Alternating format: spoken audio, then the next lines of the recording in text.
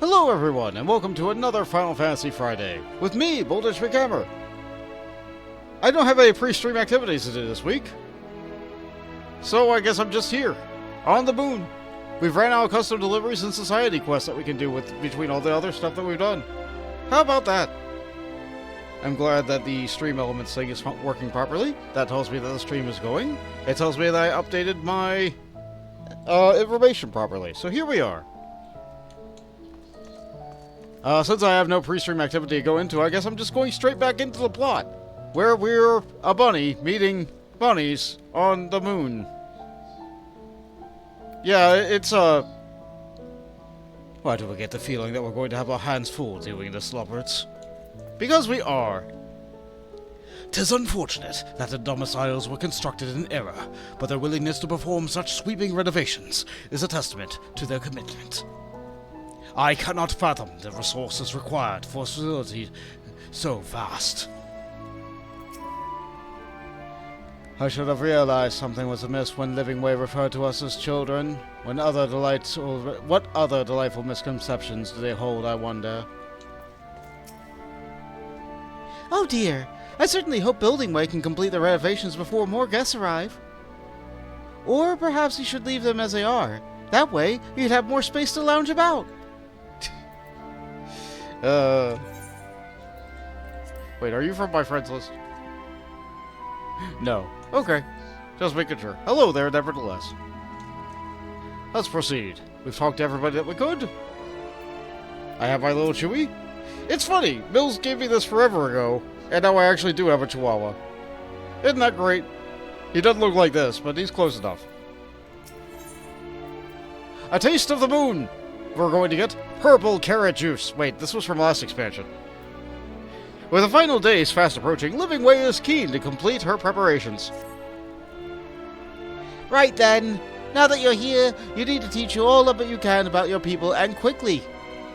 It won't be long before the final days are upon us in all the terrible grandeur, so it's imperative that we prepare to receive our passengers-to-be. If there is anything at all, that may displease them, it must be addressed post-haste. Address it we shall. Here at Bestways Burrows, we have assembled everything required to offer our guests the best way forward. Wow. We have produced myriad amenities. We understand they may be essential for day-to-day living, and I wish to hear your opinion on them. I am sure you've all worked up an appetite, so why don't we start with foodstuffs? Meet me by a carrotorium, and we'll see about filling your bellies. Wait, just carrots?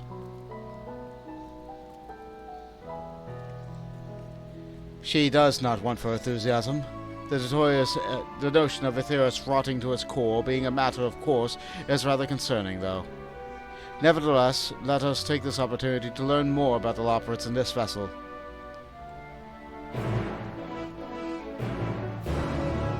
Alright, let's take the grand tour. Where are we going?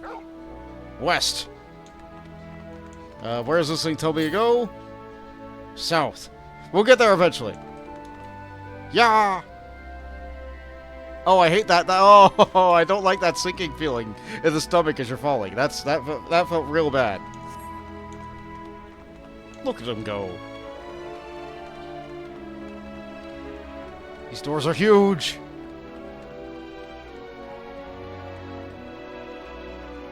Don't build them like this anymore. Oh, it's so pretty. Look at all the colors. Oh, they love it. Oh, they had fun. They had fun. Yeah, there's Hopping Way and Yawning Way. Loads of little conversations everywhere as everybody's finally active and up and getting ready to go and do whatever they were meant to do. They have tiny little halos everywhere. A little bit northwest, okay. So we're probably getting really close to one of the currents right now. Probably just have to get on top of this pot.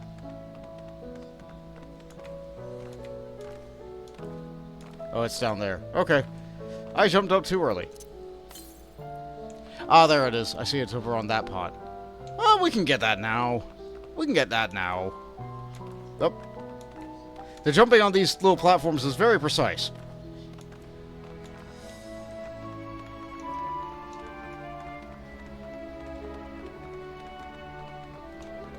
Alright, let's get that gas.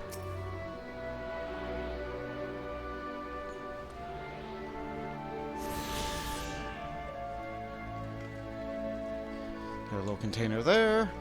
Hup, hup. Oh, even dropping off that hurts a bit. Welcome to the Caratorium. Here we create prototypes of the various sundries required by our soon-to-be passengers.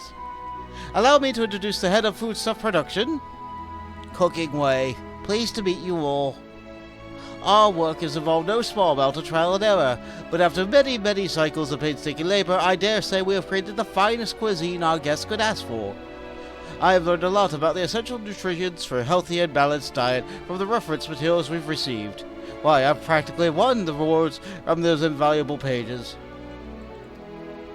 Naturally, we also considered ease of growth and production. We will not want for ingredients. I must insist you try some. We have fresh stock recently prepared on account of, well, because we just woke up and we're all quite famished. Hop along to the platforms here and you'll find a storage unit full of bursting with delectable delights. Help yourself to anything you like. Alright. Food then. I didn't talk to them before I went. Why are they all going different directions? I'm eager to hear what you think of our work. I'm sure there's some small room for improvement, but I'm confident you'll be satisfied. On serving's never enough. You'll be back for seconds or thirds, I'm sure of it. Just back up the pot? Yep, just back up on the pot. Hello! Come on. Like I said, these little plates have very precise jumping. Come, get. Okay. Torgal got there in the end. Did I jump on the wrong one? No, I just went the wrong way. I went back towards the current again.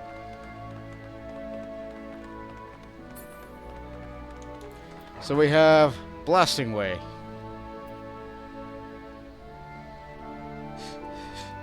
Philosopher's Carrots. They'll keep us light on our feet. No. Iron Carrots first. We wouldn't go far without the... Wow, okay. This doesn't require debate. We have work to do, so quit dragging your feet and get to it. I guess... Okay, here's our food. It's carrots. Colorful carrots. You open the storage unit and find a rainbow-colored assortment of carrots. We could have the unassuming orange carrot, the peculiar-looking blue carrot, the vibrant yellow carrot, the ominous crimson carrot, or a moment to reconsider. So red, yellow, blue, and orange. Let's try yellow. While it has no peculiar smell to speak of, the yellow variant is unusually light and springy. These qualities, together with its excessive length and girth, would lead anyone to question whether it is indeed a carrot. Are you certain you wish to eat this carrot? Yes. On second thought, you elect to simply take an obscenely large carrot for now. Due to the bizarre qualities, it would be prudent to ask Cooking Way whether it is safe to eat first. Alright, fair.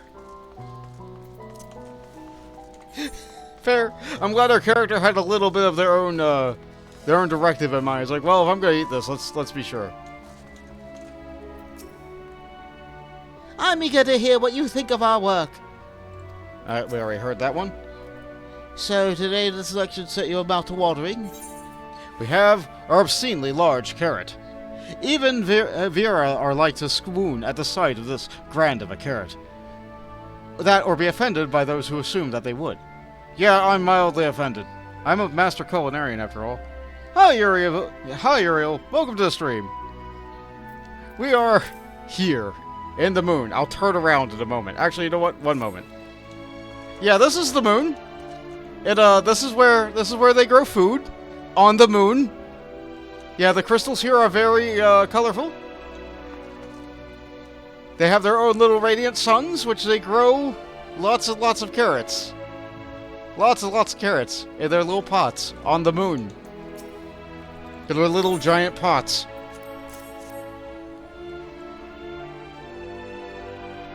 Oh yes, a fine choice. One of my personal favorites, actually.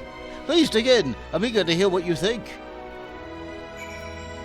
we have to eat our obscenely large carrots. With great trepidation, you take a bite out of the carrot. You snap off a piece of the carrot, enjoying its crunchy texture. Righteous confidence surges within you, and certainty that you are the center of the universe, and that all creation is a story, and you the star, beloved and perfect and special, a god worthy of worship and prayer, or at the very least, a second roll of the should the dice treat you poorly. We got Lucky Carrot. You suddenly feel as though Nemea's wheel is spinning in your favor. Ooh, so yellow is luck. Fun.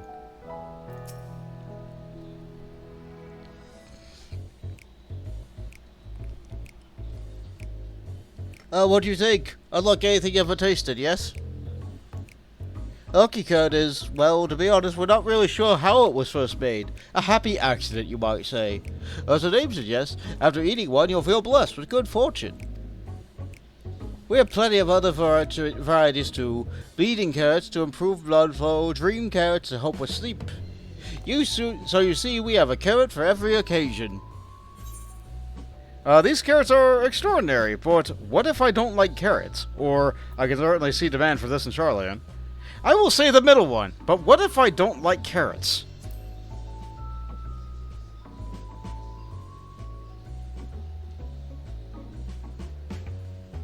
You don't like carrots? Oh, you must mean that you don't like them served in this fashion. Worry not, we have a pureed version on hand if you haven't had the time to chew. I take it you two had a wide assortment of carrots to choose from, and naught else? Yeah. They seem well balanced, but... If I may ask, what exactly did the collators share with you about cuisine on Aetheris? Surely you are aware we have an abundance of dishes and foods that you could emulate? Of course we are, but, well, it was only quite recently that we established contact. Even holding a conversation was a struggle at first, so imagine our surprise when they sent us a mountain of books and documents with no clear instructions. The sheer amount of information was overwhelming. If it wasn't for that encyclopedia I found, we would have been at a loss as where to begin. And so we decided, rather than dividing our resources to prepare a variety of middling and potentially unsatisfying meals, it would be more efficient to devote our efforts to the production of a single perfect food. That's all well and good, but man cannot live on raw carrots alone. Have you considered cooking them? You mean steaming, boiling, roasting alike? I suppose we could prepare the carrots in other ways. But our primary concern was efficiency, and what's more efficient than sinking your teeth into a carrot fresh from production? A rather large and strange approach for one to take the name Cooking Way, isn't it? Well, technically speaking, Cooking Way isn't my given name. When first created, we were all named in the old tongue. You know, that otherwise impenetrable parallel of Watcher speaks. Yeah, the ween wounds? Yeah, we are all familiar with the ween wounds. After we received a great tome of words, a dictionary that is, from our collators, we learned of your language. Averbs, gerunds, present, continuous verb conjugations, just the basics. Then we found the terms related to our given tasks, and we used them to form new names. Aren't they helpful? No, not really. But it does explain a great deal. Wherefore didst thy dream to change necessary? When the rest of your people arrive, we want to be certain that they understand immediately what each of us does. You'll never be able to pronounce our original names anyway. I see. I hope our critiques, such as they are, were helpful to you. Though, if you decide to preserve flora and fauna from Aetheris as well, would you be able to offer the passengers a more balanced diet? Until such a day, one I pray comes sooner than later, it would appear that there is naught but carrots on the menu. Yeah. No meat, no protein, no grains, only carrots. Which, healthy, but we need more.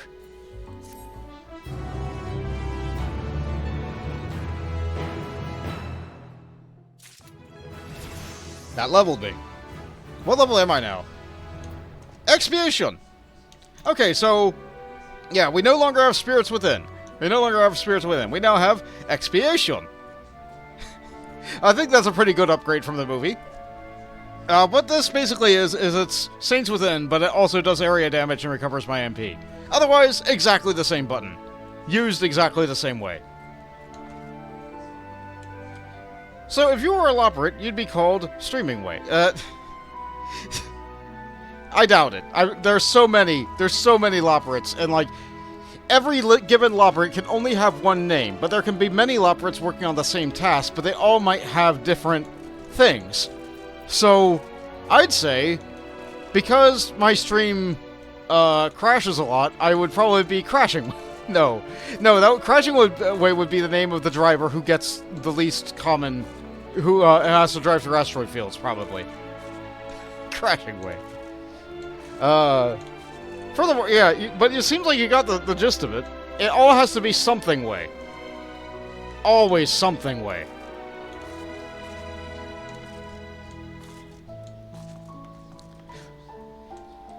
Let's see. Right, I should talk to these. I hate to admit it, but I did rather like the carrots. While I'm sure the Loporrits would hop at the chance to expound upon carrots in exhaustive detail, perhaps it's time we moved on. Hungry for more carrots? Fear not, you can eat your heart's content after you've seen the rest of Best Way Burrow. Sure. Style the hero. Living Way is eager to show you more of the moon's wonders. I think we had our fill of carrots for now. Let's move on to other necessities, shall we? Our clothing production is sure to impress. This way!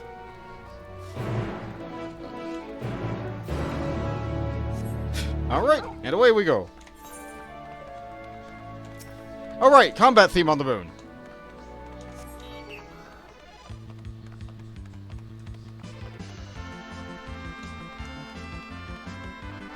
Yup.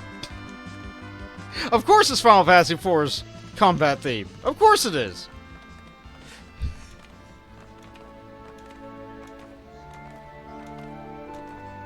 So the moon has 3 unique themes. It has the inside Best Ways Burrows, which is apparently called Welcome to Our Town. It has outside Best Ways Burrows when you're like on the actual moon. And it has the Final Fantasy IV combat theme when you're fighting inside Best Ways Burrows. Why are the robots fighting us? I'm not sure. Maybe they thought that we'd be taller.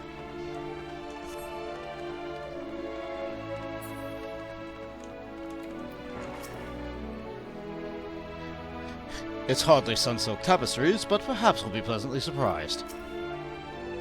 Garments born of the heavens, crafted with methods ancient and forgotten. Dress befitting we who will walk in shade, stewards of the esoteric. Wow.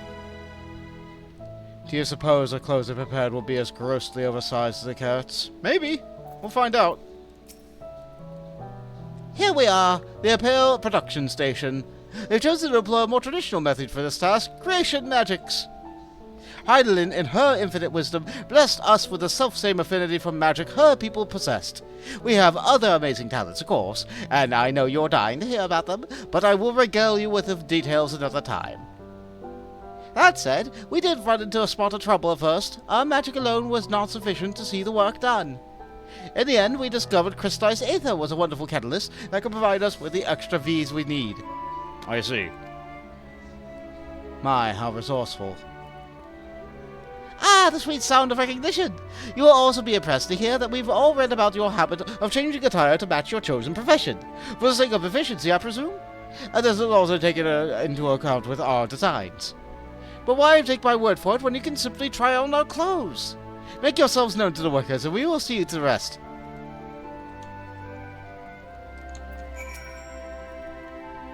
If you're worried about sizing, don't be. It should be a simple matter to adjust our concepts as required, and it will be required.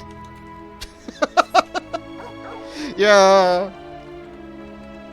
Everything is sized for someone who is like 3 times our height. Or more, if you're playing someone who's on the smaller side.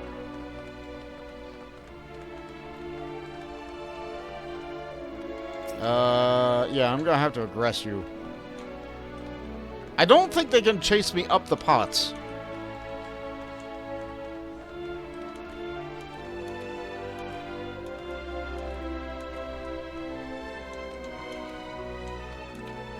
Oh, they have even more steps here for them.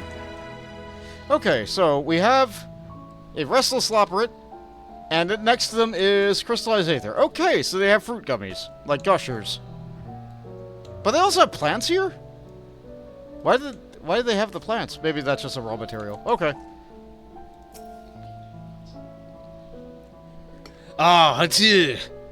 One of the visitors from Aetherus. Goodness me, Mappingway wasn't kidding. You really are smaller than a watcher. Alright, you're here to try on a set of clothes, yes? What do you have me fashioned for you today? An outfit that embodies my bloodlust. Something simple yet functional, or a fashionable and refined ensemble. Let's go with, simple and functional.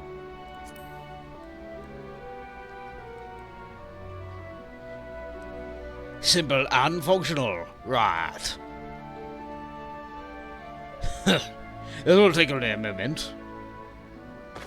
And what we got? It's basic!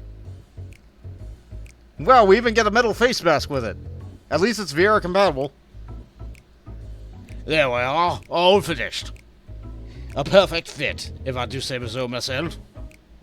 Nothing too billowy or frilly, as you can see. Also light and durable, surely to serve you well where your travels might take you. You could not see my expression there. Would you look at that? Speechless! And here I thought you might not like it. Have you a mind to try on something else? Why not speak with my fellow artisans? I'm sure they'll be happy to oblige. You must continue wearing these garments in order to progress. You will change back to your normal garments if you move too far away. Look to your map to see what garment change area's effect. Speak with the Restless Lopperet to restore or prolong the garment change. But we must look this terrible for just a little bit. The hamburger looked into the oven. It's a voltage.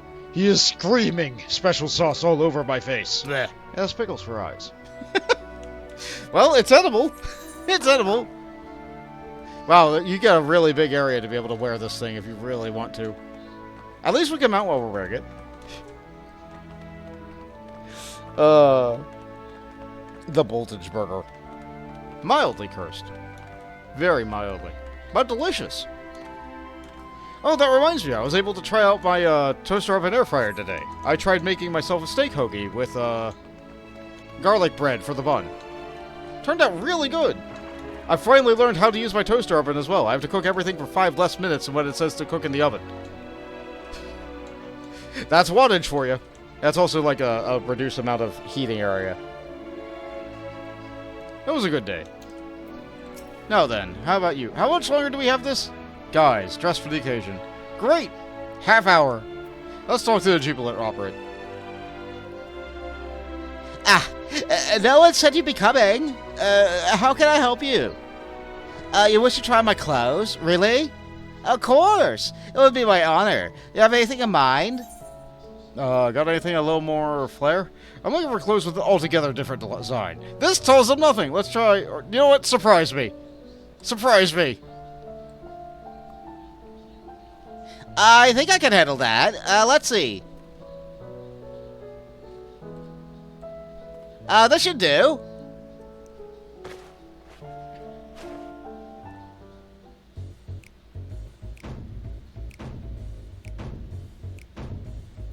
It's basically the same.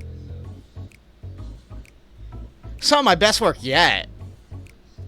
It's a relatively new concept, incorporating an idea that's never been tried with clothing before.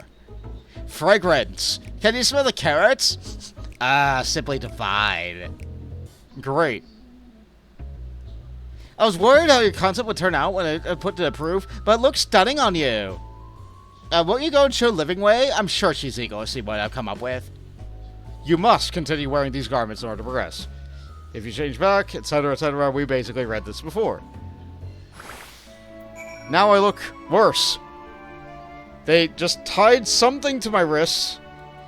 I'm wearing the same face mask. I'm wearing, like, I don't know, a curled top of the robe now? You dyed it brown for some reason, and I'm wearing, like, cowboy boots underneath? With no color coordination whatsoever? Yeah, you guys don't know what fashion is. Looking for a fresh set, are we? Here you go. Is that new? The handbolt girt? No, that's not new. That is a variant of the really long cursed one. I put that in there about the same time I took out the really long cursed one. It's just you have an equal chance of getting the 13 things. There's 13 things in the oven, and you know what? I was considering doing an art stream next week. I'm thinking maybe a Wednesday. Maybe a Wednesday? Like, I don't know. It's still up in the air. I haven't decided yet. But I definitely need to freshen up what's in the oven. All my things that's going on with my family will resolve on this weekend. I should be able to start fresh, clear out everything in my mind, and try to do some art on Wednesday. That's the plan right now, anyway. That just ruined everybody's watch streak. Stream restarted. Go ahead and refresh. Alright, so I have to go back to the person, get the thing, and then come back. So, what I think is happening is that my router is overheating because it's old. That's what I think is happening. I don't know if that's what it is, but I talked to the person on the phone, and they're just gonna mail me a new one. So that's great. That's great. So, this is one of the circumstances where that happened long enough that the quest thing fell off. Oh my god, where's the clothing? So we got it, and now we're gonna go through that cutscene one more time.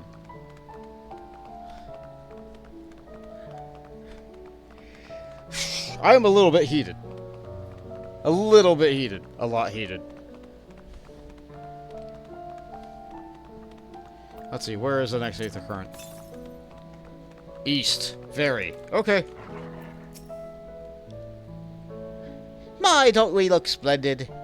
A result of much trial and error, but I know quality work when I see it. Shh, you needn't speak. I can see your adoration for the moon and the elaborates in your eyes. No doubt your friends will come back having sampled our creations. And they'll feel the same having sampled our creations. Thank you, Stream Elements, letting me know that I am live again.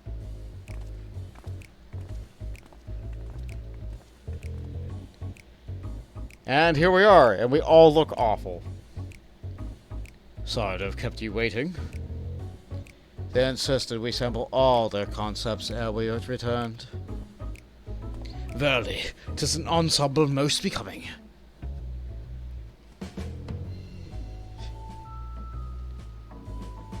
Uriel as well, it gave me a chance to do my Duolingo for the day. Hi Uriel, welcome back. I'm glad your watch streak is maintained, even if everybody else is broken because of that. I think it's past time we return these clothes. Oh, this is gonna be a fun one to get back together.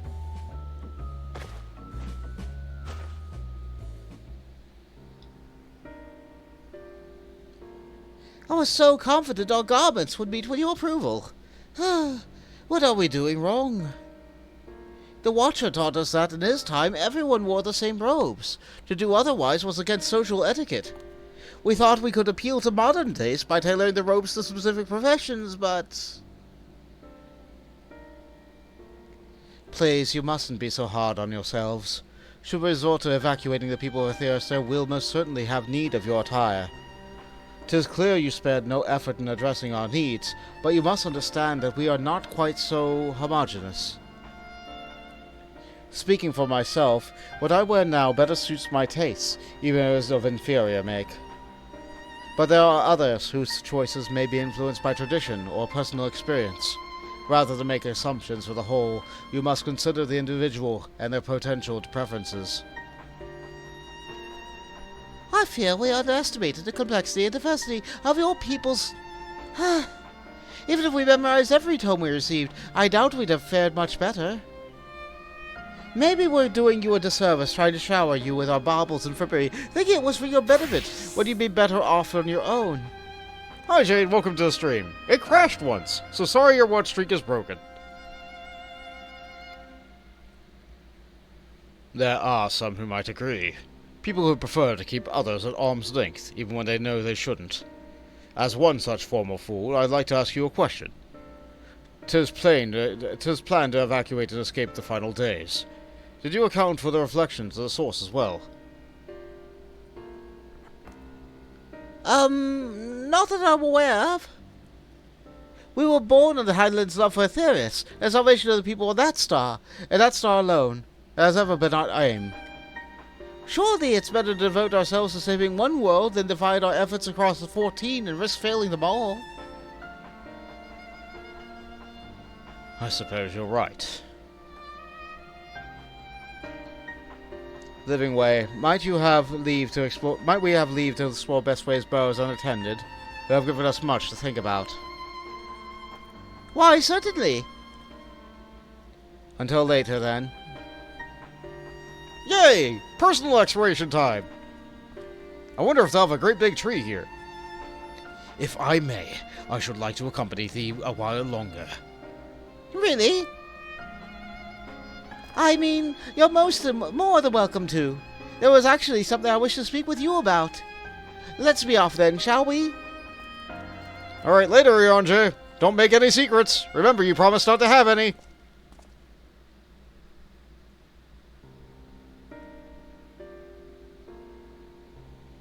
Huh. That time it was an OBS problem. Alright, how much did I miss? How much... I bet, like... do I just abandon the quest and start it back over? Because we're missing little bits? Okay, so, in summary, we tried on clothes. It looked terrible. Everybody hated the way the clothes looked. Thancred asked the bunny if we were going to save any more planets other than the base one. The bunny said no. We asked for permission to explore on our own. We did. And then Ryonje went off to go and talk with the rabbits while the rest of us did personal exploration. And then that bunny was listening in. So we're going to go and talk to that bunny. That's the quest I missed from the tiny little last snippet. Hello everyone, welcome back to Final Fantasy Friday. Fish is a 4-letter F word. So is flat, fine, fork, and foul. Welcome to FF Friday, where we F. I'm putting another F in chat. Hi, Syndicate Master. I see that you just entered the stream right as it failed last time. Uriel once again adds another oh no. And once again, I have ruined everyone's watch streak. Once again. That's 2 for 2. Thanks, OBS. Thanks, Internet Service Provider. I really appreciate that. I lied.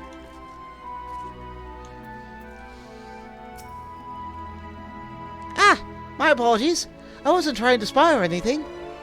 Everything's been taking this visitors with come from Etheris, and I wanted to see what the fuss was all about. I was excited at first, but now I'm worried. What if the people of Etheris refuse to come? What if we can't save them? It's clear we made a mess of things. Oh, but wait, you still haven't visited the domiciles. Once you see them, you'll understand how wonderful the moon truly is. I'm sure of it. I'll be waiting for you by the teleporter near the entrance. Oh, and my name's Growing Way, by the way. See you soon! I thought you thought your IP had gotten bad recently. ISP. Yeah! Yeah! I don't think my internet service provider is that bad. When I called them, you know what they blamed it on? They blamed it on high winds in the area. Once again, I think I'm gonna blame my router. They're gonna send me a new one. Hopefully it's just, like, overheating. And the new model should help, I hope.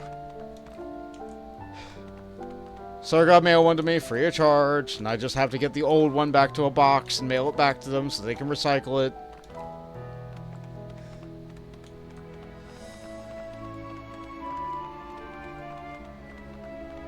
Internet! It sure is a series of tubes. There's Stream Elements. Now I know that we're going back into it. Did you ever play Lufia 2 for the Super Nintendo? I've heard of it. I don't think I played it. I don't think it was... It might have been available for purchase, but, like, when I was a kid playing on Super Nintendo, money was tight. We got our gifts primarily from, like birthdays or Christmases. And, like, of course, only our parents got us the video games. The other people in the family, they didn't know what a video game was. So, we pulled up our money, and we got, like, the reliable, like, we know this game's gonna be 500 hours, and we know we're gonna get like plenty of enjoyment out of it. So we usually got like Final Fantasy 3, which was actually Final Fantasy like 6, and we got Zeldas, and we got Mario's, and we got like, you know, the things that we knew that we would like. I think Lufia, like, we looked at and we're like, what's this? What is an RPG? Is that what a Final Fantasy is? I was a really stupid kid. But either way, it wasn't just me who had to decide to get the thing, it was also my siblings. Like, my brother also had to have input on it. So if he saw some anime-looking thing, we weren't getting it. It wasn't until I had a Game Boy, my own Game Boy, that I started to get my own personal games, because they also cost a lot less. So that's why a lot of my earlier stuff on the older channel, it was a lot of Game Boy and Game Boy Advance games.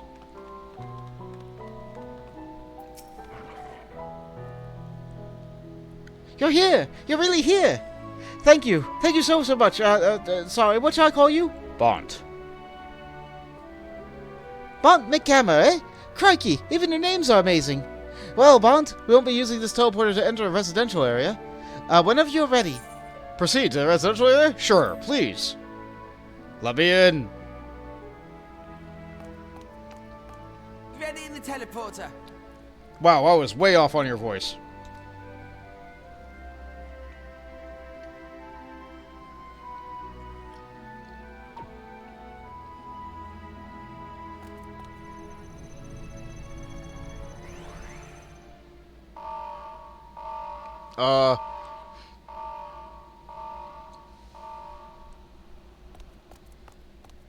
Did I break it?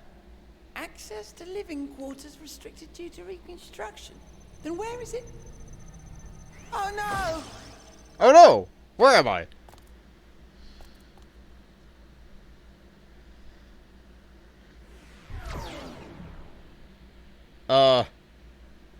Do we live in the hallways? A private audience, as thou didst request, for reasons I know not.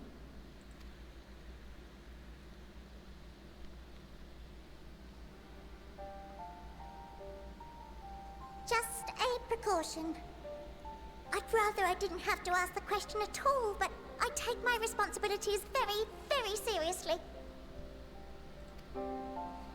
Do you and your friends, by any chance, find our accommodation wanting?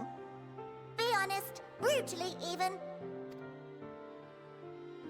'Twould be ungracious of me to belittle the efforts of thee and thine. Lovely sentiment, really. But the disappointment is writ plain on your comrades' faces. It's all the more frustrating since no one will come out and say what they find wanting.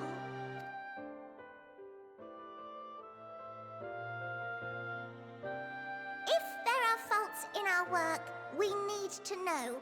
We can, we will do better. But time is not on our side. The final days will wait for no one. If your people are to be saved, we must take quick and decisive action. This vessel must serve as a home for as many passengers as possible, for far longer than we may like. Which brings me to my request. Our collaborators on Atheris are doing what they can to prepare for the voyage. Would you be willing to go and lend them a hand? Having seen the moon for yourself, you could speak to its many splendors, learn what else they might require, and assuage whatever concerns they have. Wherefore wouldst thou entrust me with such a task? How to put it? You're the only one who appears not to be wholly unsatisfied with our work. Or quite good at pretending that's the case, at least. Calm, collected, tactful to a fault. Very particular with your words, too. You understand that, in the face of great danger, one cannot pursue perfection at the expense of practicality. The difficult choices must often be made for the greater good.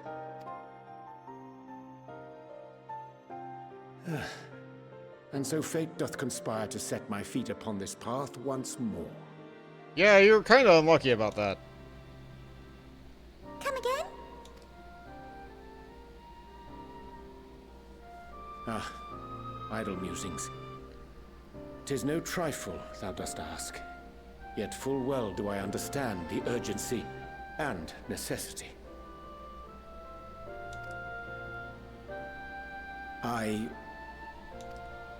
Oh, dear me! Dear me! I was terribly sorry for the mix-up. Oh, you made it up the stairs. Well done. It's a bit of a malfunction. I hadn't realized the residential quarters were inaccessible, you see. But you're still in one piece. So, all's well that ends well, yes? Won't happen again. I promise. Yeah, next time, why don't you try teleporting a carrot first?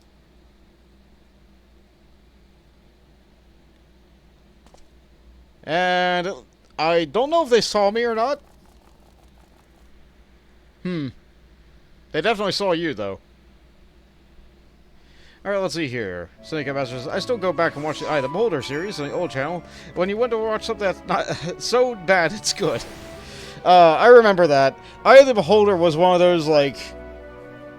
I got so many, like, viewers on the channel, and I'm like, I did a request. I'm like, whoever the number 1,000 was on this, like, go ahead and, make a request. They requested Eye of the Beholder. I'm like, okay. And then they're like, wait, not that Eye of the Beholder. And then I got 2 episodes in, and they're like, oh, yeah, keep doing this.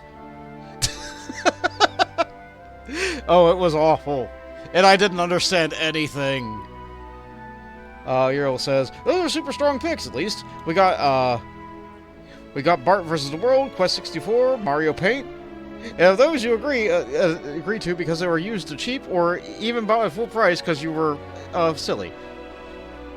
Well, Quest 64 sure was a game. That game was weird. That game was weird. It had a little bit of replay, but then as you replayed it, you're just like, wait, this is so weak. Why don't I just go with the thing that works? Bart vs. the World, though, I don't remember that game at all. That means that I must have blacked that out of my memory. Oh gosh, that was embarrassing. I promise to be more careful from now on. Since the residential quarters are closed for now, I've rerouted the teleporter to allow travel between floors instead. Hopefully it'll prove useful in the meantime. A shame you couldn't see it though. You really would have liked it. Maybe I'll see it one day.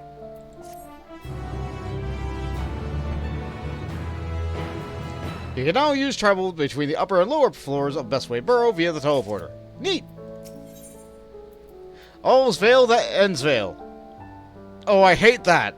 Oh, I hate that Koji Fox! Growingway is keen to put his recent mishap behind him. It may not seem like it, but I've been planning to do this far longer than I care to admit. Each time we woke up, we'd have long discussions about how to save as many of you as we can. Felt like everyone had an opinion on this or that. But the one thing that we all agreed upon was that people of Earth would have to take action to save themselves until it was far too late. Or wouldn't even be able to take action. That's why we're striving to make the moon a vibrant, magical place and harbor a chance to visit, rather than waiting for the flames of oblivion to get them off their tails and force them to accept our invitation. The residential quarters may not be necessary standards just yet, but there are plenty of other places worth seeing. You've already had a look around the Caratorium, but wait until you see what's awaiting for you at the east end of the borough. Follow me! Sure. Alright, let's do that. Compass? Oh, even more east. Gotcha. Yeah, it looks like it wants me down there. So we could use the teleporter. But what if... I hate the sinking feeling in my stomach. Oh, the dog is fine. Guiding way. All the Simpsons games were garbage, except maybe the old arcade one. At least we got Mario Kart 64, Ocarina of Time, and Mario RPG, so it wasn't all tragedy. I remember, yeah, the Simpsons arcade game, the side-scrolling beat-em-up, that one was good, and I think the Simpsons GTA game was also acceptable. But most of the other Simpsons games were not so great.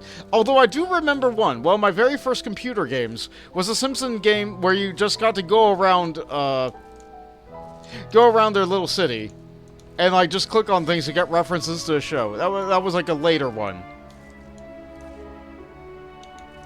Yeah, Hit and Run was good. What was that one that was like a little tour around Springfield? Like you were just driving around in a car, and occasionally you got out to like go look at like buildings and stuff. And got to click. It was just like a little hunt game. It was just fun. I don't know. It was one of those a walking simulator kind of. I don't even think there was any real objective to that game. It was just like see how many little things you can find. We need more games like that. More walking simulator games where you're not really stressed about doing the objective of the game. You're just having fun enjoying references and stuff. Oh, you don't know about any of the modern ones. You just meant NES and SNES one. They stopped a couple of years. They all just showed. Hold on. I'm going to look this up. One moment. Simpsons point and click game. Was it Virtual Springfield? I think it was Virtual Springfield. Adventure video game. 1997. Just go around town clicking on things and interacting with things. It was fun. The plot and gameplay have been targeted criticism, while the game has been praised for its humor. Yeah. I don't remember paying for this game. I don't remember paying for this game at all. I think it came like for free with something. Promotion. Where the designers are working on the 3D visualization for free.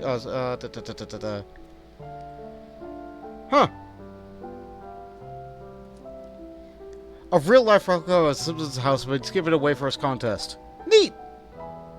I don't know, it was fun. Simpsons Virtual Springfield. If you ever wanted to check it out on something. I had to sate my brain. I knew I played that game. Good, you're here. Through this door is the greatest Ends Vale. It was named as such because it is a veil to end all veils. The most beautiful forest you've ever seen. We understand that people of Aetheris enjoy taking leisurely walks through natural spaces and like, so I'm sure you'll enjoy it. How about we start with a nice stroll to the fountain? This way. Oh good, a forest? On the moon? Are you guys ready to see what a forest on the moon looks like? I know I am. Oh boy, here comes the trees! I can't wait to see a whole forest for trees! On the moon!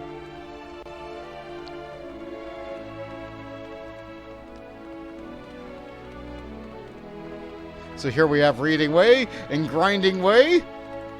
And that's not a forest.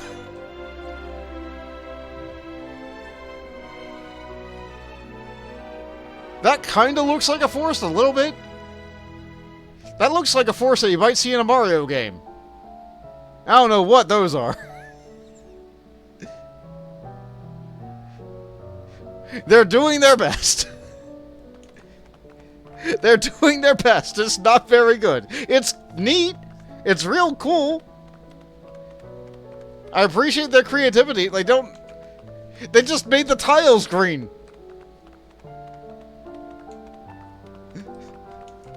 This is really neat, but it's not a forest.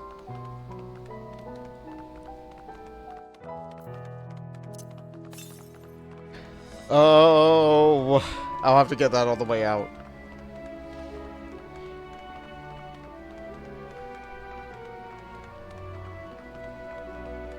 Oh, goodness.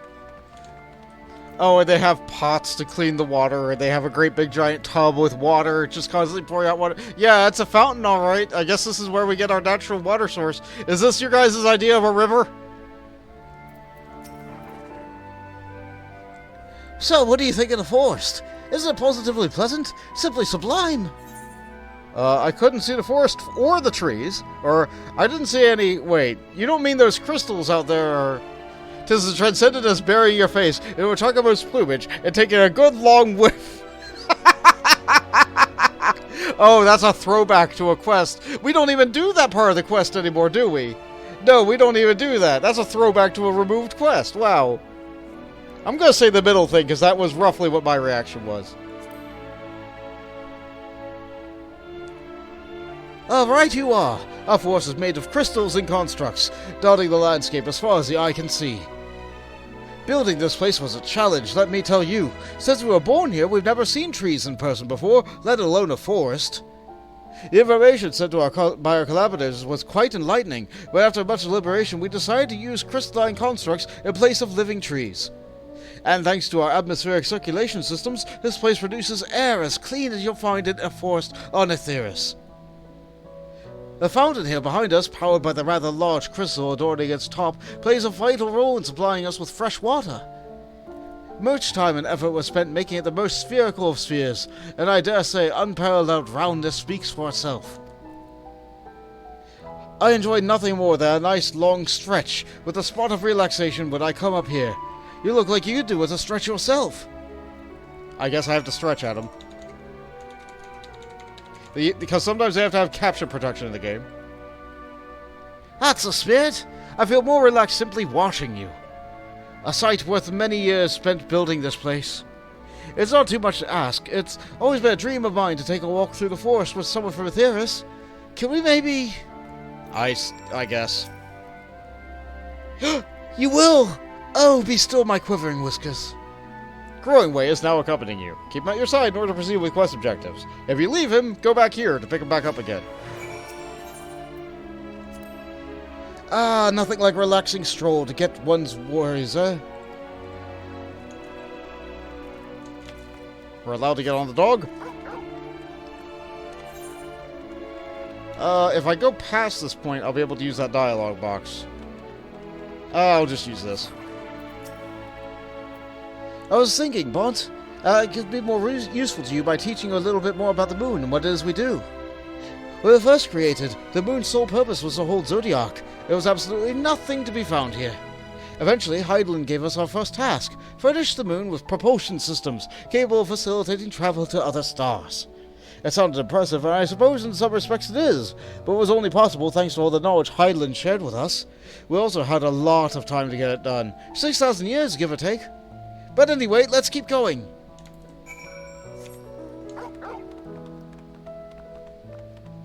We'll go to the optional section now. This is not a forest. Ask if you can taste the rainbow crystal. What? No! I'm not sure what it is you do with crystals on Aetheris, but we don't eat them. And certainly not this one. It's possessed of all 6 elements: wind, lightning, fire, earth, ice, and water. If we use crystals like this to maintain the moon's elemental equilibrium. It's worth mentioning, though, that because of Hydaelyn's influence, being the embodiment of tranquility and stasis and all, manipulating the elements here is different than it might be on Aetheris. Conjuring a fire would sooner dry your clothes than singe them, for example. Put simply, the etheric continuations and conditions are ill-suited to growth, which is why the surface is mostly barren. Of course, this was all necessary to keep the raging energies of Zodiac in check. Why would I want to taste the rainbow crystal? Koji Fox! Now that I think about it, though, I don't think Koji Fox has worked on the localization team for a really long time. I think he still oversees it, and the team learned from his example? Maybe one of his understudies is the one who did lines like that. This may be coming as a surprise, but we didn't begin building the habitat areas until the propulsion systems were ready. Considering how long it took, I wish we'd started sooner. Who would have thought that we'd need 4,000 years to make all this? It certainly wasn't work you dare rush either. We had to create infrastructure and countless supporting systems, some of which wouldn't be operational till hundreds of years later. And then it was a brief period where our productivity came to a screeching halt, with the bizarre red satellite that was sent up from Aetheris, the Allagon's mischief, I think. We thought it might be some new nefarious actor in the colluding with Zodiac. All we could do was stand by and brace ourselves to the worst. I can't tell... He hummed. I can't tell you how relieved we were when Hydaelyn informed us of its destruction. Oh yes, there was much joyous humming that day. Bunnies. Bunnies! I guess bunnies hum. Say, do you notice anything peculiar about the treetops? I mean, apart from the fact that they're massive crystals and not trees. The little halos I got? I'll give you a hint. It's a golden ring emanating from the glowing sphere. Along with a device fixed near the ceiling, they fulfill a role similar to our sun, and do so better even. A sun and similar celestial objects in the greatest expanse radiate energy that's harmful to your bodies. These rings shield you from that energy while allowing you to bathe in the perfect amount of sunlight, or rather, a close approximation of it. Neat. Pretty impressive, wouldn't you say? Oh, and if you look closely, you'll see different types of trees have ever so slightly different curvature. Yes, indeed, this force truly is the greatest. Yeah, it sure is. Art Deco.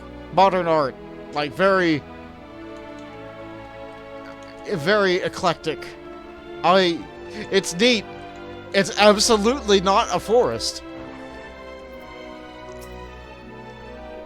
There was something else I wanted to tell you about. Oh, right. The propulsion systems and habitat facilities were completed about 2,000 years ago, and with that the most important features were fit for purpose. Which was all well and good, except we still knew absolutely nothing about the present-day people of Aetheris. Why not go and visit Aetheris yourself, you might ask? Strictly forbidden. Were our technology or knowledge of the moon's true purpose exploited of evil ends, the result could be disastrous. There were a few more rejoinings, and it became increasingly difficult to converse with Heidelin. Fearful as we might lose our ability to communicate with her altogether, we beseeched her to find people on Aetheris we could trust to help.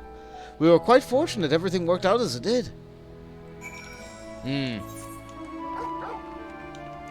That's a hydrate, thank you!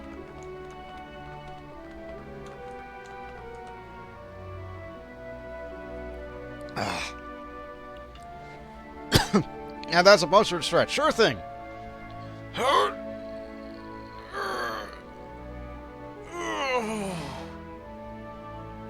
Oh, I love getting a little bit lightheaded from stretching because I haven't done so in a while. Let me turn around too. How you doing, Biscuit? Oh, he stretched too. Good job, Biscuit. Well done. You're perfect.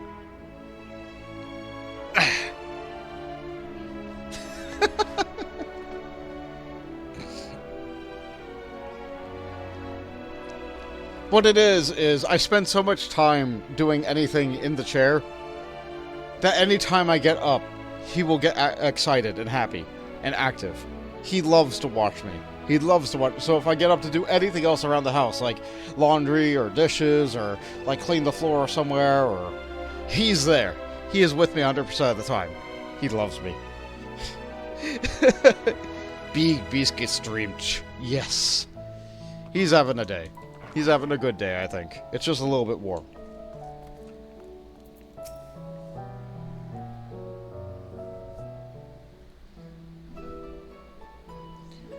With the exception of the routine inspection and maintenance, we remained asleep and waited, hoping Heidelin would find someone who would help us. Eventually she did, and through her power was waning, we were able to speak with them directly for a short while. We shared with them everything we could, including our knowledge of the heavens and what it means to travel here to the moon. They certainly didn't waste any time with what they taught them, and what we taught them. No more than a few years after that, our collaborators found a means to convey messages and supplies to us from down below. With all their letters, books, and some resources they sent, we learned enough to start making more meaningful changes to the moon. And now you're here, hopefully enjoying yourself as much as I am. Yeah, you're a pretty delightful little guy. I knew you would like a great Ascensville. I knew it. Thank you again for coming here, by the way. I know it was just a walk through the forest, but it meant a lot to me. There you are. I take it you've already received a grand tour. A shame we missed it. Growing way. I've been looking all over for you.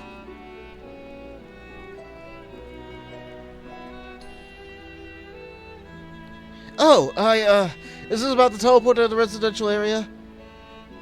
No, never mind that. There are more pressing matters at hand. I will be calling an emergency meeting shortly, and your attendance is required. Really? I can't imagine why you'd need me there, but if you insist. We won't be away long, so you will have to, more than welcome to continue looking about the burrow. Now come on, Growing Way.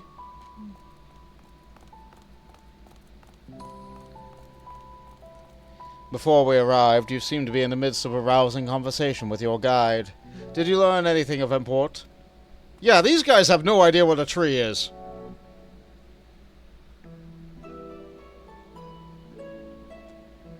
They had spent 12,000 years preparing for this. With the appointed hour fast approaching, I can certainly understand the restlessness, but still. It remains to be seen if the people can be persuaded to evacuate when there are yet no signs of the final days. What's more, the technology of this place defies imagination. I doubt there are many who would readily come to terms with living in such surroundings. Whoever these collaborators are, unless they are possessed of the world's most charming personalities or a means to forcibly evacuate people, they will meet with a great deal of resistance. Indeed, though faced with annihilation, the decision to forsake all one knows cannot be made lightly.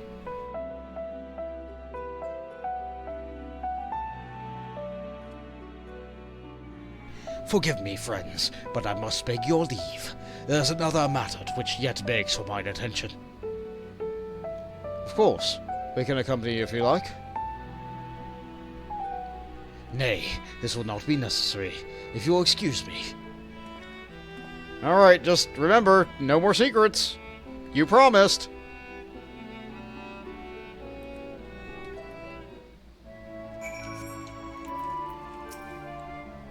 Huh. What do you suppose he has suddenly tickled his fancy? Probably elaborate. 'Tis clear now the difficult decision lie ahead of us. Preparation for our evacuation of Aetheris is indeed crucial, but I am not yet willing to forsake the world as reflections, and I trust I am not alone in my residence. The final days will make brave fools of us all. Back to old tricks! Oh no, please, not Ariane, no! We can't be betrayed by him! Again! By now, Thancred can tell when his friends are up to something. Did Ariane seem strange to you? More so than usual, I mean. I know he has a penchant for keeping his own counsel, but I'd be lying if I said I wasn't worried. Would you go and see if he's alright? Y'shtola and I will remain here and see what else we can learn about the final days. If you hurry, perhaps you can catch up to him. Better for only one of us to go, in case it's a delicate matter. Hopefully I'm overthinking things. Ariane usually puts on more effort into concealing his clandestine efforts. Or perhaps he's simply given up on trying to hide it, knowing we'll find out eventually. In any case, that he acts with good intentions is plain, so please give him the benefit of the doubt. I guess. Alright, let's discover the section of the map up here. Good, it's a corner. Let's make sure that I grab the gas. I could just teleport back over here and be ready to go up there. It's up a little bit. Leave me alone. What is your name? Aiming Way. Absolutely not me. Not with my accuracy. It's a little bit southwest.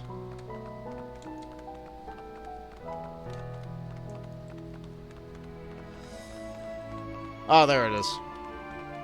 We see the gas. We cannot climb up there from here, but I can jump over the railing, probably. Or go under the railing? Whatever the needs must be. Oh, come on. Alright. Come on. Okay, let's go around the railing. Fine. Be that way, game.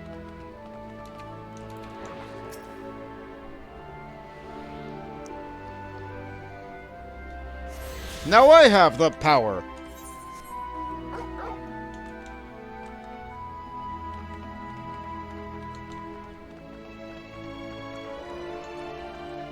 What weird stairs, too. It's like not quite ramp, not quite stair. Moping way. Oh, there's surely more of your kind coming. I thought I'd not be doing all this work for nothing, you know. Yeah, you saw those Gerudo archery trials. Definitely not famous for my accuracy. Absolutely not. Of course I cheated that. Of course I did. Of course I used the whatever the equivalent on the Nintendo Switch Online service is for save states.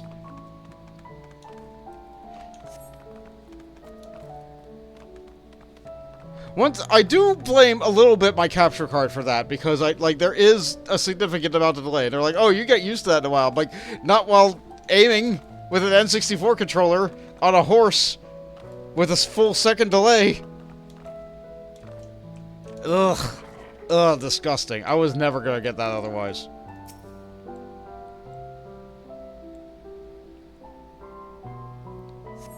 But that is why I have these emotes.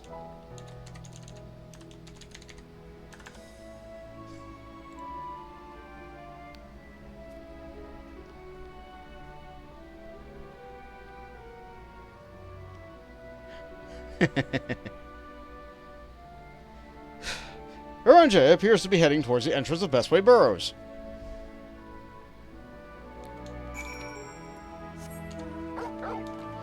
I think we're all behind you on that one. Everybody except for, I think, Foxy. I think Foxy was appalled that I was doing as such. Ooh, a T-Rex mount. Neat.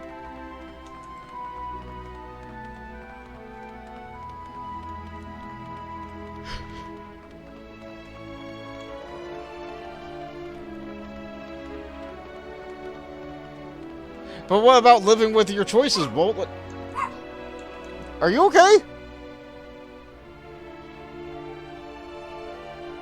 One moment. Hi. Hi, you're wagging your tail real good. What's up, boy? What's up? You okay, Biscuit? Why'd you bark? You were sleeping on the bed, and then you just, jumped up and barked. He licked my nose. Okay. Sure. Fine. Be that way. Keep your secrets. Alright.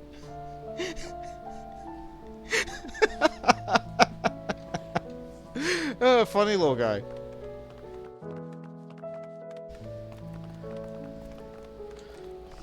Yeah, sorry for pauses like that every now and again. I just, dog.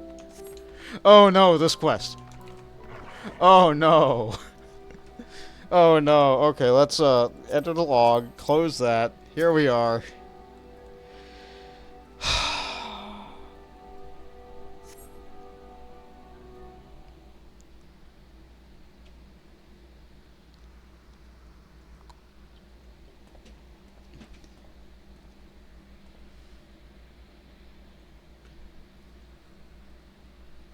Yeah? Uranja ventures off into Marilimtorium for reasons unknown. You must tread carefully, else he might sense your presence. This quest is pointless. Follow Uranja from a safe distance. The objective will end a failure if you are noticed or you fall too far behind. Should you fail to complete your objective, you may try again by returning to the designated location here. This is awful. Hi, Argus. Okay, so it lets you know when you get too close. Right now, there's rings around him, which let you know that he can see you from where you are. But if I hide behind this rock, those rings go away. So I need to stay here for a little bit.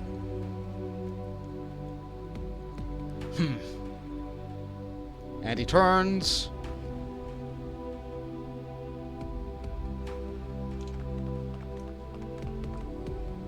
Yeah, I know I'm really close. There's now a nice rock. Thank you, rock. I can probably make it to the other rock.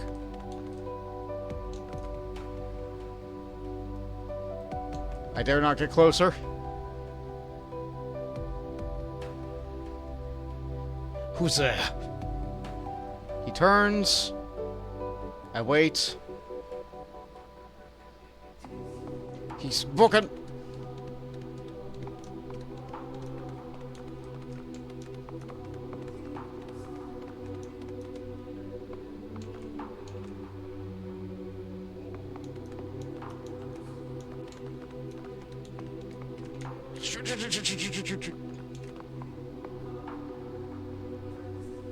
Bolt is not in. You failed the following objective. I hate this quest.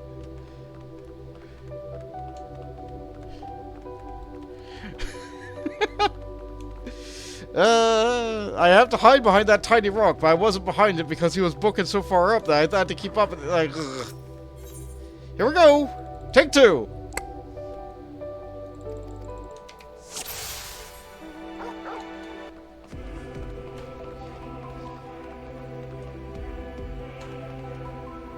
Fortunately, you're allowed to be on the mount the entire time, and the size of your mount and character doesn't actually matter. All that matters is where your feet are.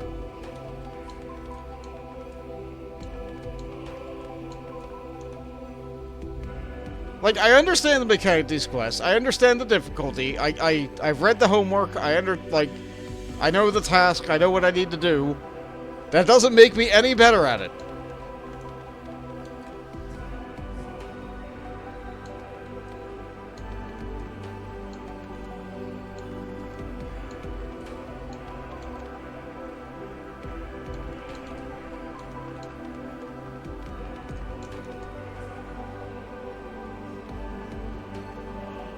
Okay, so next time I stay behind the next rock and I don't move forward.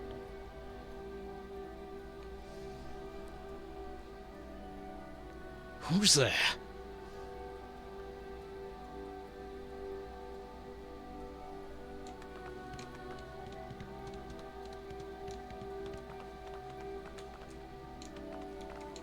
Yep, I stay behind this one now.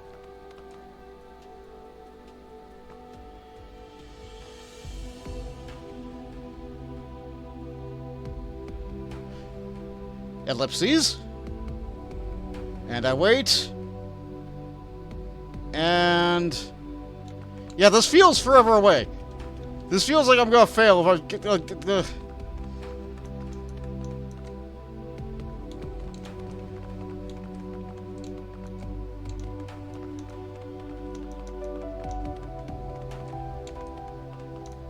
Duty complete. Okay, 2 tries. Yeah, developers love these things in Endwalker. Thankfully, there aren't as many in Dawn Trail. But the one that is in Dawn Trail, I really hate. We'll see it when I get there. Sorry, spoilers. Thine arrival is timely as ever. See, he even knew that we were following. He knew that we were following, so it was pointless that we remained hidden. Completely pointless, useless quest. I pick it up, I throw it to the other side of the moon.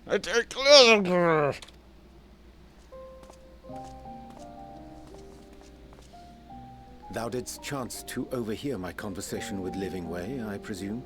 Uh-huh. 'Twas not mine intent to move in shadow. Nevertheless, I have been asked to do that and more yet again. Is it so plain that these strangers could intuit it at a glance? My capacity for silence and secrecy and duplicity? When Grahatir did contrive to deliver the first at the price of his own life, I was complicit in the scheme. A sacrifice averted for a mercy. Would that I could say the same for Minfilia. One life for one world. And by that bloody bargain brokered by my hand were the scions robbed of a dear comrade, and Flamine her beloved daughter. 2 souls, whose selflessness was beyond measure, whose resolve was unshakable. They would not be moved even had I thought to protest. But protest I did not. Far from it. I pushed them forward. No effort did I make to seek out alternatives, ones that would not demand such terrible costs. That resignation weigheth heavy on my mind, as does the memory of another lost to mine inaction. Dearest Moonbringer, who did face death unflinching, that we might secure a means to bring low the Ascians. I'm glad the game really doesn't let you forget Moonbreda. In her hour of need, I did naught. Dutiful disciple of Louisoix, ever looking to the greater good. Had I shut mine eyes and bid her live instead, mayhap she would be with us today.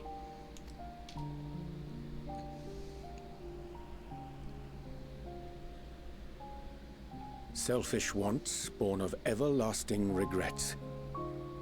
Most days I put them from my mind, but could think of naught else when asked to swallow the same bitter draught. Subterfuge and sacrifice. Mayhap the right moral choice, but one I regard with great trepidation.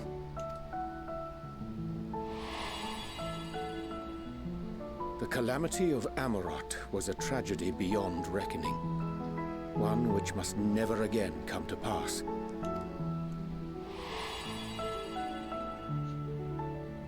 Thus must we struggle, haunted by ghosts of those we have lost, clinging to those we pray we can yet save.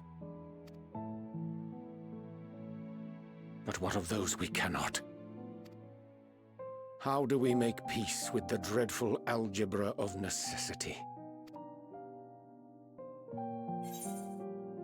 Sometimes there is no right answer. Having faith in yourself and your decisions. Take heart and protect those who you can. Or would that we had time to weigh the costs. We often don't. So we just have to have faith. But no, sometimes there's just no right answer.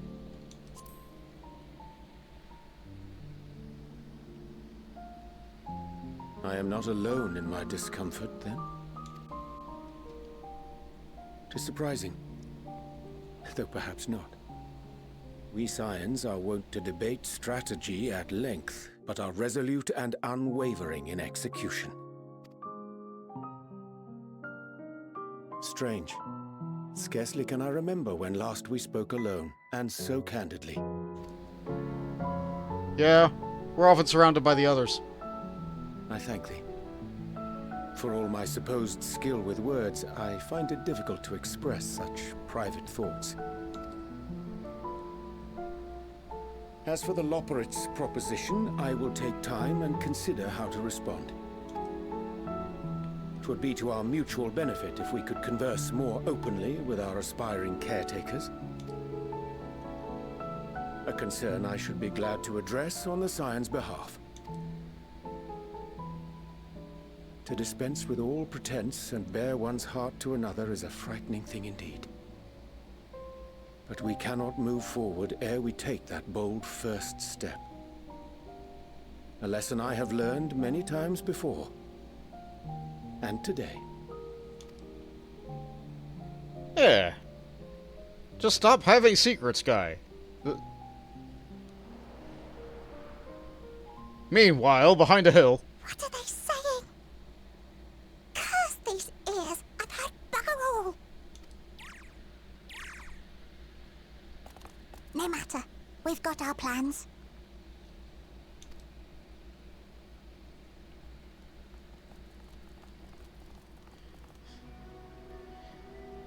Yeah, let's see.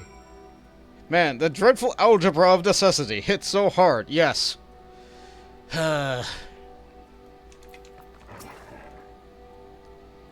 In truth, my reasons for travelling hither was to effect a plan of mine own, a plan which may pave a way forward for us all. May, I say, for there is no guarantee of success. 'Tis the reason I set out alone, that failure, should it come, should be mine to bear alone. Yet thou standest before me with proffered hand and open heart. 'Twould be remiss of me to refuse thy amenity, and so I ask, wouldst thou join in mine endeavour? Sure. Might as well. Setting things straight, Uraja is quite glad for your company.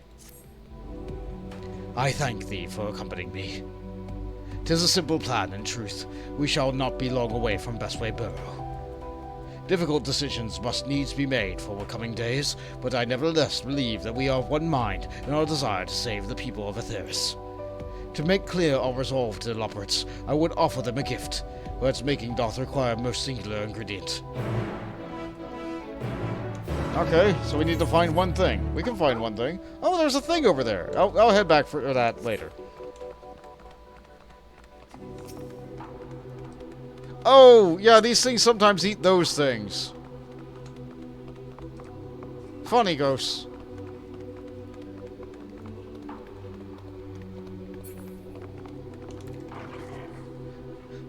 What was this place called? Lovingway's darlings. Oh no. So the mold is a product of Lovingway. Oh. Ah, an abundance of spongoi. Excellent. I chance to spy the segregation when crossing Zodiac's erstwhile prison. Using a spell taught to me by the new Mao, I believe thou shalt suffice to the gift I would fashion. That magic requireth considerable condensations, however. Might I prevail upon thee to stand watch whilst I perform the incantation? Urianger is wholly absorbed in weaving his enchantment. Until his work is complete, he will need to be kept safe from harm. Alright. Oh yeah, and you know we're gonna fight because it's purple. And of course we fight these things. Let's hit it very hard. Big sword!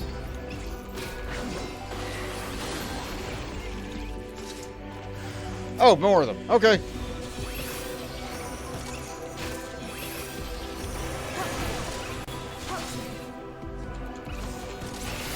Alright, that's one down, and... more? Another one.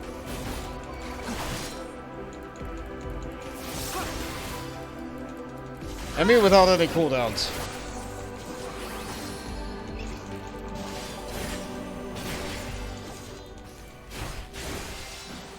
Oh, it spat out the theodate and it exploded in water. Oh, I hate that.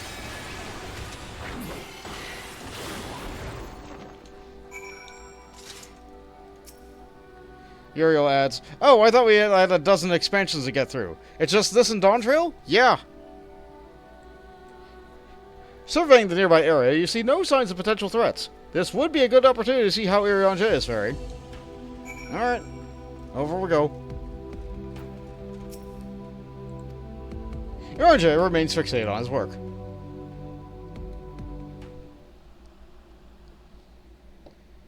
Alright. Well. There, 'tis done. Excellent.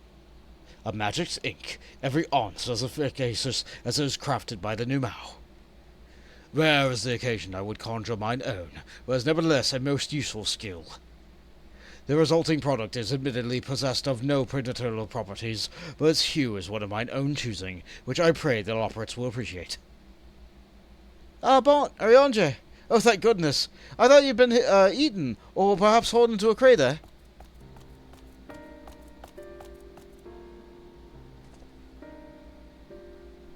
It's very dark here. Yustola has been looking all over for you, Bont. She says she needs to speak with you about something most urgent. Dire, even. She was also quite clear that she wishes to speak with Bont alone, which means I'm afraid you must stay behind, Urianger. But worry not. It just so happens we need your help with an errand of delivering a package to the Watcher's Palace in Bestway's Burrows. It's quite large and heavy, perhaps even too heavy for we poor Loprits, and we'd be ever so grateful if you could lend us a hand. I don't think that guy has any muscles on him, but okay. Well, I suppose I should be going then, or how about an extra pair of hands before I go and meet with Stoller? That's conveniently. Suspiciously convenient. I'm gonna say the middle one, because I'm helpful. Even though I want to say the third.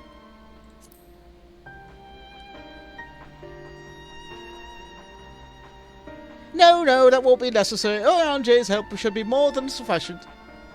And I'm sure you don't want to risk getting on Yustola's bad side and keep her waiting. She seems prickly. Now off with you.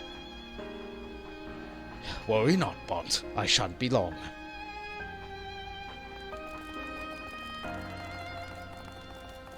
What is she gonna do? Threaten to spank me again?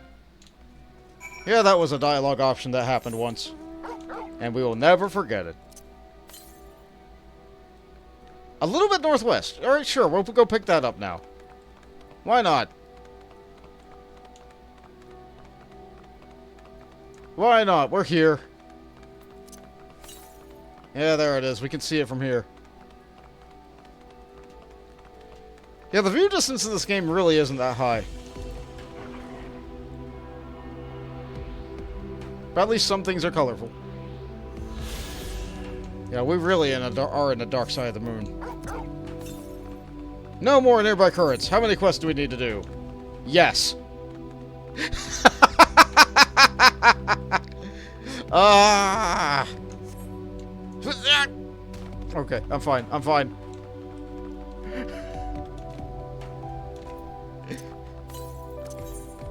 Habitual aether current tapping.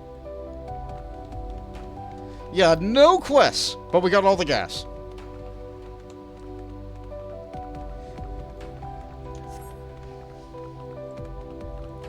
Let's see, we have one quest available we can get. They want me over there. I'll pick that up later. I'll pick that up later.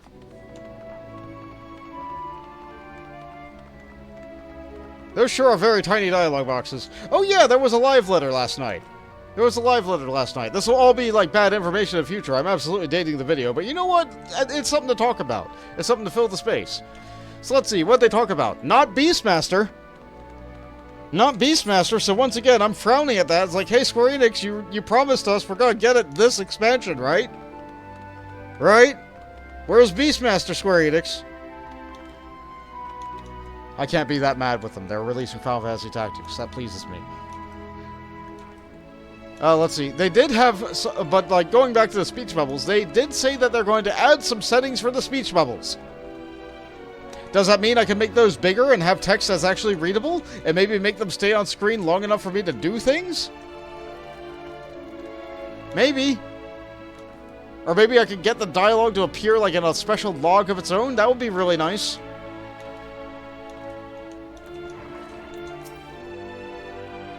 Oh, back so soon. Everything is all right with around here, then? Oh, that's a relief. Oh, Bont, we thought you would be away for far longer. Yeah, they said that you needed me. A dire emergency? I said no such thing. But as you are here, I could use your assistance with one small matter.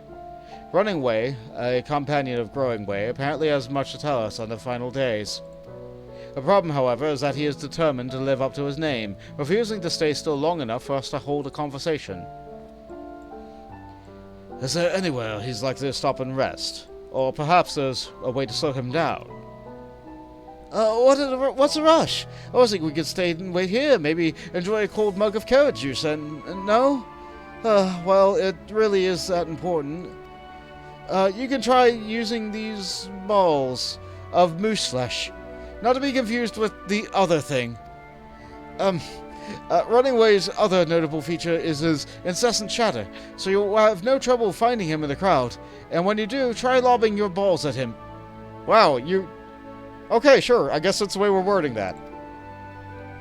Crude, but if it proves effective. He was here in the Great Ensvale when last I saw him. Let's split up and find him.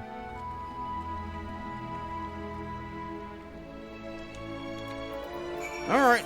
Do we have them? No. Okay. They're not in my inventory for me to read. Fair enough. Okay, game.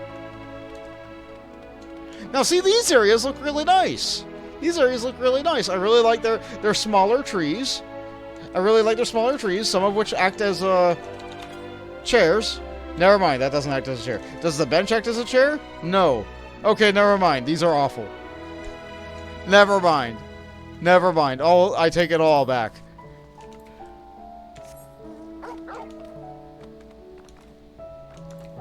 See, this would be great. Can I sit on it? No. They're humming. Good. I wish the dearly to build a good relationship with people. That's all I can think about. Yeah, Aiming Way, who wants to have a good relationship. I see. So I can't even play in their tiny little parks. One moment, I'm gonna look at this. It's a slide! With Surfing Way! This slide is for children. Children of man, that is. You're considerably larger than I might imagine a Lobber child would be, if one existed.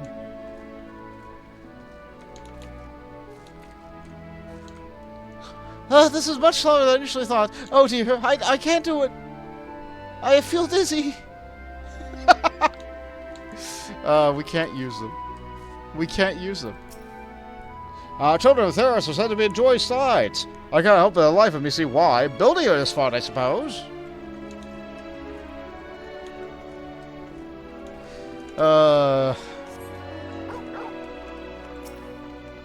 Let's do the quest. Let's get on with it.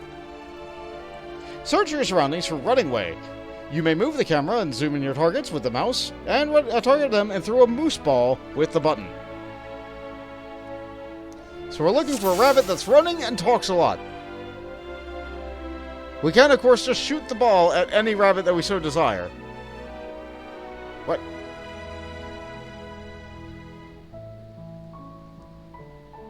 That guy doesn't talk a lot, so that's probably not our man. Lady? It's hard to tell. They're elaborates. Maybe you? Ah, that's smart. It was meant to be a joke. It isn't funny.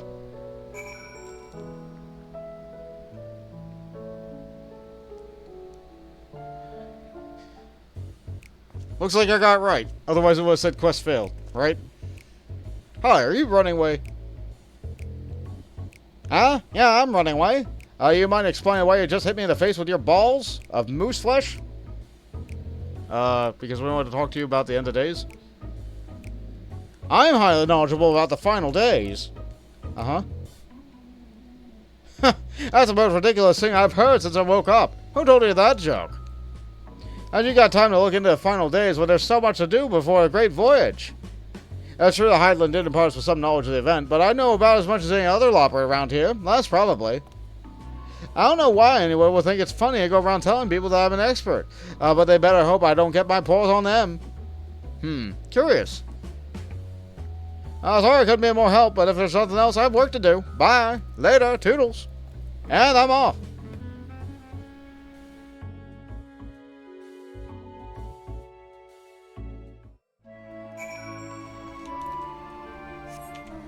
Yeah, just a little bit suspicious. It's like they're trying to keep us here for a prolonged period of time and drawing things out with padding. It's almost like the game knows that it's going to get bad and they want to keep us in a nice, light, airy area for a little while longer. Any luck? I tried near the entrance, but there was no sight of him. Oh, no, you caught him? I mean, well done, you.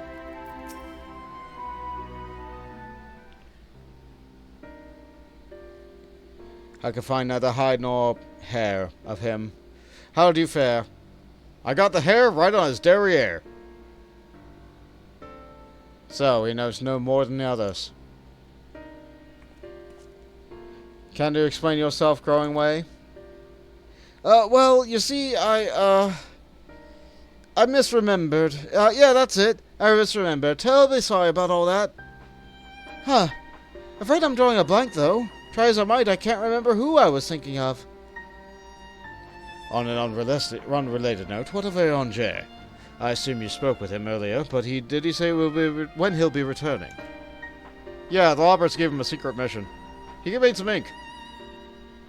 On his way to the Watcher's Palace with Living Way.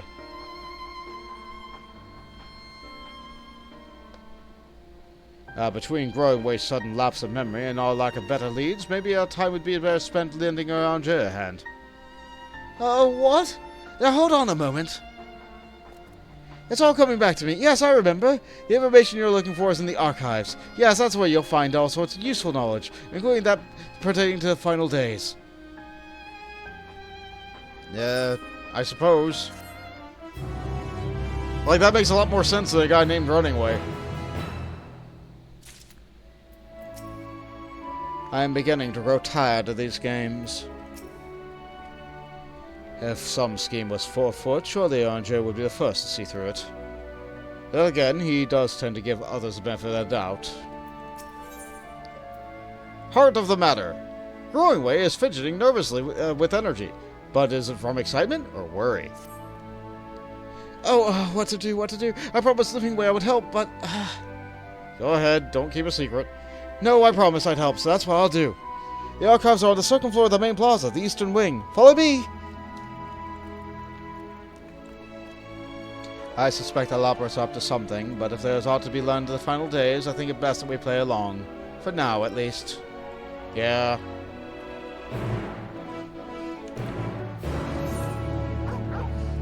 Did new quests pop up? Yes! We have 3 Aether Current quests in the region, I hope. Everybody has quests now! Let's see, that one's down here, that one's down here, and that one's down over there. So let's pick these up. Let's pick these up, because I would like to be able to fly on the moon. For reasons!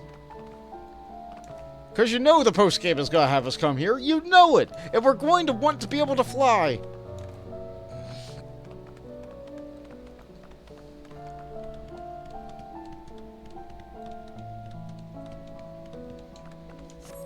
So we have Knocking Way. High time we got it serious. Put some backs into it. Named that way. Knocking Way would like you to call upon a friend. Hail, person. Yes, you. Do you have a moment? Sure. You see, ever since we awoke from our inspection, a friend of mine has been acting a little funny. Funnier than usual, even. I can hear him sighing all the way over here. I would go and call on him, as I do, but he always insists that nothing's wrong. I think he's unable to help himself from opening up to you, though. He has always been ever so fond of people. Would you ever mind letting him in here, too? Sure, you can count on me. Many thanks to you. My friend's name is Dreaming Way, and he should be somewhere nearby. Just follow the lamentation sniffling. I'm fairly certain I heard sounds of distress emanating from the eastern quadrant. I'm pretty sure I have to do this to unlock the, Society quest as well. We'll get around to that one day.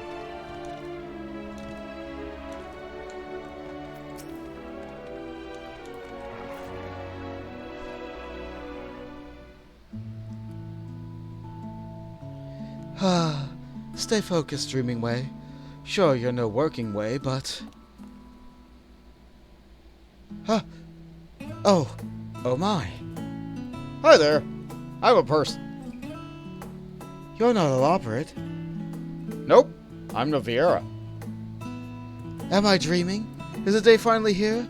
Am I truly talking with a visitor from Etheris? Whatever can I can be to help with you, kind sir? One of your friends asked me to check on you. I think I should be asking the very same question to you. You see, I'm something of a people pleaser. How did you know? In any case, I couldn't bother an honored guest with my silly troubles. Come on, you can count on me. If you insist, perhaps I could share a nibble of what's on my mind. But first, may I ask your name? I am Bont. And I hit things really hard. Bont McGammar? A truly spectacular name. I'm sure it speaks to your character in one way or another. If only I could say the same for mine. Perhaps it was a mistake choosing dream for that term of words. Or as I try as I might, I have no such thing. And seeing everyone else live up to their names since our awakening has only made me more aware of it. The people of Etheris, on the other paw, seem to dream a great deal. Have you any advice for me? Focus on what you love to do, or focus on what you're good at. Do the first. What do you love to do? I like hitting things really hard. But that's a problem. I have the foggiest idea what that would be. Though my fellow operates might. I've known some of them since we were created, so perhaps they see something in me I cannot. With their help, you must be able to find an objectively appropriate dream for me to pursue.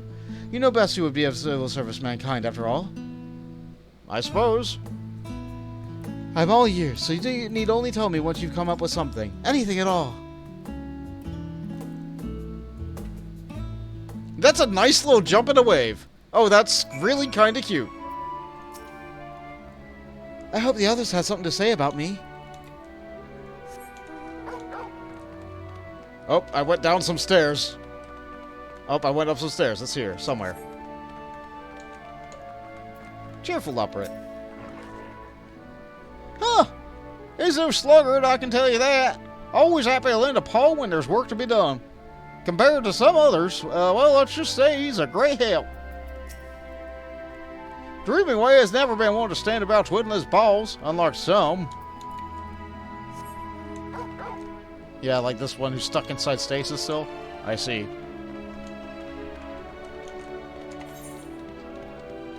But we still have other quests to get. We have to do these, otherwise we'll never be able to fly on a dog on the moon. You know, aside from Argus, who will ferry us from one side to the other.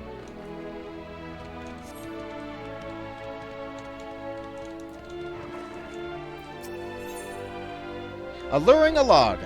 The brusque loperet has a mind to do something dangerous, and has clearly heard of your proclivity for recklessness. I hear you have a penchant for excitement and adventure. Is that correct? Yeah.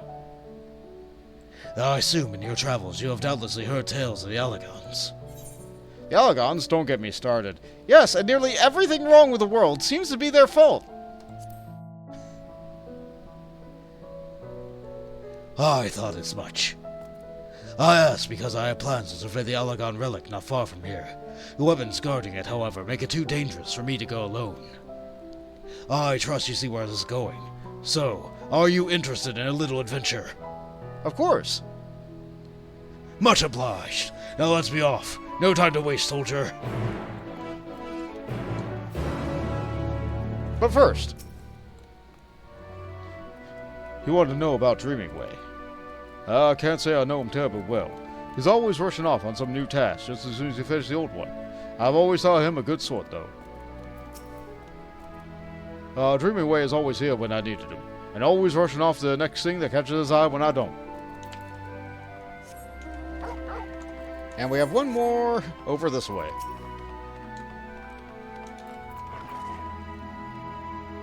Dreaming Way? He can do anything he sets his mind to. It doesn't complain about getting his paws dirty either. That said, I'm not sure I can think of anything he's particularly gifted at. I doubt there's anything he can't do, really. Yeah, none of that was really helpful. He's just generally good at everything.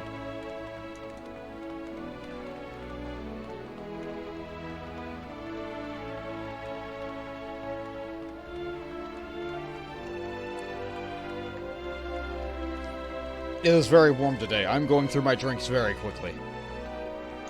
Oh, 2 quests. Here we go. Yawning Way. Carrots. It's what's for dinner. Yawning Way needs help gathering the carrots at Cotorium's loppers for mealtime.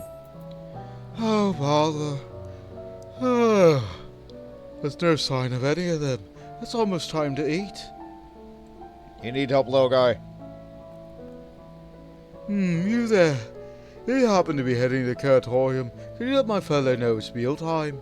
If we don't eat, I can't take my nap. Alright, I can do that. Many thanks. We should come running to mention the carrots of happiness. Just say those 3 magic words and they'll be on their way. Oh, good! It's a capture quest. We have to say, in text, lowercase, carrot of happiness. I don't carrot of happiness. There we go. And Watching Way. They're eating all the colors. They're eating them all. One moment.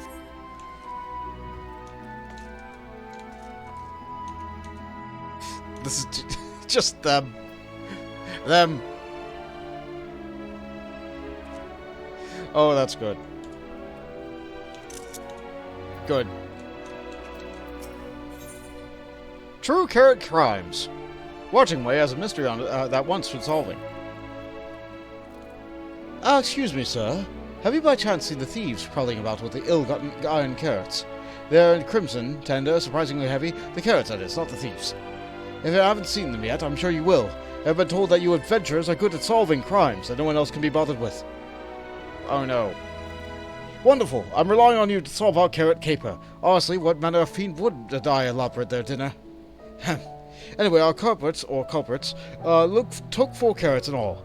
These are not easy to carry about, so I dare say they couldn't have gotten far. There must be a clue around here somewhere.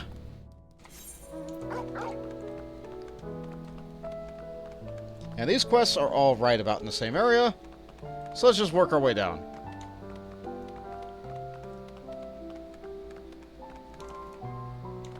I cannot jump the stairs as much as I try.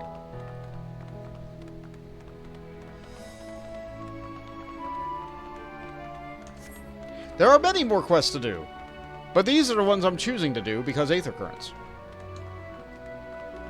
Alright, hop, hop, hop. I'll never have to do these stairs ever again on this character after I get flight. Take the square root of all the roots and you get, we have to use the thing. So, say the thing. Say the thing, Bont.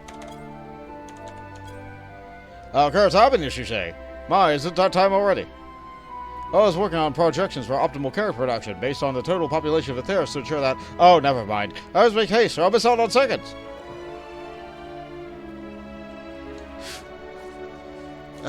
You know, you'd be having an easier time making these square roots if the roots of the carrots are square. Sorry, bad joke. Bad, bad, bad joke.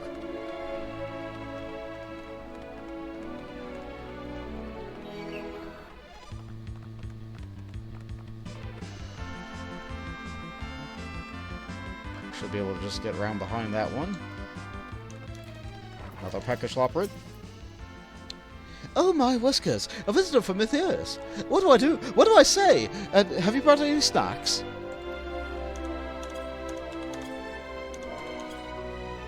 Could that mean... Yes, it must be time for me to eat at last.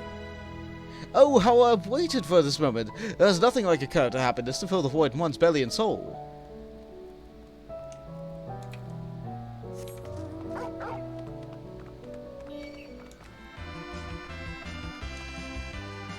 I am in the zone now, so if I can find clues...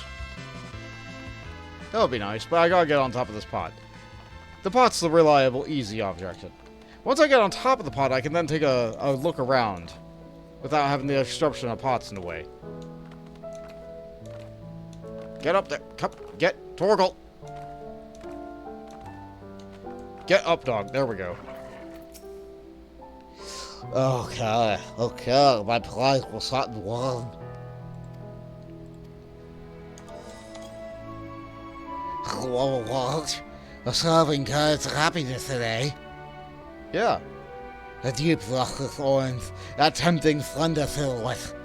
Wait for me, my darlings. I'm coming for you. Gross. Be sure to wipe your mouth, guy. I don't see our objective here. Maybe it's around the other side. Oh, there's something over there that's shiny, glittering, splendid. Nibbled iron carrots. Nibbled iron carrots. More bits of nibbled iron carrots. This scrumptious-looking iron carrot has been tragically abandoned in its prime. Philosopher's carrot? This is not what we're here for. Based on the primer you have recently received, you can only say with relative certainty that iron carrots are not blue.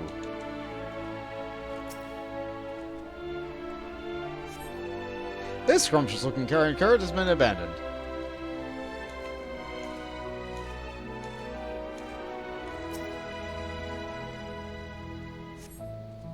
Not blue.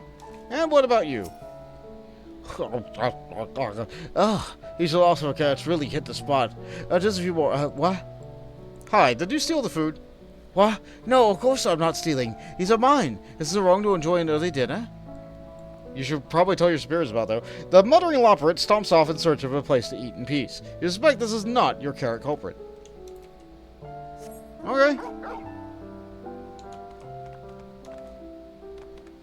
Then we have to try somewhere else. Maybe over there? Don't aggress me. Dagnabbit. Ah, here we go. So we have a carrot supporter. Bloop, bloop. Insufficient stock of iron carrots. Iron carrot detected. Initiating iron carrot procurement. Okay. Sure. This is what it takes.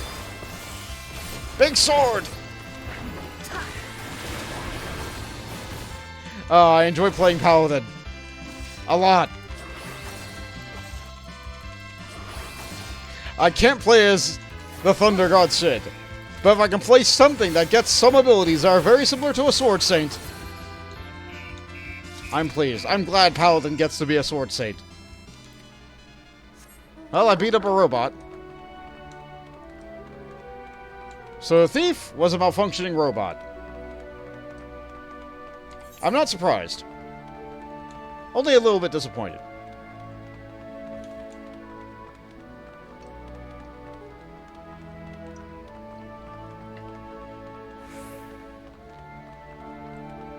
Okay, so those quests are done.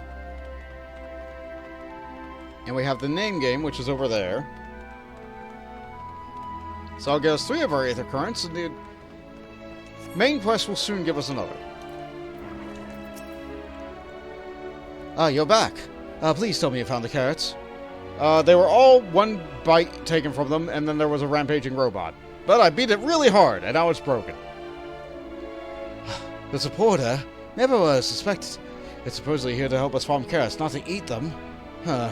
I remember the technician said something about enhancing its code with love for carrots to increase work efficiency, but it goes so far as to steal carrots for itself? I fear it may now love them a little too much. Alas, these poor carrots. But at least now we know what became of them and how to prevent this from happening again. Thank you for assistance. I've been watching you, and we'll look at you and use some extra vim and vigor. Can I interest you an iron carrot? No thank you. You'd probably give me one from the ground.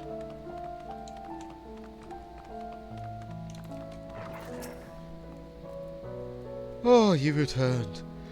And everyone else is accounted for. Sustenance is essential for sloprits. I suppose people are the same. In any case, we expect a lot of effort in raising a whole variety of carrots. Pure carrots are happy to start a very new cultivation, particularly comforting though. It seems almost silly to have our workers consume so many carrots just to say that we can produce more carrots. But that's a problem that can be solved with even more carrots. No need to worry about the details. I'll work out the figures just as soon as... what we're talking about?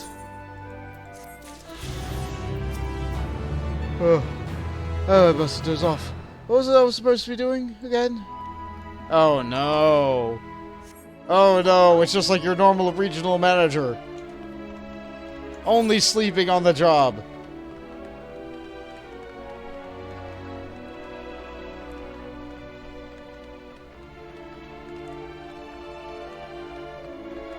Oh, let's see.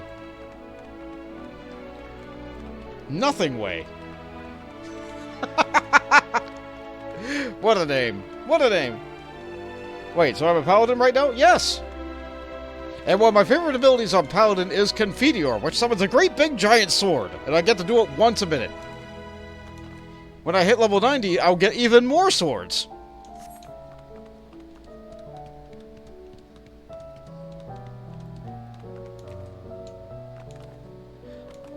Yeah, Paladin is one of the 2 tanks that use the MP bar. Warrior and Gunbreaker do not use it.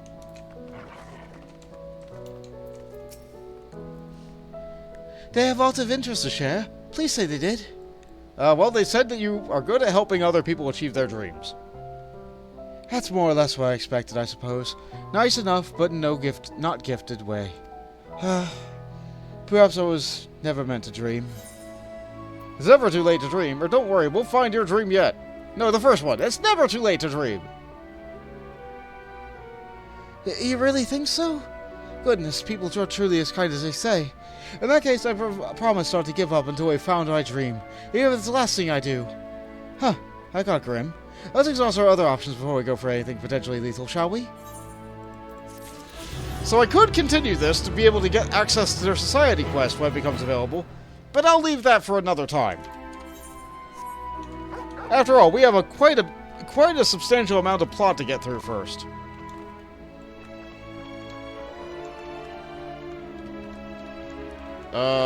I can't use this. Which elevator can I use?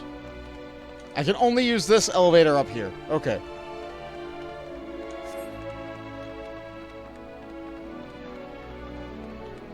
Glad we got that sorted.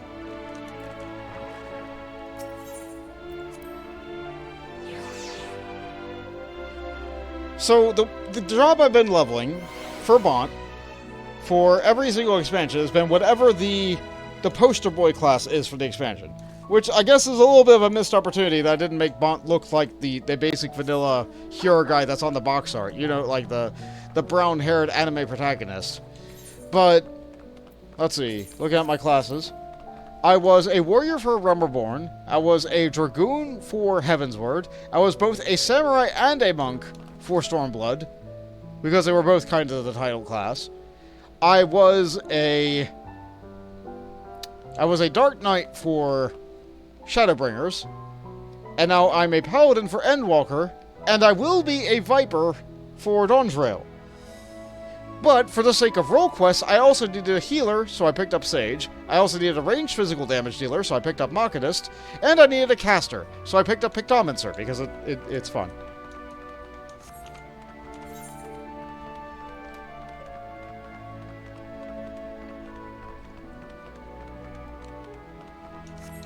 Anyway, plot. What other knowledge do you suppose we could glean from the archives? Architecture of this place is impressive, though more than a little confusing to navigate. Is it too much to ask for clearly marked exits, or a map perhaps? Maybe signage? Advancing plot? Sorry, I think I must have walked into the wrong I don't know, I advanced the plot at a pretty good pace. There are some streamers who spend an hour talking in between dialogue boxes. Not calling any names. But you know what, that's just fun. That just means that they're interacting with their rather vast community. I'm glad my community is smaller. Thank you for being here.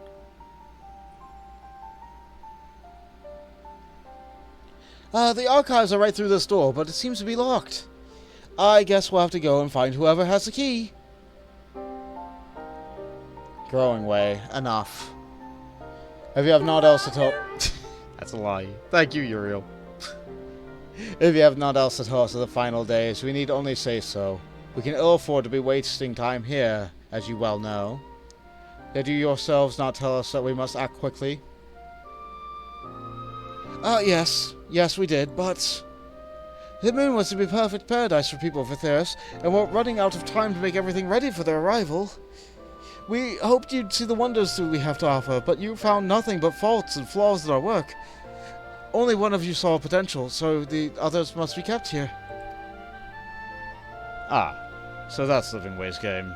Run us about in circles, and failing that, lock us away so we can't put the plan at risk. Everyone except Ranger. He understands what's at stake. What must be done?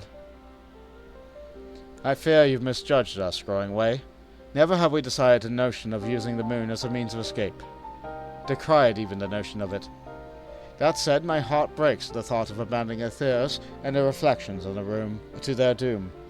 If there is a way to avert the final days, I wish to find it. We all do. We may fail, but our efforts would never be at the expense of your plans. But why would you take the risk? There's no room for ifs or maybes now. The people of Etheris will escape here to the moon. They will all be safe, and we'll finally be able to see all their happy, smiling faces. I'm sorry, but we can't let you leave. We just can't.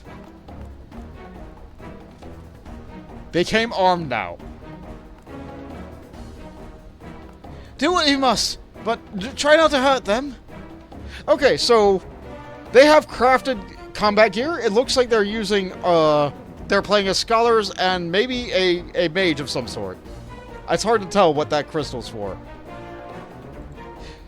But I'm going to point this out on the book. I wonder if that bug is still there. I'll be back in a moment. Don't do anything rash while I'm gone.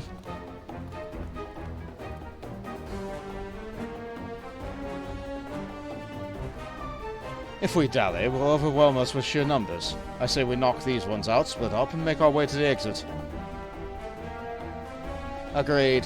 Let's reconvene where the Argus waits outside. And they just leave these three to me. Good job, guys. Thanks. This is why I hate the Scions. They never actually help when I need help. Fine. Surrender! You won't escape! Seize him! Carrot of Ruin!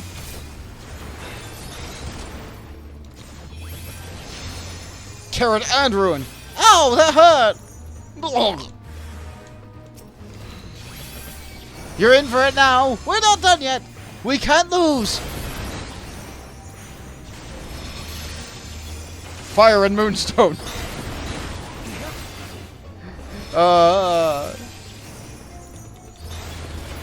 He's too powerful. Ugh. Growing returns to stop you. Ah, please come quickly and quietly.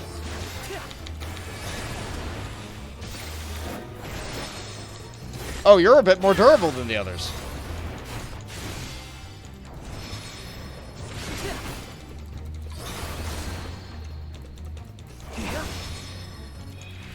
Oh, you're quite a bit more durable.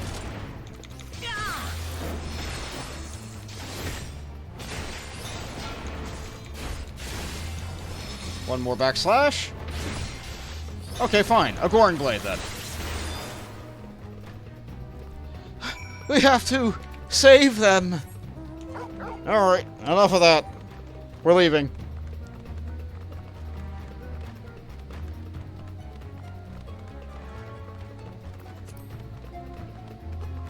Wait, what? You go for a bit and suddenly we're massacring the bunnies. Why? Because they wanted to lock us up here on the moon, so we couldn't leave and tell other people that the moon isn't perfect.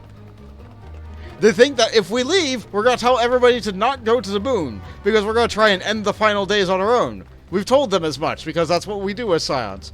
So their great big plan was to hide the fact that the moon wasn't perfect, so other people could tell them that the moon was perfect, so that people would all go to the moon.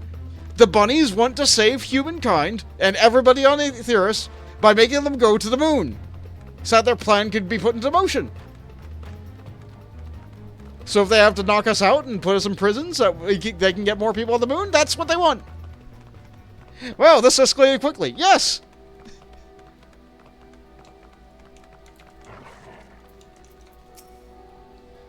There you are.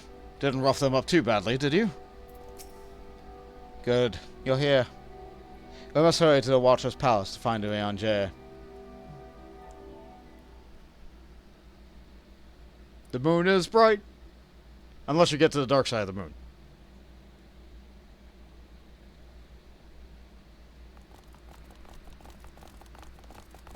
And what, pray tell, do we seek at the Watcher's Palace?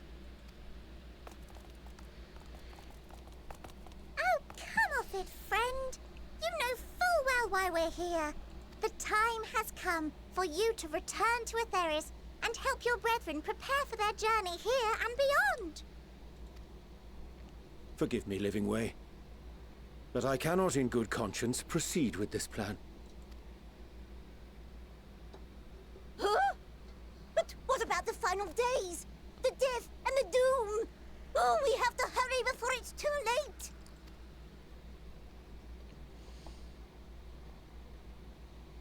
Your unflagging commitment to your duty is endearing, to say the least. Hi, we walked here. Oh, bugger! Good reaction.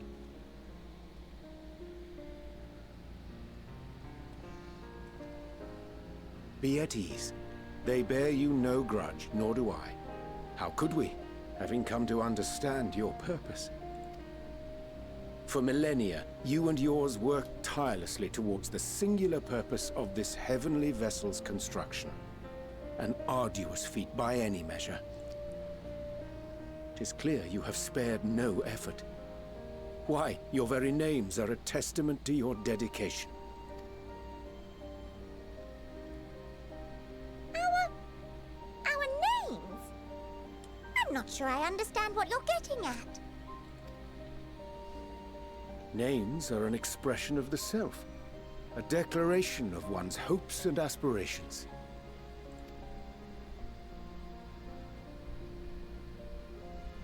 Your use of contemporary, uncomplicated nomenclature doth ensure clarity of purpose.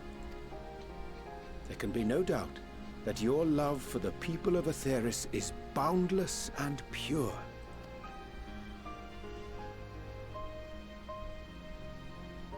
Yes!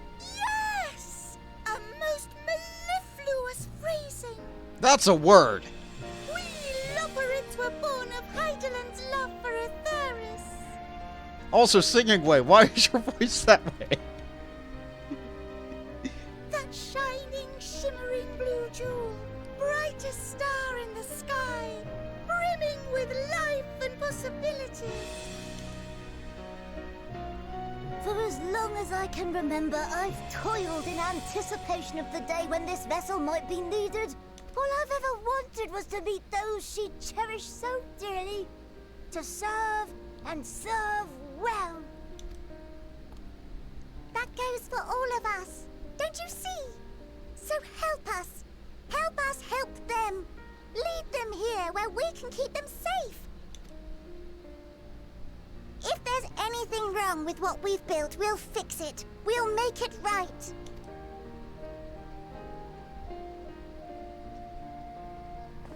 Is it time for head pats? Gesundheit. Your works want not for repair. Yet there remaineth much for you to learn of men, and your own kin besides. Singing Way, thy name bespeaketh more than the simple marriage of rhythm and rhyme. The songs of Aetheris are beyond counting, and span the length and breadth of emotion. Maps are monuments to man's pioneering spirit, and his devotion to charting the furthest reaches of our star. Yeah, I do like filling out maps.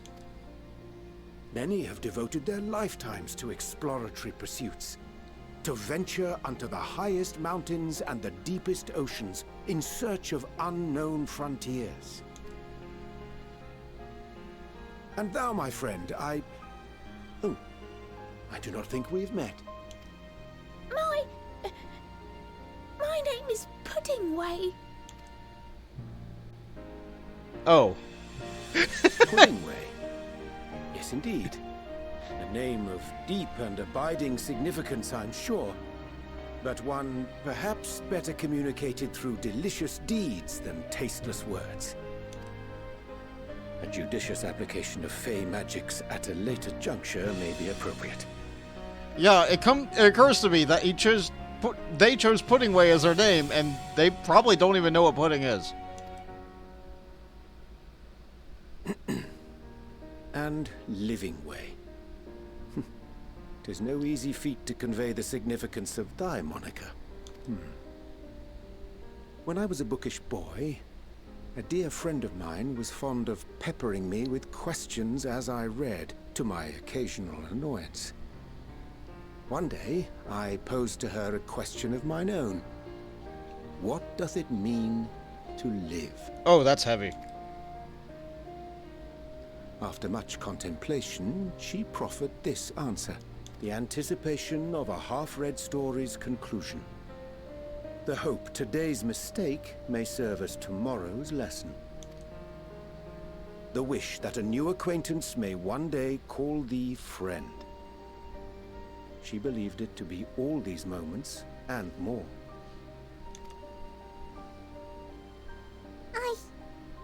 I want to understand, but... I, too, still labor to find mine own answer. 'Twould be my pleasure to assist you and yours in embarking on a journey of self-discovery and enlightenment.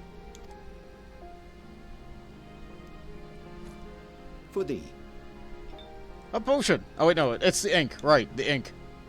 Don't drink it. It's ink. Ink as blue as the waters of Aetheris. Made in haste, though I assure thee, the quality has not suffered for it. The people need not be persuaded by honeyed words. Nay, I have faith they shall do what is right in due course. Until they do, I beg your patience, friends. And with that ink, let us fill the empty pages of Living Way's compendium. An open exchange of ideas will surely afford you all a better understanding of modern man, and with it, ideas for improvements and renovations.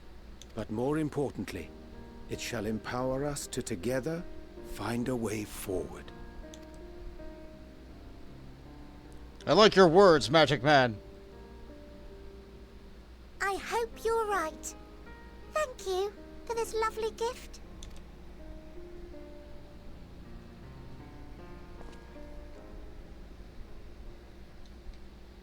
There you have it. I shall remain with the Loporrits to ensure that all is in order.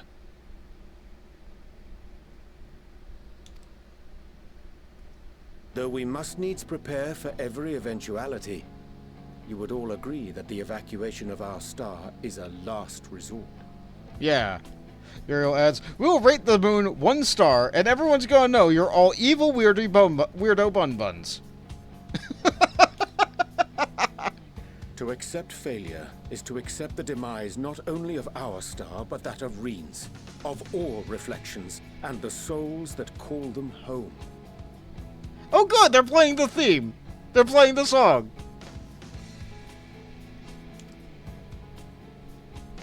Which is why I have every faith that you shall fight to the last, that such drastic measures may prove unnecessary.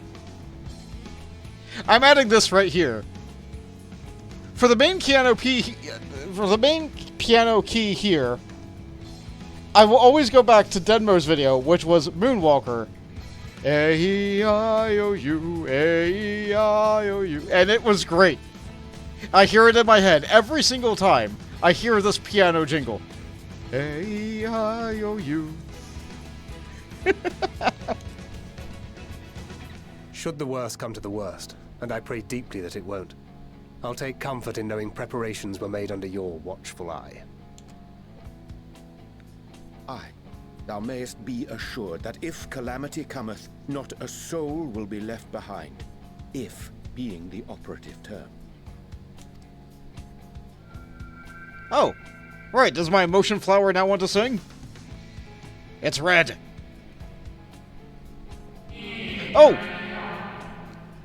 That flower, how came it into your possession? I got it in Labyrinthos. From Hydaelyn. How very like her. Guided by its light, you may come to know her true intentions. Intentions which remain a mystery even to us. In our time, we called it Elpis. You would do well to remember the name. Alright. Elpis flower. Got it. Did you know? I hate to interrupt, but I feel like I need to make amends for all the secrecy. Yeah, you do. Think nothing of it. We haven't been the most gracious of guests. Do convey our apologies to Growingway and the others. Yeah, you'll find them kind of wounded on the floor. You better hurry. They might have a concussion. But of course! And when next we welcome more guests from Aetheris, we'll have learned to be much more hospitable hosts. Oh, and circling back to the matter of inappropriate secrecy, we ought to discuss our benefactors. Agreed. The Sharleyan Forum, yes? What? How did you know? Well, it was obvious. They sent you a book. The more I heard, the more obvious it became. The Forum's aims align closely with those of your anonymous patrons. A telling coincidence would be an understatement. Though had we not taken it upon ourselves to peruse certain restricted tones in Labyrinthos, we might still be unaware of their plans. But let us continue this discussion upon our return. I dare say we have kept Alphino and the others waiting long enough.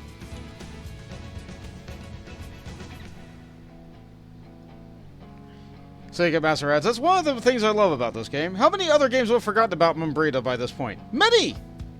Many, many, many! In fact, some games might have even retconned her out of the story entirely and just completely skipped over that part of that thing and like, oh, we need to shorten the earlier part of the game. Let's just skip that. Yeah, you know, like, and sometimes they're just like, oh, you know what? She's actually alive now. Never mind. She didn't die back then. Oh, that part where she died at that certain point at the very end of the expansion of the third game? No, that didn't happen. They didn't really die there. Yes, I'm a little bit mad about that still to this day.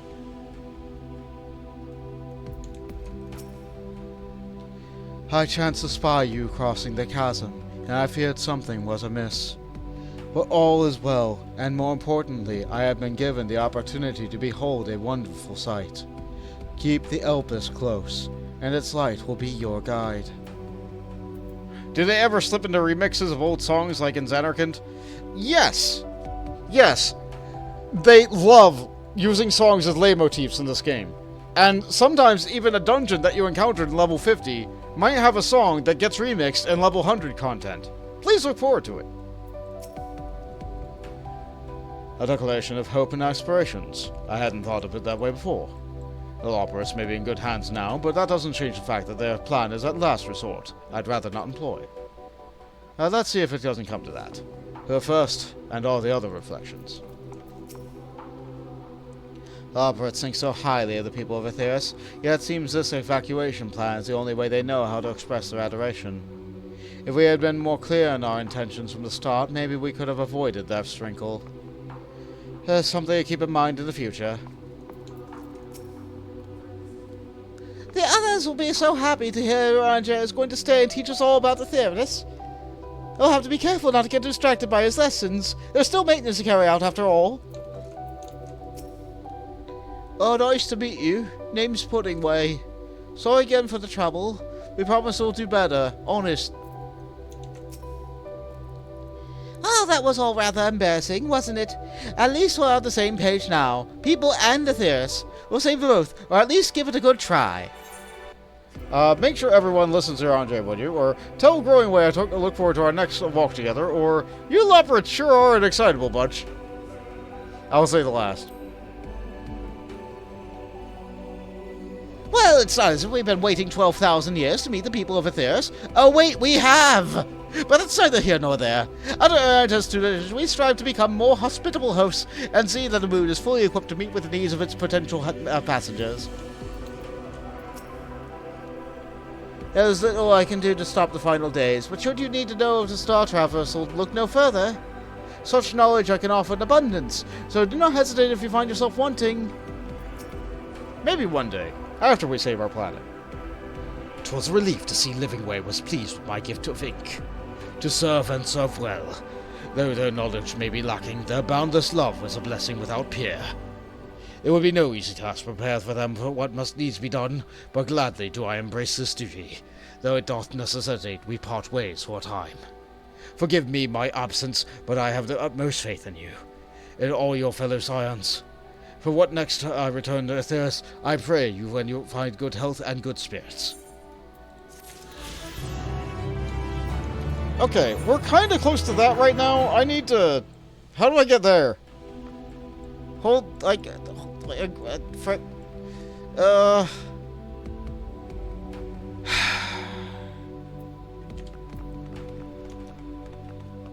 Okay, we're walking. And we're walking across the moon. Okay, so I need to use this gatekeeper, which will take me all the way back up here, so I can go over here, so I can get this quest and turn that in up here, and then teleport back down here. We're almost done with the moon. I need to make sure I get this Aether Current. This quest is so far out of the way.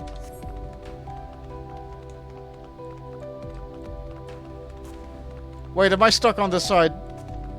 Oh, I need to cross that bridge there. Got it. Oh, hi. Can you give me a lift?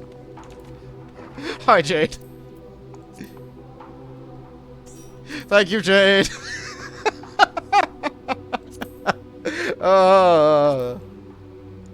Thank you. Okay, so I'm gonna say in party chat, or just in public chat. Sure. Thank you. Isn't Jade lovely?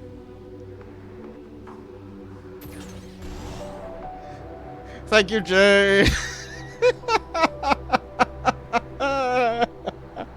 So I would have had to cross that bridge, go around that bend, go through the tunnel, come up out of that cave, up over on that side, talk to Argus, fly across the gap, go over there. Maybe I should have just teleported back to there, and then like gone up and around, over that, jump off that cliff there, or maybe cross that little bridge there.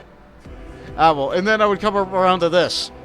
This piece of Garlemald that crashed into the moon instead of into the planet when Bahamut broke free.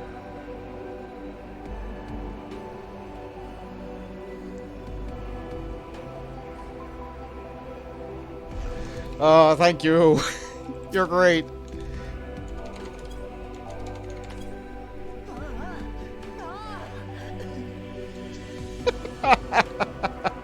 MVP Jade.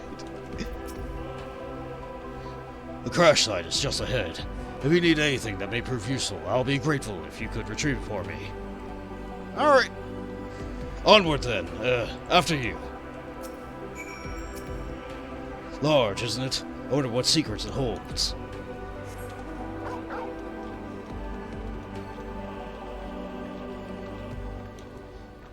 Heimdall's last site. Or Heimdall's last site, I see. I can't read. I swear. Yeah, there's all sorts of Allegon Machina here. It was inside the moon to protect it. Let's see. Fascinating remnant. This bit of Allegon technology is certainly fascinating. A shame it's too bulky to carry back. Oh, unfortunate. How about this? It's a ball!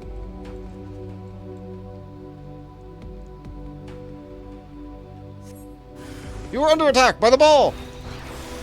Guess we have to break it.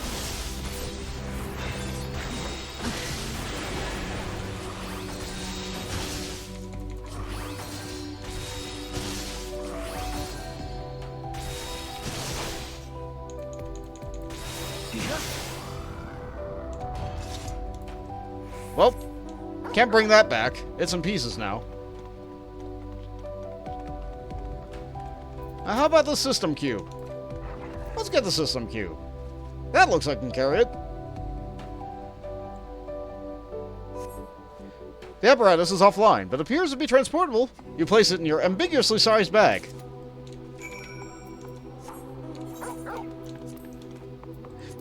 Do I have the cube? Systems cube. I'm getting shot by lasers. One moment.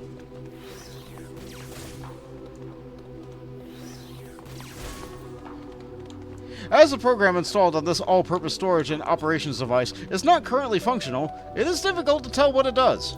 It looks like they found the brusque operate while I was away.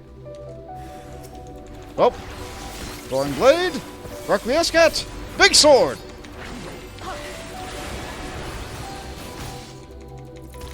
I love that. I love that. I love just starting any fight with a big sword. I know it's not optimal. I don't care. Big sword.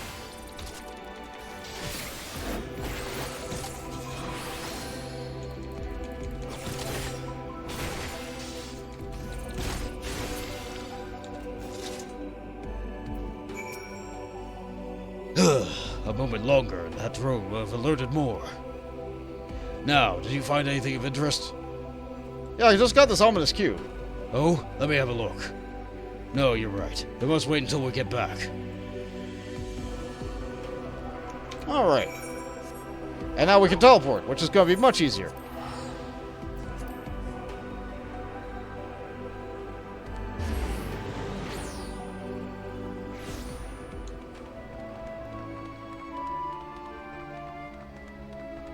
Do have a little bit of walking to do. How could it not be optimal? It's big sword! Alright, the way it's supposed to be, I'm pretty sure, is I'm supposed to rev up my combo. Like, I'm supposed to use fight or flight after I do a royal authority. That way, like, because after I use fight or flight, I'll have only so many seconds. I have, what, 20 seconds to get all my best attacks in. Which is enough time to do all the Confiteor attacks and all the Confiteor combo stuff, do all my off-global cooldown attacks like Circle of Scorn and, what was it called now? Expiation. And then after all that's done, I need to go into my Atonement combo, as opposed to going into another Fight or Flight combo. I'm pretty sure that's the optimal way. I'm pretty sure you need to have all that stuff ready every time you're about to enter into a Fight or Flight, except perhaps the first one. I'm not so sure. Maybe you don't delay it. Maybe you do just go straight into it because everybody's popping off their great big, like, damage boosters at the beginning of a fight. I'm not sure. I'm not sure. I'm pretty sure that you're supposed to go into the Royal Authority before you go into the Fight or Flight, though. Save it last. Now, show me what you found. Yeah, here you go. One ominous cube going straight to a bunny. This is an Allegon decryption unit. With it, we could read Allegon tombstones and about history, science, poetry. we had any, which we do not. Adventure for another day, I suppose. Nevertheless, I'm deeply excited by the prospect. As I'm sure you can tell, you have my heartfelt gratitude. Wow, it's a good thing we gave that to the rabbit as opposed to Rowena. We can now fly. Wow, that all sounds like sweaty nerd stuff. Big sword! That's another thing. Like, I think Warrior has a similar situation. Hold on. Warrior has a similar situation. Warrior has this ability called Inner Release. This lets you start using Fell Cleaves right away. It's your cool chainsaw attack. It's Warrior's greatest and wonderful best ability. Everybody loves Fell Cleave. Nobody wants Fell Cleave to go away. However, before you go into Inner Release, I'm pretty sure you need to do a Storm's Eye first. You need to go through your 1-2-3 combo to get your damage buff up. You need that. Otherwise, your chainsaws don't do as much damage. But chainsaws!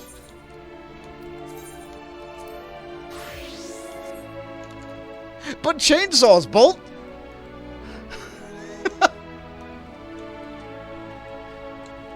Alright. Let's see, I could also fly around the moon, go ahead and get, like, all the areas discovered, fill in the map. I'm not gonna do that right now.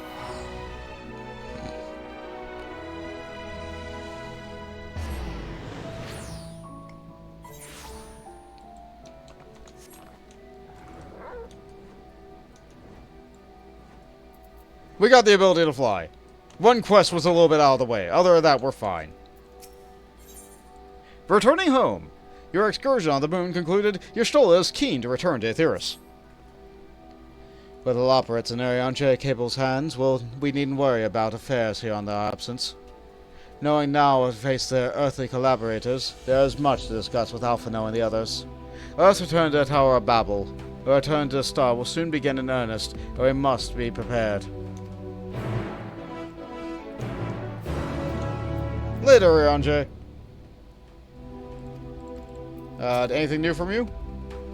I need not remind you of the dangers we face, nor the countless lives at stake for both the source and its reflections. Go with courage, my friend, and pray give the others my regards. Will do, Magic Man. As Jade sits on Argus. Thanks again, Jade. You're great. Thank you. Thank you. Isn't she lovely? So we just stand on this weird targeting reticle to go back to Garlemald. Looks like you guys beat me here. Uriel says, look, if they didn't want you to use big sword, why did they put a big sword? These min-maxi dorks don't know better than the designers. Yeah, it's like you want to use the ability, but you need to wait to use the ability until the ability is at its optimal usage point. That's the difference between just doing damage and doing optimal damage. But that's just the thing. You don't need to do optimal damage. As long as you're using your cooldowns, that's good enough. As long as you hit them with big sword every time big sword is up, that's good enough for me. As long as you don't delay big sword. You want to use maximum number of big swords. I'd forgotten how cold it was here in Garlemald, a testament to the Loporrit's ingenuity that I had felt no discomfort on the moon. Gods, I can scarcely believe we went to the moon and back. But we'll have time to reflect on that later. Right now, we need to head back to Camp Broken Glass and deliver a thoroughly detailed report to Lucia. I'd like very much to know how everyone is getting along here as well. I'd only just begun to retreat from their tempered prisoners when we left. I share your curiosity, but warning our allies of the final days is of greater importance. I speak not only of the contingent, of course. The heads of state of every nation must know what we have just learned. We know not whether or not what manner the final days will begin to manifest, so it must be that everyone is prepared. Agreed. We wish to stress the importance of discretion, lest the public be sent into panic. Not that anyone's proposition of responsibility should need to be told as much, but it bears repeating. Anyway, first thing to do, first, to Camp Broken Glass. Sorry, I'm starting to trip on my own words. to Vamp, Krogan, Blast. Great! Great!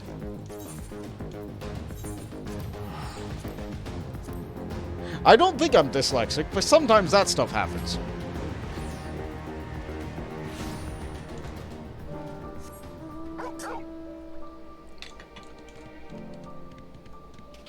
I think it's more like the brain is trying to read the sentence faster than I can process it. Let's see.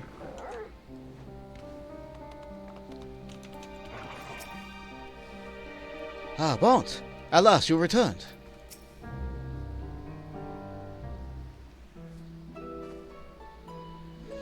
It's good to see you all again. No worse for your lunar adventure, I hope.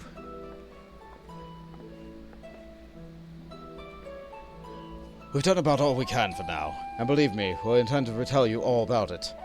But before we do, might you tell us what's become of Garlemald in our absence? We succeeded in subduing the Tempered inside the Tower of Babel. We took many alive, but combined with those who are already in our custody, our number requiring care has grown exponentially. The inclement conditions have made it difficult, if not impossible, to treat them all here, and so we have petitioned the aid of the allied nations. Some are understandably hesitant to offer assistance, particularly those who are but recently subject to imperial occupation. That said, several others have agreed to grant them refuge or treatment. With the assistance of your fellow Scions, we endeavor to see them safely transported and subsequently cured of their tempering. Will all the tempered be relocated? Not all, no. We have sufficient shelter to attend to those whose treatment has already begun, and enough healers have volunteered to remain until their patients have recovered. Julius is one such patient, though. He is not yet fit to receive visitors. Truth be told, it was a miracle that he and those of the company were not harmed in the chaos. If not for Alphino and Alizé's timely assistance, I dare say none of them would be with us today. Yeah, that sounds like them. In light of recent developments, have the Alliance leaders come to any decision regarding Garlemald?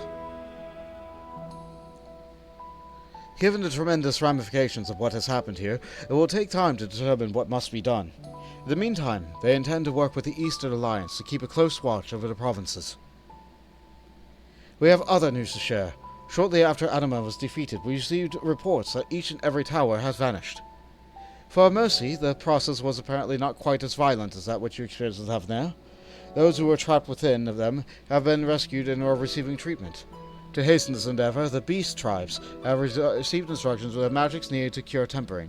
Societies, Lucia, get with the times! Master Matoya is no doubt thrilled that Mother Porxia affords her so many visitors. Yes, we are grateful to her ongoing efforts, as well as those of our comrades near and far. As for our contingent, several of our members have been granted leave to return to their homelands after the transfer of Tempered has been completed. Good. Lucia and I will remain along with a small force to continue offering aid to those here in Garlemald. The Empire may be no more, but there are yet those who call these lands home. I believe that accounts for all recent events here. So, what of the moon and Tolofloi? Let's see. Eero says, yeah, you need to take a breath sometimes. Yeah, I do. I really do. So, the moon is very bright. Even more so now that we have slain the darkness within it. But it turns out that the darkness was also a source of light. And so, in a way, I have removed the amount of light in the universe. The final days. Gods, I prayed your victory would mark the end of our troubles. There is still much we do not know, but the Alliance leaders must be told. Would you be willing to contact them in our stead? Yes, of course. I will send word forthwith. We'll also release the fellow Scions from their present duties, that they may return to Sharleyan. Your energies are better spent finding ways to avert the coming apocalypse.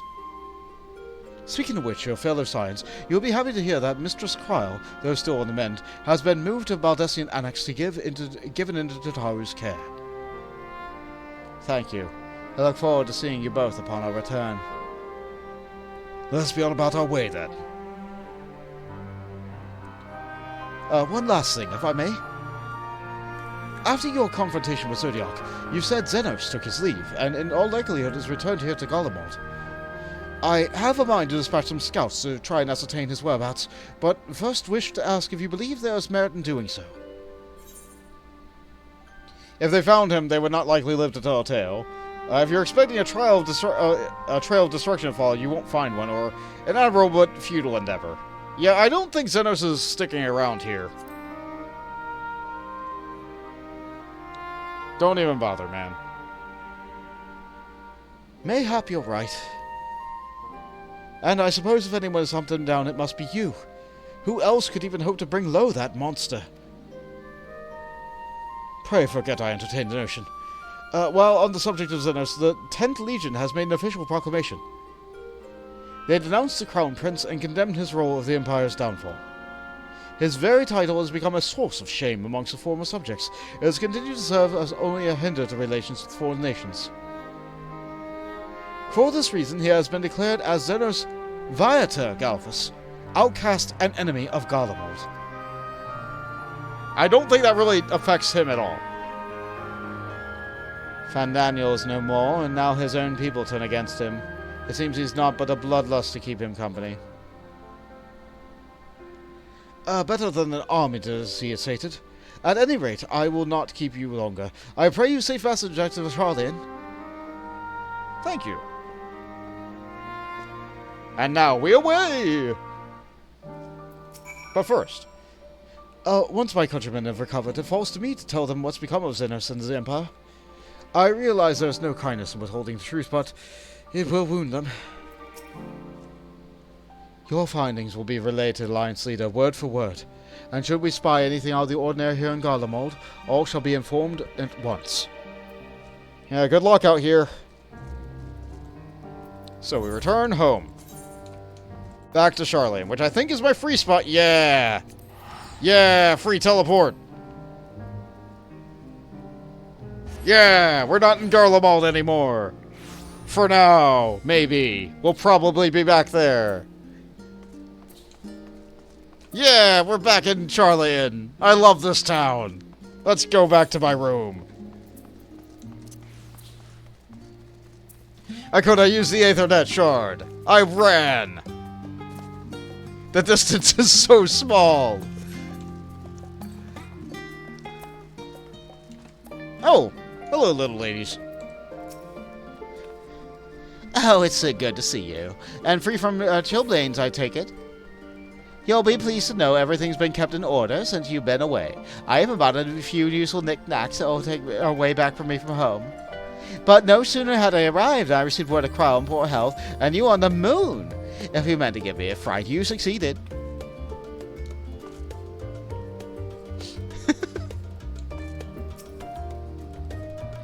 Welcome back, Mont. I was so terribly worried about you. Though it is plain I have caused my own fair share of worry, and for that I apologize. Heidelin called to me that day that you entered the Tower of Babel.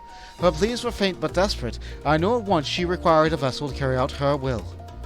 What came after feels like a dream barely remembered, my body flowing through the livestream toward Garlemald.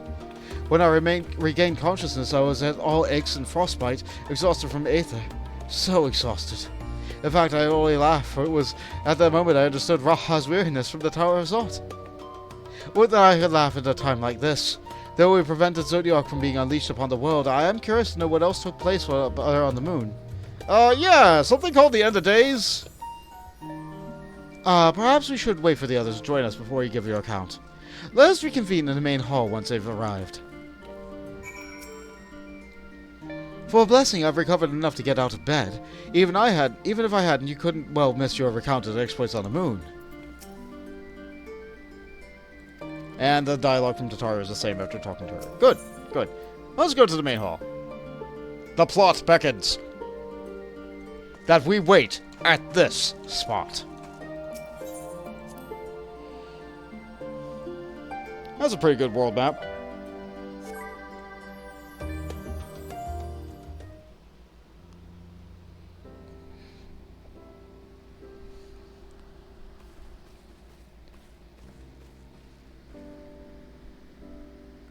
Sorry to have kept you all waiting. Not at all. We understand you've been quite busy. Will Uyanja be joining us?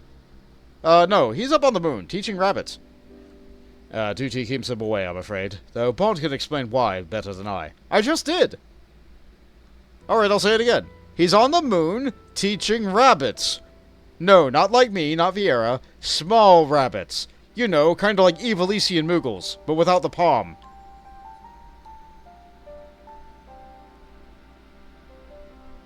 The final days, as before Amarat. And we are to escape via the moon. What are the source and reflections? I've no intention of standing by while the world falls to ruin. So, how do we stop this? Unfortunately, we have no answers at present. If the celestial currents have grown stagnant, as was the case at the time of Amarat, the solution would be to alter the flow of aether throughout the entirety of the star. The ancients accomplished this by summoning Zodiac, sacrificing half the star's population in the doing.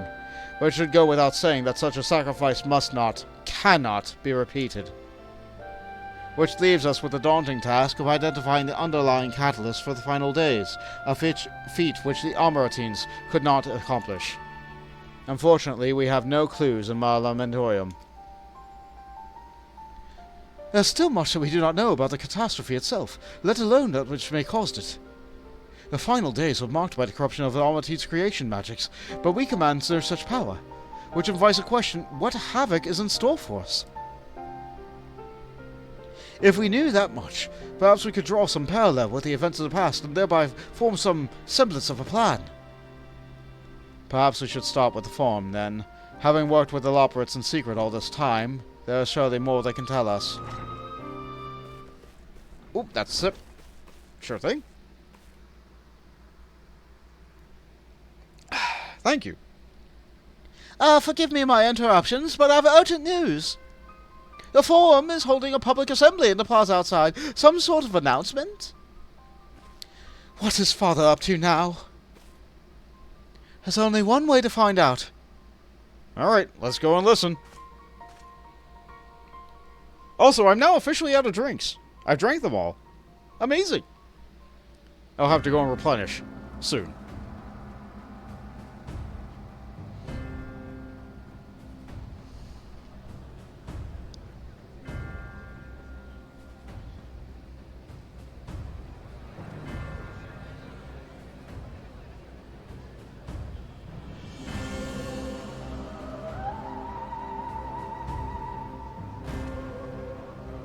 Also helps with the talking. Yes, thank you.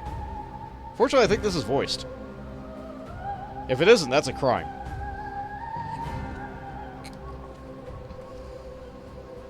Order! Order, I say! It sounded kind of quiet and orderly already anyway, but you go ahead.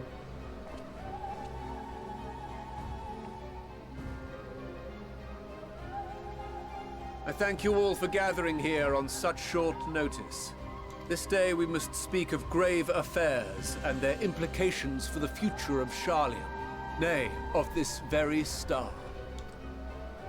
Said affairs concern all citizens, and so we have called for a public assembly.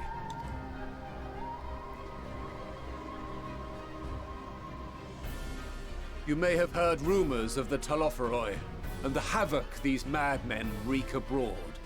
Under normal circumstances, we would pay little heed to petty disturbances outside our borders. The final days, however, are another matter altogether. For we dare not ignore these prophetic words of Eld. The End-Bearers will come, ushering chaos and calamity. The final days descend and devour the very star. I've been holding in that cough. This prophecy? Is it true? Will all that really happen? Calm yourselves.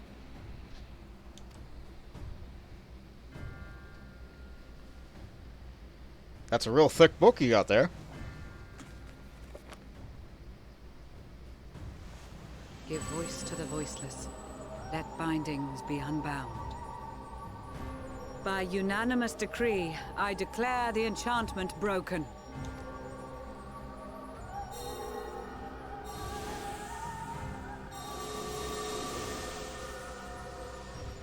Oh, you're allowed to talk about the thing you weren't allowed to talk about before, now that we know what you're supposed to talk about. Master Leveilleur, if you would. Very well.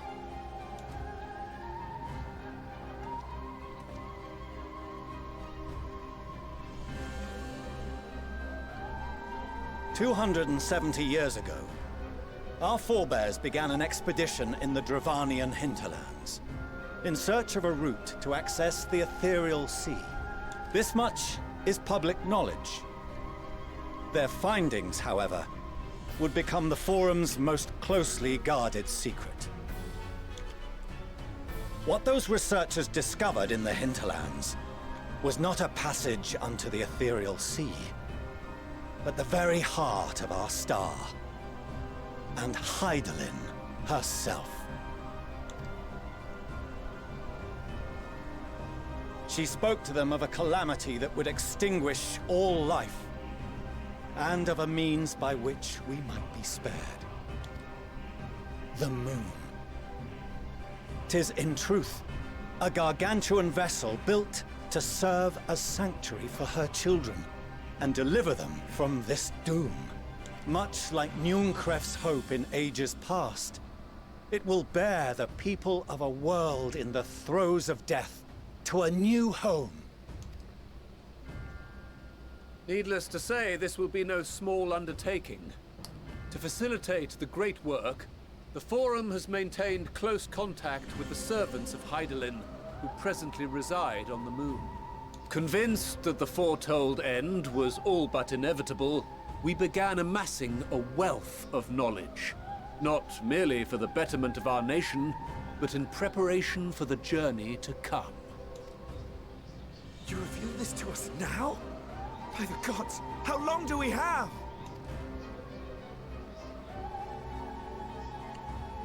While we cannot say with certainty, we believe the hour to be nigh. We received a transmission from the moon suggesting as much not long ago. Which is why we must in earnest begin preparations for the great exodus. For his impressive contributions, and the leadership he demonstrated during our withdrawal from Dravania, we have elected Master Leveilleur to oversee this initiative. He knew all along! Fellow scribes and scholars, my countrymen, we face a threat of unprecedented scale. We must challenge the trials before us with composure and conviction if we are to find salvation. The wisdom of Sharleyan has ever been a shining beacon in the darkness, and so it shall continue to be. It is our solemn charge to see our heritage preserved for future generations. For those who will come after, we will brave a new frontier.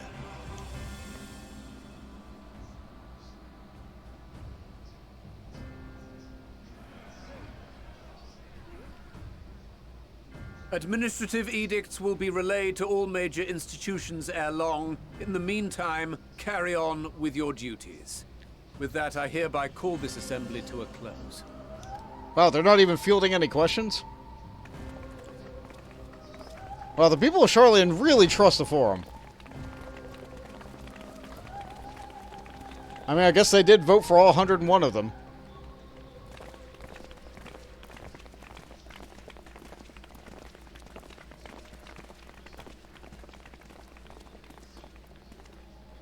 Do you remember what Mother told us when we visited home? That it wasn't until after we were born that Father seemed to lose himself in his work. If that great work of his was the evacuation of this star, then... Yes. It wasn't for his benefit.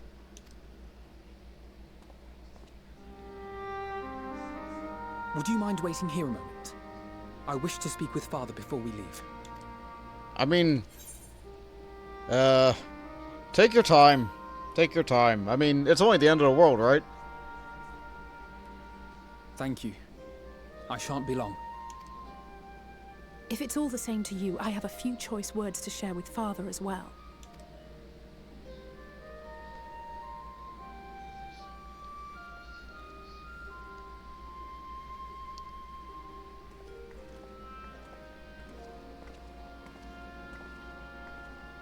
So, come to call us cowards and bid us join your fruitless battle against the inevitable. Nay, we do not object to the Forum's proposal. On the contrary, those who wish to flee have every right to do so. Urianger is cooperating with your associates on the moon to ensure that all is ready should evacuation be our only recourse. Then whatever your business, I suggest you be brief. Though we cannot boast the boundless wisdom of Sharleyan, we have first-hand knowledge of foreign cultures, and have conversed with no small number of peoples. These experiences have taught us fundamental truths that cannot be recorded in any tome, nor charted on any map. The beating heart of this planet is its people, many of whom would give anything, even their lives, to protect the lands they love. Many may choose to join you in the end. But what of those unwilling or unable, for whom escape will never be an option? What would you have them do? To ignore the plight of those one might conceivably save is not wisdom, Father. It is indolence. Yeah, throw that at him again. It'll stick at one of these days. This is why we choose to fight. We'll not ask for your understanding, Father. Only that you don't turn a blind eye to the good we have done. That we can still do. We're not children in need of protection. Hold fast to your principles and let the world burn if it please. But we believe there is still another way. And if there is, we will find it. You see if we don't.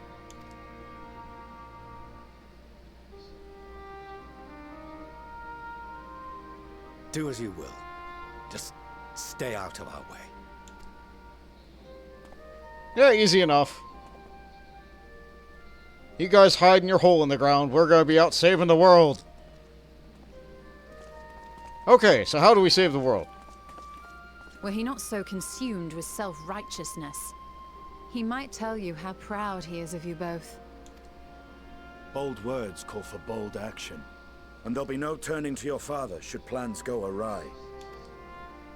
As if I ever would. So long as there are those who wish to stay and fight for this star, we have to do what we can to help them.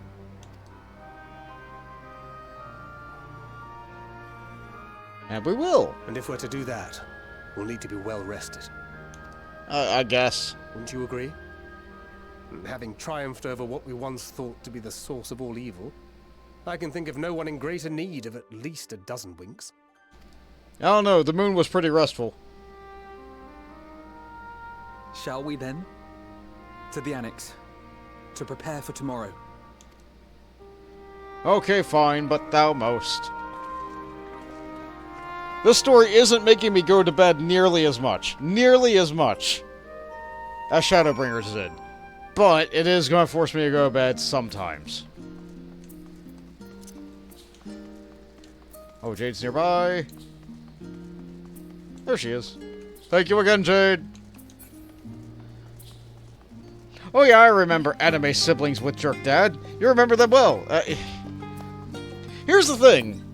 Here's something that a lot of players are mad about. Square Enix isn't letting them grow up. The timeline of this entire game is 1 year, and that time bubble is only stretching longer. They're not allowing them to become adults. They're afraid that people will suddenly hate Alizé and Alphino if they're allowed to become adults and use adult models. If they're so afraid of that, I think it's time that they end the game and start up another MMO. After all, it is about time for every third Final Fantasy to become an MMO, right? It was 11, here's 14, 17's next! It's time! But people are so attached to this game, they don't want to lose all their things. Understandably so. We spent a long time and worked hard on it. It's always sad to see an MMO go. Carl tells me the forum made a rather momentous announcement. So there'll be a great exodus, is there? I'm reminded of a narrow escape from the Isle of Val. The realization that running the mixture of relief and regret after. Why me, I ask myself. Why me? Why us? Why now? Why wonder? There's no use fretting over the cosmic morality or lack thereof. We're here, and we'll get through this all together. And who knows, maybe my luck will rub off and grant everyone a narrow escape. There's no harm in praying for them, paying for them as much. Oh, but enough of my ramblings. I'm sure you're exhausted. Your chamber awaits. We shall go, and we'll get more loot. Yo adds, oh, Bolt, no. We would riot, and I don't even play this.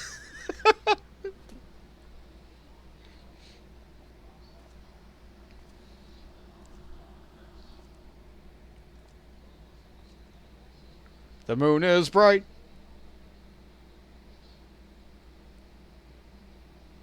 But we've walked there. It is not the end.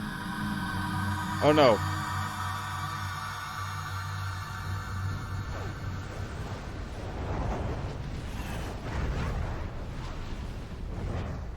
An echo of the final days. We've seen that before. We can't see it again. But it's just that, an echo.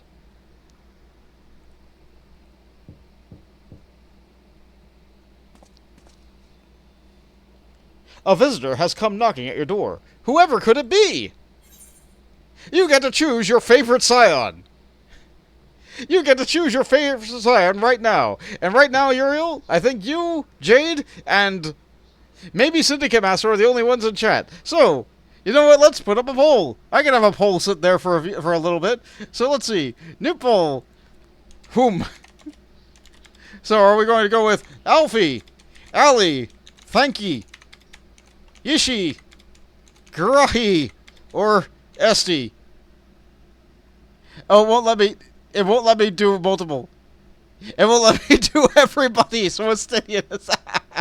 You know what, we're not doing a poll then. We're not doing a poll. I can't put enough options in there. Oh, hi, Mills. Welcome to the stream. I didn't know you were here. Welcome. Alright, so Alfie is the white-haired pretty boy. Yes. And Ali is the white-haired girl that looks almost exactly like him.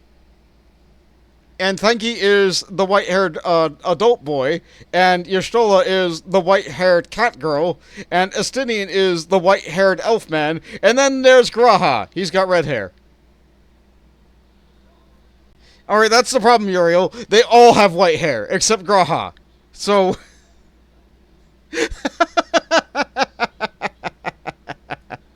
That's the problem.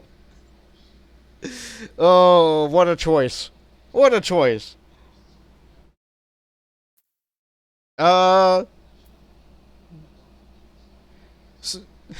Most people, when they get to this point in the game, pick Graha. So that's what I saw last time I played the game, so I don't necessarily want to pick that. You know what, we'll go with Alphino. Just because... Ali for you. Alright, Jaden Mills, either you want to break that tie, Alphino or Alize?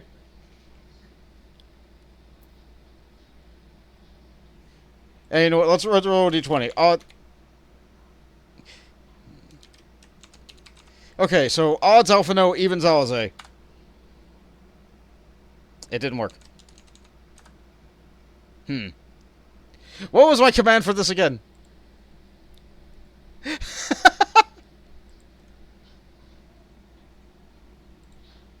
Your show looks pretty cool too. Jade says Alize. I'm going to look at this. Edit commands. Edit triggers? It's roll. It's just roll. Okay. 3. Okay, Alize. Okay, we're gonna go with Alize. Sorry, Alphino enjoyers. We're gonna talk to the red girl.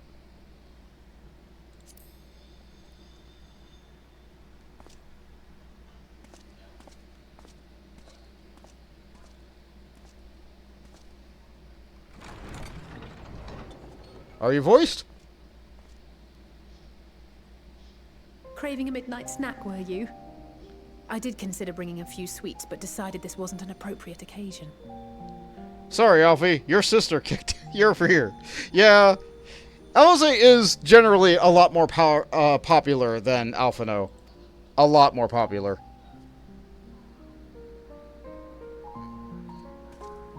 I couldn't sleep. Had a few things on my mind. I know it's late, so I'll try not to talk your ear off.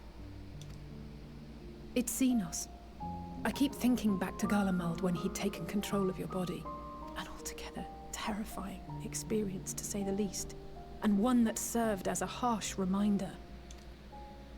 No one, no matter how strong or quick or clever, is invincible. Not even you. I mean, I can push a button to be invincible for about 10 seconds. And as much as it might seem at times that you are, one misstep, one mistake, and that's that. Yeah, like I said, it only lasts 10 seconds. Which is why, even though I know you've heard it 1,000 times before, I'm going to tell you to take better care of yourself. Because you really, really should. Oh, thank you. It goes without saying that we're all committed to this fight. But that doesn't mean that we need to throw our lives away. You know how I feel about noble sacrifices. Yeah, I getcha. Right, that's settled. We'll be keeping the acts of gratuitous bravado to a minimum.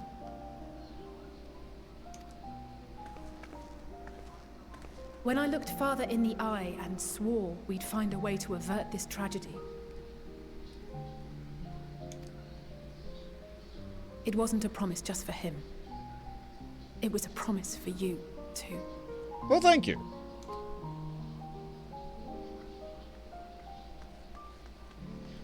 Yeah, I guess my coworkers are alright.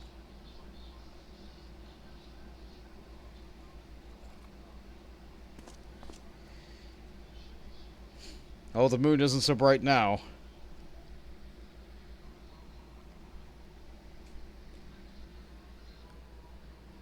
I'm pretty sure you can use the... Oh. A short while earlier, in the Alamegan Quarter. I'm pretty sure you can use the cutscene viewer thing to go back and check out what the other ones were later. But you have to be far enough in the plot to be able to access it. Which means I think you have to beat the expansion. Thank the gods that tower is gone. The sight of it was enough to make me sick. Thank the Ilsabar contingent, more like. Word is, they fought their way into Garlemald and toppled the bloody thing themselves. Not just the one, neither. All the towers have up and vanished. Aye, I heard the same. Commander Aldin and his troops helped keep casualties to a minimum, too. But is it true they brought back tempered Garlean soldiers? As Commander Aldin tells it, they've a treatment for that now. But don't you worry. Cured or not, they've no plans to bring them into the city proper. Syndicate Master adds, was that our Red Mage tutor for just a second there? Yes! Because, if I remember right, he is Alamegan. And he is with the Resistance. He's just a solo member, right? So he was just doing his thing. That said, we never met him on Bond. Well, that's a relief then. I know we've brothers and sisters among the lot, but I can't say I'm eager to welcome them home. Wanted to think about it for a while yet. They're to be looked after in Alagana for the time being.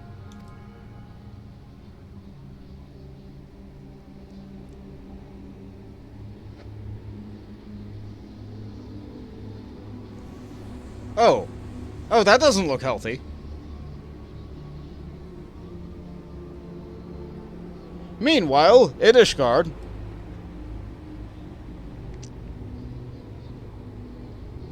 we're having our mind's eye go around the world here for a minute. See, this is why I'm not allowed to sleep. Things happen when I sleep. Oh yeah, that's that guy from El Tool Quest that we helped.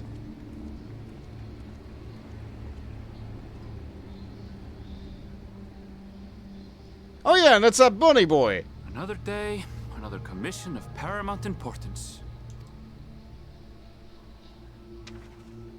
Well, what have we here? He looks unwell. Maybe drunk? I mean, he is just outside the bar.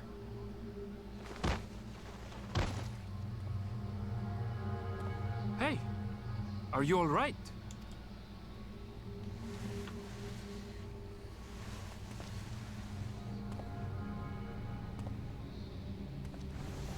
Oh, that's really not right. Was that? No. The shadows play tricks, nothing more.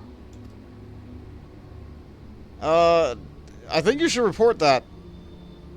The towers are gone, and the Garlean threat is abated.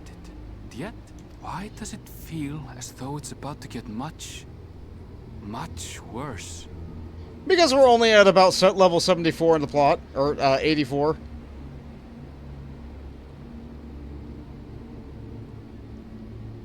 And the plot needs to get up to level 90.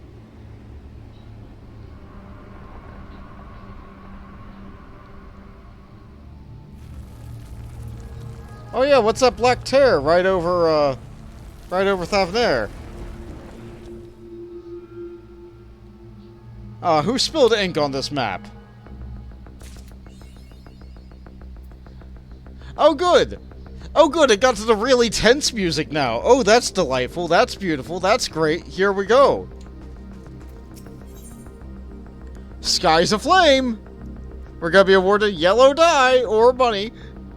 Tataru is furrowing her brow in consternation. Oh, Bond, I just was about to call for you.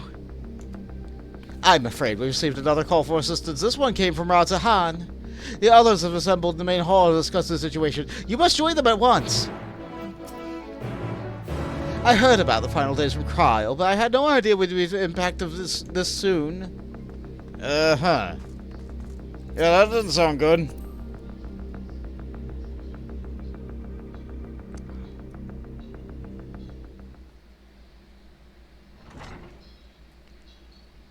Hey, what'd I miss?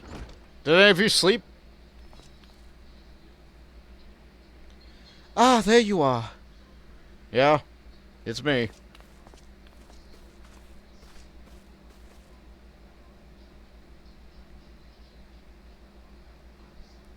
Our worst fears have come to pass, but moments ago we received grim tidings from our contact in Razahan. Vile beasts have appeared as if out of nowhere, claiming one victim after the next. What's more, they say the very sky burns above them. Alright. Oh, let's go hit it really hard. Good gods, are the final dies already upon us? It would appear so. Sadly, it is all the live information we have at present. No doubt the people of Razahan are busy fighting for their lives. We must go at once. It needs our help. Yeah. Agreed. Carl, you'd best remain here with Tataru and gather what knowledge you can. Also, you're still very injured. You are in no condition for a long journey, I imagine.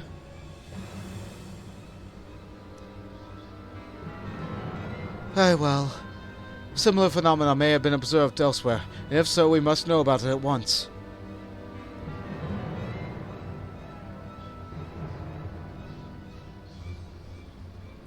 Be safe out there, yes? Let's make our first visit to Garlemald. Let's prepare ourselves for what may be ahead. Alright, let's talk to everybody! Seek Ambassador adds, no wait, no, that was from the other cutscene. If the might of Vritra is not enough to hold those streets at bay, Razahan is in dire straits indeed. We must go at once. In ancient times, the phenomenon was first observed in places where the celestial current had grown weakest, but it seemed there was a stagnancy of aether in the skies above Razahan, unbeknownst even to Vritra. If this calamity has indeed come to Thavnair, it is all too likely that Corvus across the strait finds itself in a similar predicament.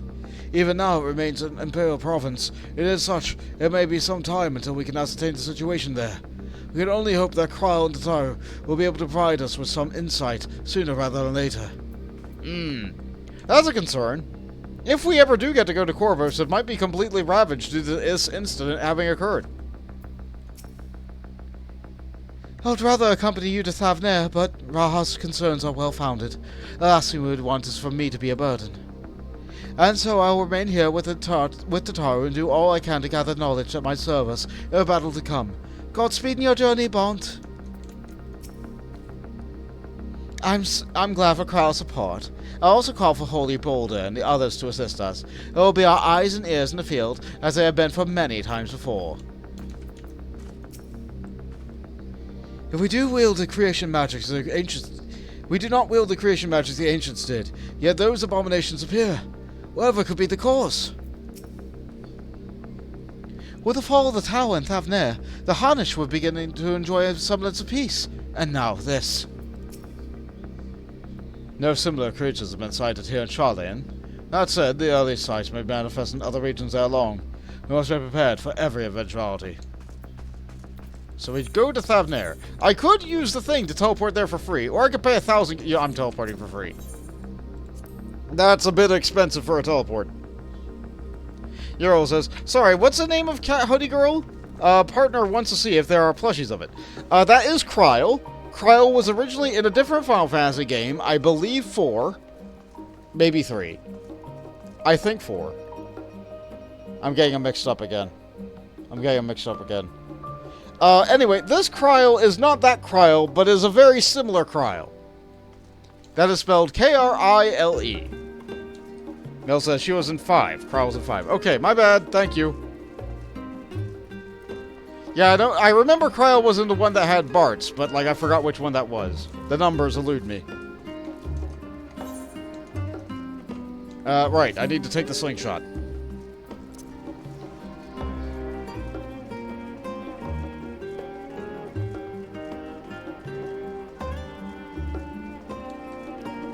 Yeah, I'll walk a little bit extra in order to save myself 1,500 gil.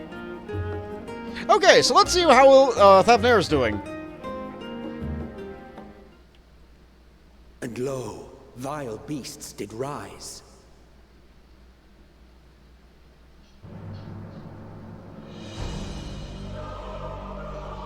Real bad!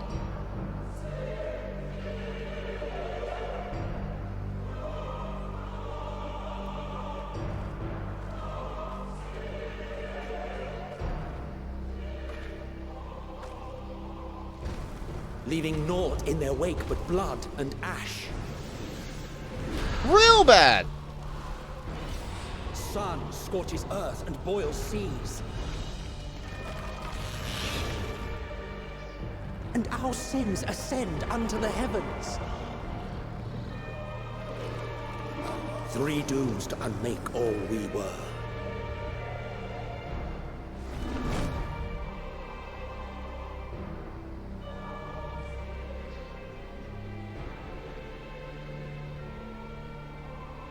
The sky burns. The final days are truly upon us. My friends, I trust you have heard the news. We have. What can you tell us of the situation, Your Excellency?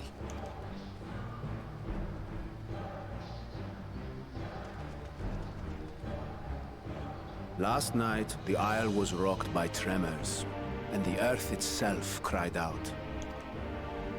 Aloft, the heavens began to burn. From all about, unholy beasts, the likes of which we had never seen, came forth in fury and rage. No. To say they came forth would be inexact. The people of Radzat-Han themselves transformed into these baleful fiends. Oh!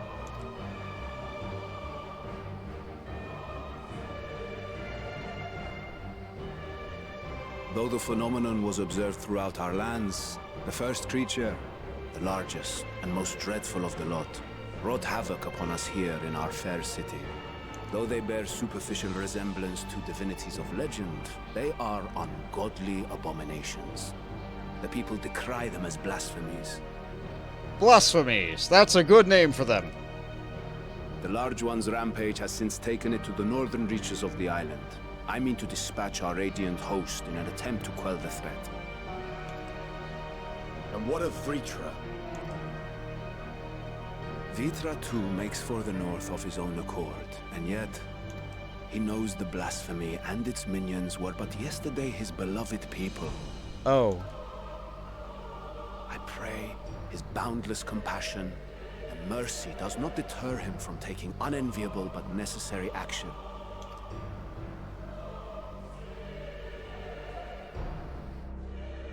Understood. I ask that you allow us to aid you in quelling this threat. You would risk your lives to help us yet again? I have no words to express my gratitude. Our regiments approach the north from several directions, with a number of units set to depart from the docks of Garlemald. They will make landfall in an area of dense jungle, where one can expect to encounter dangers even beyond the fell beasts we hunt. I leave you to your preparation. You will find me at the docks when you are ready to depart.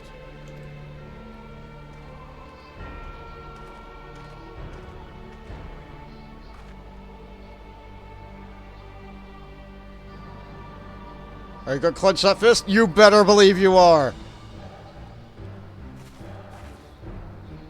We're as prepared as we'll ever be.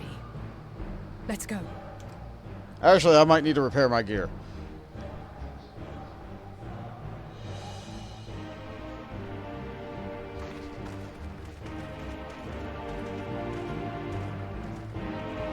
Yeah, I'll catch up with you.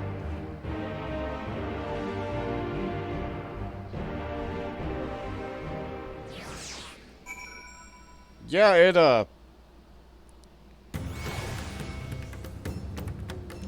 Hi, horse! Welcome to the stream. How is my gear? Actually, my gear is immaculate. Great. Hi, Jade. Hi, Horus. Alright, let's talk to everybody. The beasts are not born of creation magics, Vanaspati, but are rather the altered forms of the people themselves. In that sense, the manifestation of final days differs from that which we witnessed in Amarat. Hi, Mills. Welcome to the stream. And for worse, I dare say, if any man, woman, or child could become a beast at any moment, there's no telling whence the next threat might come. We must exercise extreme caution. Don't worry. No matter how grim things may get, I won't lose heart. I'm ready whenever you need me. If it's true that the people themselves have transformed into beasts, why, even the Radiant Host could suffer the same fate. Or us, perish the thought. Innocent souls twisted and reformed into holy abominations. I thought I had seen the last of such nightmares with the Sin Eaters. We must act quickly, Bont. Every moment we tarry means another soul may be lost to this nightmare. I shall survey the environs closely as we go about our search. There may be some clue as to how we can combat this phenomenon. Usually the most dangerous foe in the worm's domain is the worm themselves. Your Vitra will be as offended as I am horrified. Alright, so let's form up the party. Given that people are waiting here, invite. And it seems like everybody has a role that we need.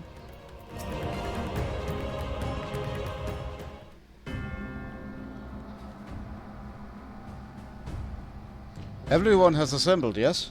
I thank you for lending us your aid in this battle against the blasphemy. Let us review our plan of attack. I would have you board this boat and circle around to the north side of the island. There you will find a dense jungle we call Vanaspati. It is a sacred wood, home to many temples and a number of villages. Vitra and the Radiant Host have gone there ahead of us. I ask that you join them and do all in your power to destroy this blasphemy. Alright, now it's official. We're hunting monsters. Monsters that were once people. Time to try out this phantom rapier. Oh yeah, you got it. Nice. Yeah, I have quite a few random weapons now, too. I think there's, what, 23 in total? And I think I have, like, maybe 10? I don't know. I'm going at a slow pace. I'm just doing my daily runs. That gives me about 760 tomes a day, barring any, like, first-time people or getting duties that can do stuff outside of, like, it can get me so I get a weapon every other day. Like, without putting too much effort into it. I could farm tomes in other methods, but I don't feel like it. Anyway, Vanaspati! I have a really bad joke. A really, really bad joke. Jade hates when I tell this joke.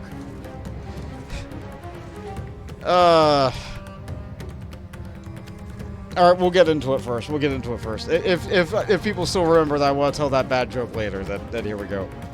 Just a katana day for today for your samurai. Nice! Let's get in. Let me turn my stance on. Am I going to get synced down? I'm not. Okay. Here we go.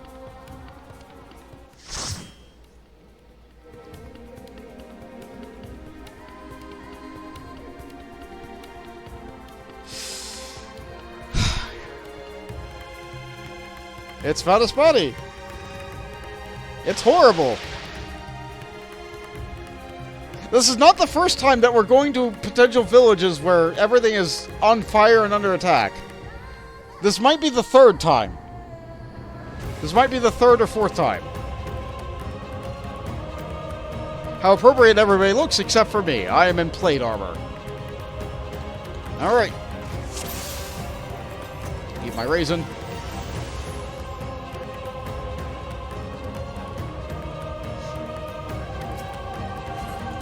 Ah!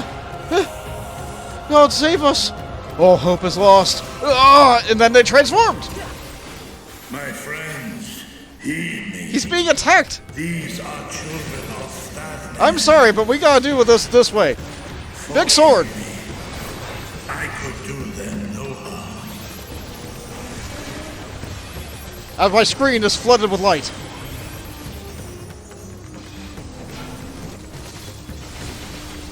I'm taking a lot of damage because suddenly the item level breakpoint has been reached. All my tome gear is basically useless here.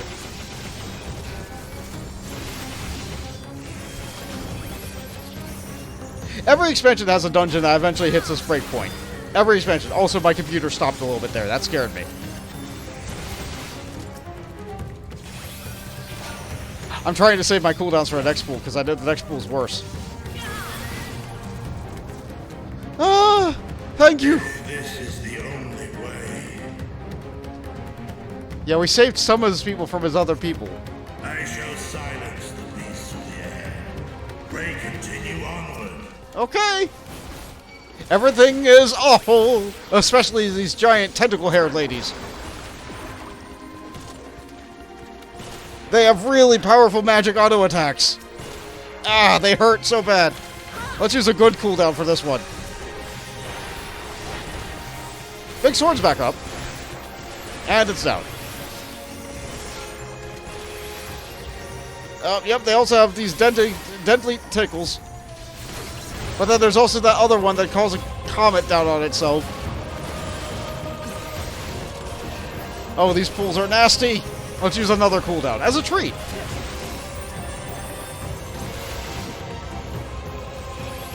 Also, look how huge everything is in relativity to myself. They're shoving each other out of the way to be able to try and get at me.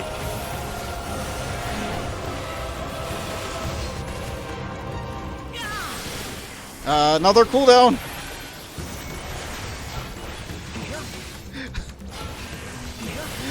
I hate this pull. Like, it looks all nice and easy and dandy, but, like, these things hit really hard, actually. Jade is on top of healing me. She knows how hard this hurts. Oh, not again. Oh, okay, a couple went down. Okay. Excellent. Okay, and we continue. There's a nice clearing. It's circular. With a guy in the middle of it. We'll save you. It's too late. Too late for us all. Oh. It becomes the turn of a snatcher. With a note of despair. They scream. And it hurts us all. What is their signature attack? Mouthing off!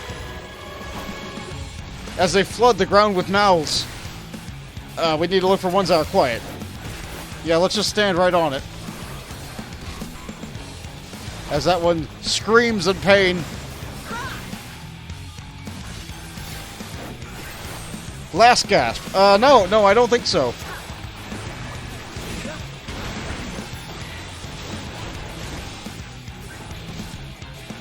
You're mouthing off again? But are you gonna mix it up and do something extra with it? Oh, what is left? Oh, we need to get to your right then.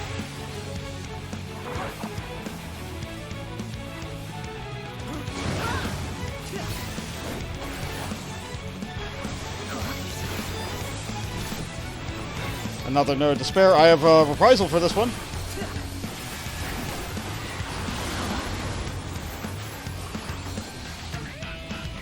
More lost hope.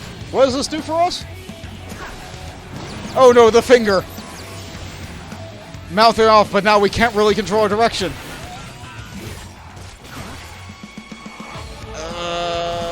Yeah, that's... Yeah, this way.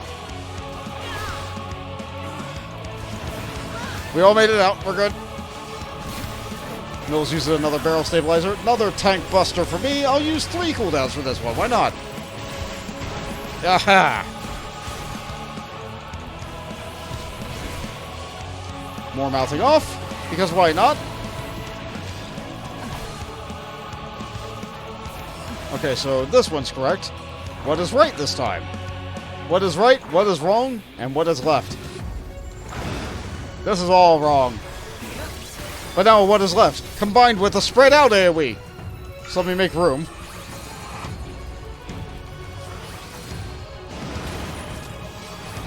I was in my ranged phase right now. I only lost a couple of auto attacks. Shield for the party.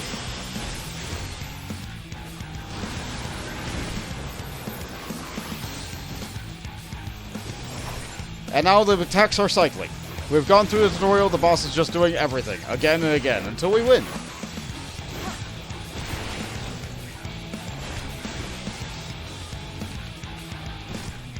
Oh, I'm gonna get hit. Ah. Whatever, I'm the tank. Ow!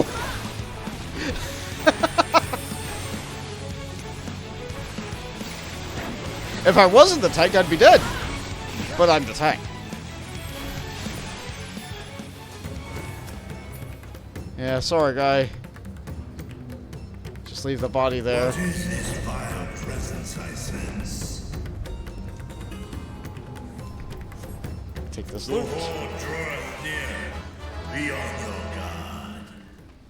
Couple more guys. It has come! Oh! Ah! Oh, right, I can't combine this pool. Oh, well, I'm still going up to the thing. I've already moved past it.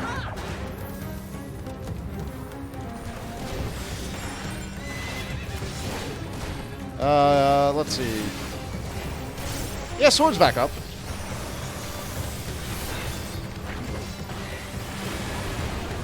As Jade continues to cast Holy in the middle of them all. It's great. You see, every single one of those flowers is one of Jade's Holies.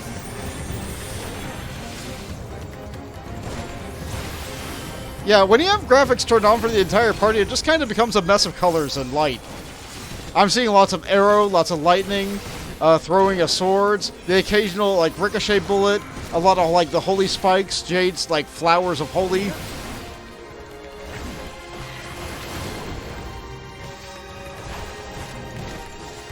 As Bills just throws bullets at them, literally.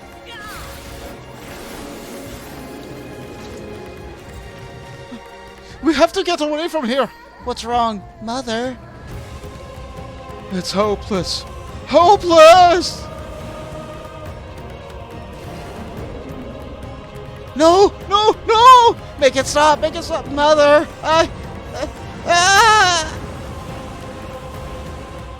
Well, we have to kill the family! It's not like they're tempered or anything. We can't fix this.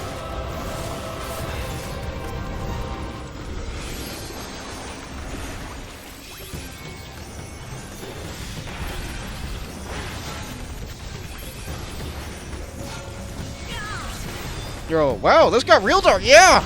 Welcome to the Cosmic Horror expansion.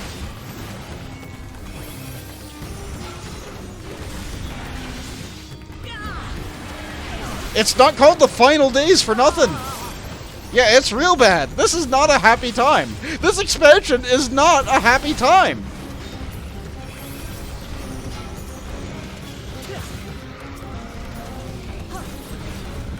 To be fair, a lot of Final Fantasy games are not a happy time. Most aren't.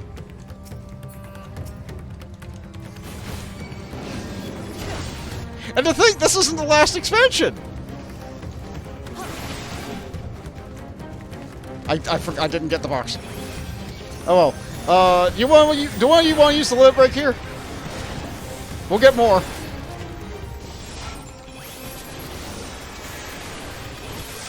Thank you.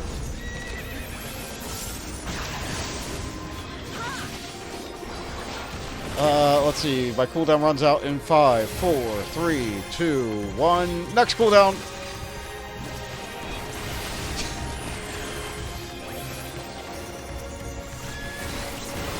Walk through the mobs. It's the easiest way to dodge the lines.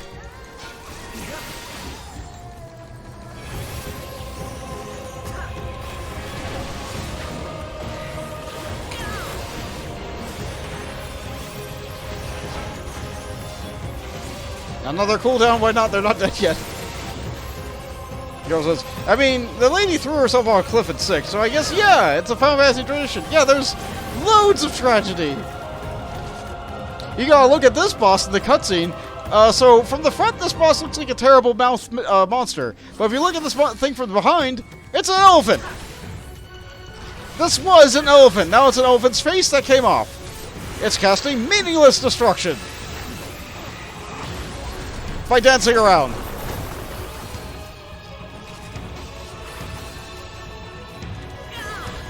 Unholy water.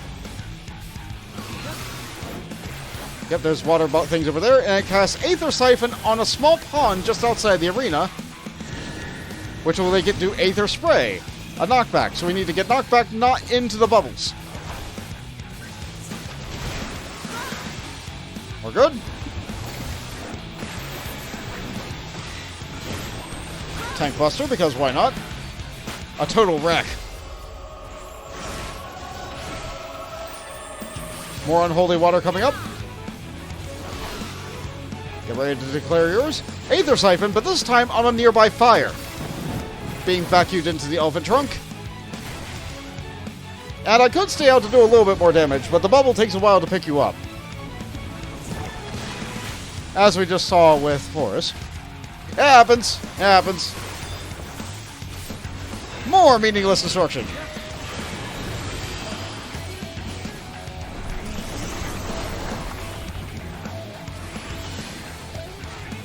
I mean, I got hit by the mechanic on the first boss.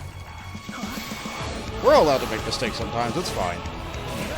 Now the water Aether Siphon. I think this is followed by a stack marker. So I'll try to get knocked in the same direction as Jade. Oh. Yeah, there it is.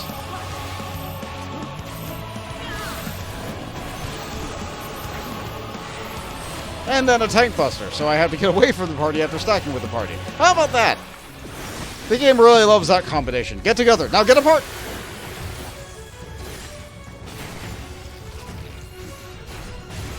Yeah, things are real bad. More fire. Get nearby a bubble. One more attack. Yep. And I go. Alright, one more big sword.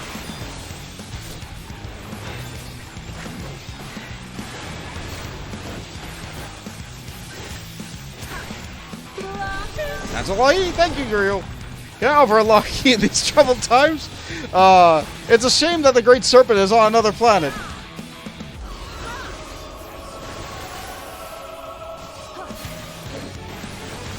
I don't even know if the Great Serpent would be of much help against that, though. It helps my brain. Thank you very much for having considerations for my brain. I have an earring, but I'm going to need that earring so I can potentially get a gear upgrade when we get out of this.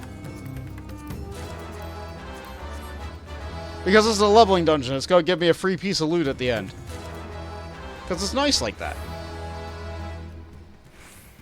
Oh, it's real bad up there. Oh no, Breacher has a lot of work.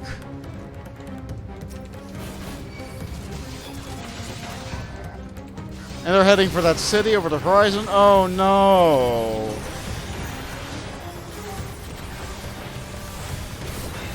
Well, we're here to handle the big one.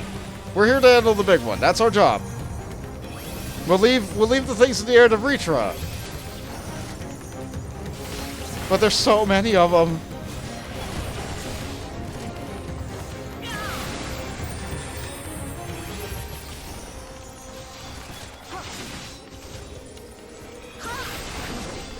If you come in here with the trust, the duty support, they have choice comments on pretty much everything going on. Like, every single one of them is, like, absolutely gobsmacked. They're horrified. About as horrified as I am. Maybe more so. Alright, so, kill this one first. Because it'll make more mobs spawn sooner.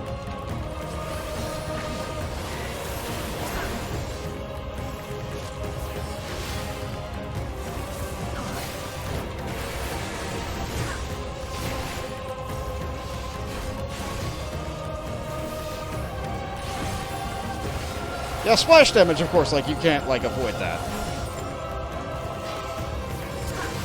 Okay, and with that one down... monkeys.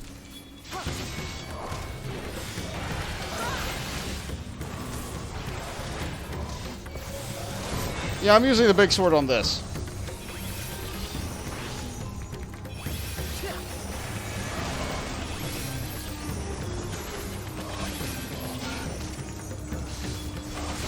Yeah, a lot of these enemies look really familiar. They are using the same models as the enemies that were in the final days in Amarad. Because, hey, guess what? They're back! They're just in modern times now. Were the people of the modern age ready for them? No. And that was Fandaniel's plan. What a very convenient battle arena with a temple. With a great big statue? But here it comes. With eyes and mouths everywhere. The statue is broken, but it's giving us a hand. Blasphemy! Svarbanu! Wait, that name sounds a little bit... Is that name familiar? Haven't forgotten that name?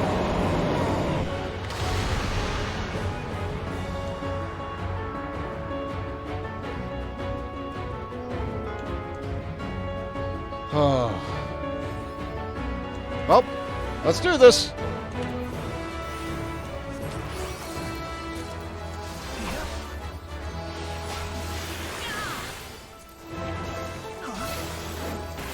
Heavy area damage incoming. And Jade was ready for it.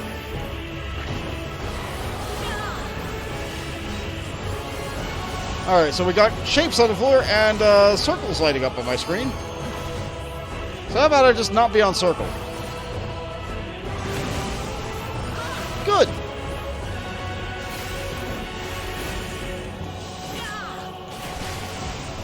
More shapes.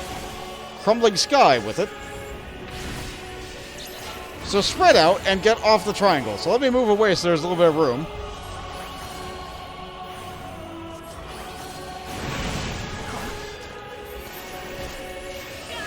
Yeah, if you get hit by both of those and you're not a tank, you're probably down. Gnashing Teeth. A tank buster. It's going to dive straight at me with its whole... Ow. Fortunately, I'm a tank. And I'm ready for that kind of thing. More shapes. This time with a crumbling sky. So knock back, and don't get knocked back onto triangle.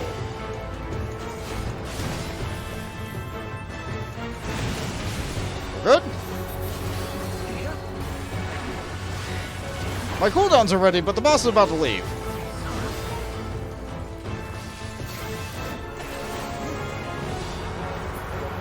Okay, goodbye. There's that platform over there, or above it even. We can't hit you there. Get back here. Okay, so meteors are going to strike down and hit... Oh, very nicely marked tiles. With circle AoEs on the ground as well.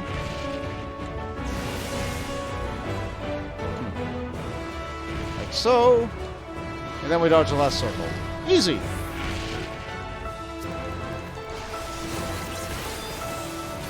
Big sword.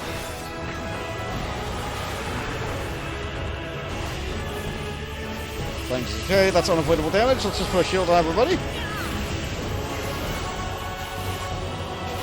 The boss likes to face south. Oh, well, I'm turned there naturally. Crumbling sky. We got our circles and triangles. We go this way, and we want to try and get knocked separate directions.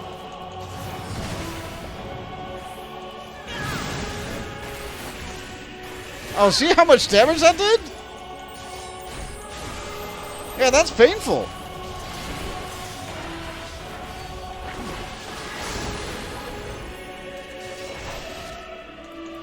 Yeah, this is rough for a healer. Then again, healers at this level have, like, what? About 8 buttons to handle situations like this?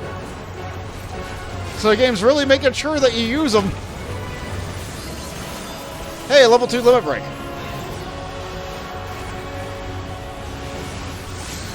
Thank you, Bills. Okay, get off the blue.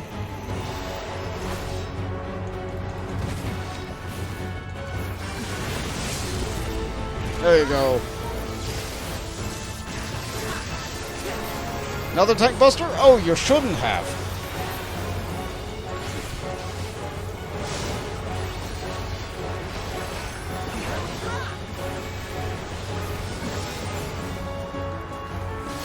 I'm throwing everything I got at him. We almost got him down, though. Another barrier for the party. And we got it. Well done, team. How you been leveled? So what happens when you beat the blasphemy? The body remains. It doesn't dissipate into aether or anything like that. The body remains. We are not happy about this victory. Also, they were here too, I guess.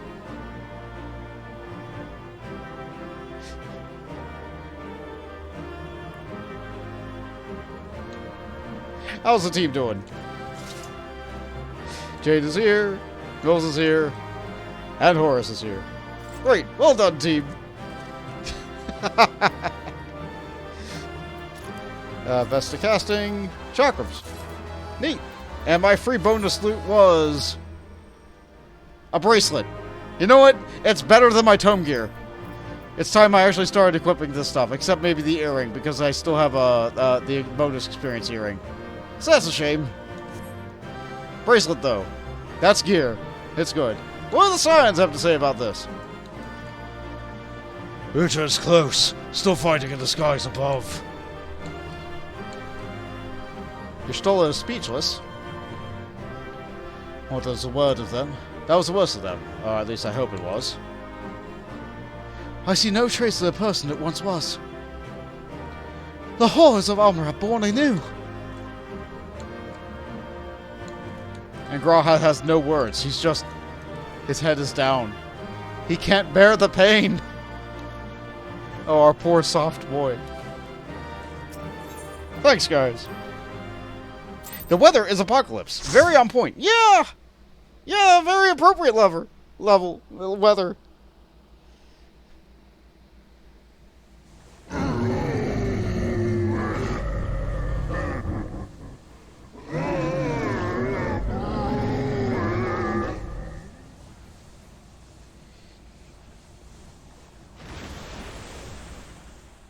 Okay, it does explode, but explodes into nothing. Feared. What is it? The beast was there, and now it is no more. Yes? Indeed. We saw it plain. But you didn't, did you? I saw nothing. Not the blasphemy that perished here, nor the other men turned beasts. And because of this, I now see all too well. What did you not see with your special eyes? There is no ether. Where the creatures should be, I saw naught but emptiness. Emptiness? But that would mean... Recall the words of the Watcher. 'Twas a stagnancy of ether, a cessation of flow, leading to decay and absence. that led the ancients to conclude their star was dying. This is the same phenomenon. The instant these people are seized by the transformation, their ether begins to rot and crumble away like dried mud. Until, from their corporeal forms to their very souls, naught remains. So there is no fixing this. But the beast spoke with its dying breath. Surely at least a sliver of the man it was endured. Mayhaps so. But even if the process was incomplete, it was little more than a faint residue. Gods be good. You're saying they cannot be saved? Not by any means known to me. Or by any means at all, like as not. For there is naught left to save.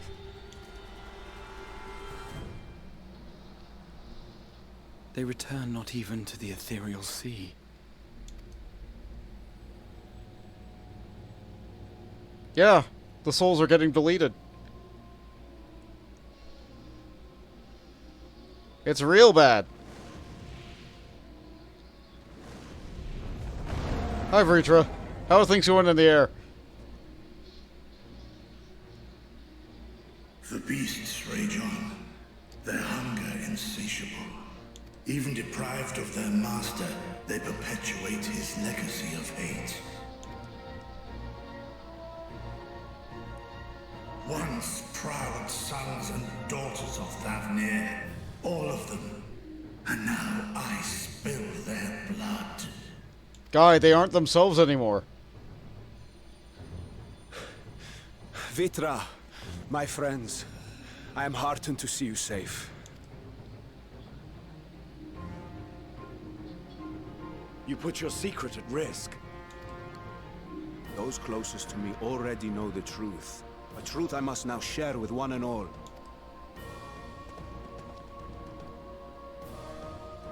Vitra, calamity has come to Radzatan. Our fair nation is rent by screams of pain and despair.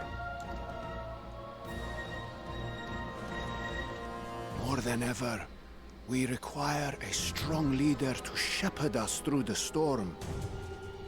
Reveal your true self to our people, Vitra, and guide us to salvation.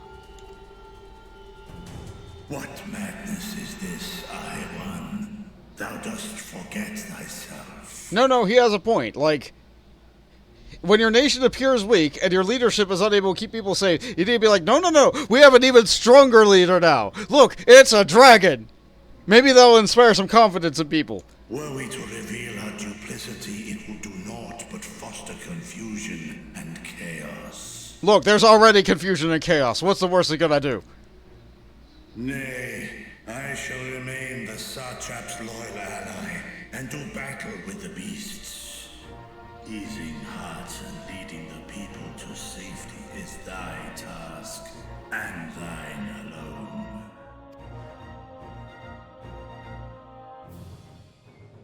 I ask that you remain at Ahewan's side, and render unto him what aid you may. I know not what lies ahead, but without you, Radzatan will not survive.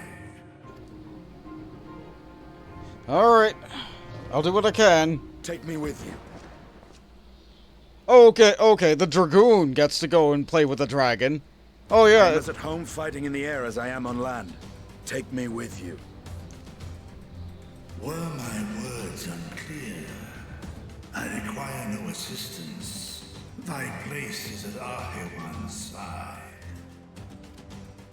Estinian, here. A link pearl? The last thing you ever wanted. A link pearl. We'd gain much from knowing your elevated perspective. And it'll keep you from getting lonely, which I know you loathe. You heard the man. Seems I'm coming with you after all.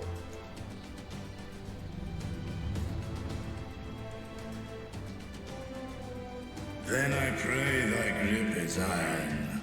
Be it on thy head if thou dost chance to fall. Fair enough. Now, shall we? Yeah, he's a dragoon. He can air jump.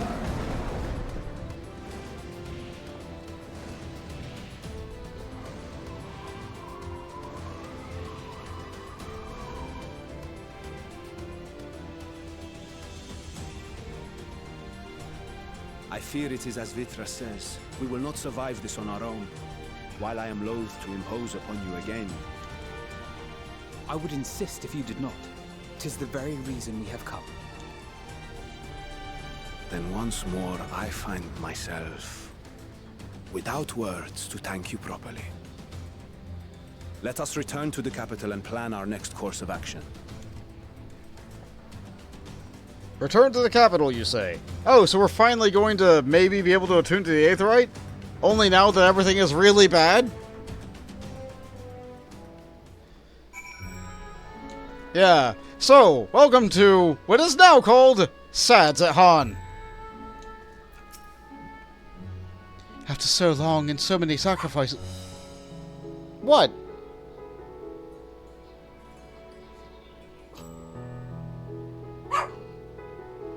Hello? Hold on, dog time. Hello? What's wrong? You okay? What's wrong, Biscuit? What's wrong? Hello? What's wrong? Why are you barking? You just wanted my love, didn't you? Oh, baby. Baby. Oh. Poor Biscuit. You okay? That's a good snort. Okay. Good boy. You're right there. Okay. Sorry, the plot got a little bit too heavy. Biscuit said it was time for pets.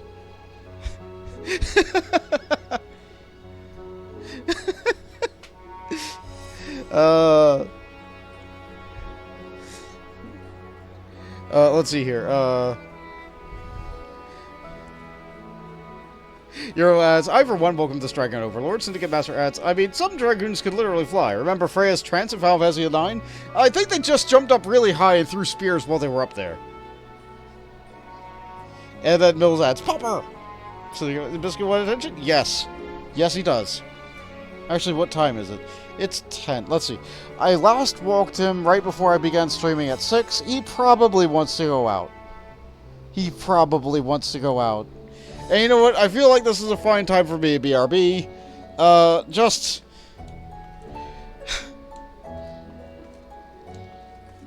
This feels really bad to AFK at this point, but like...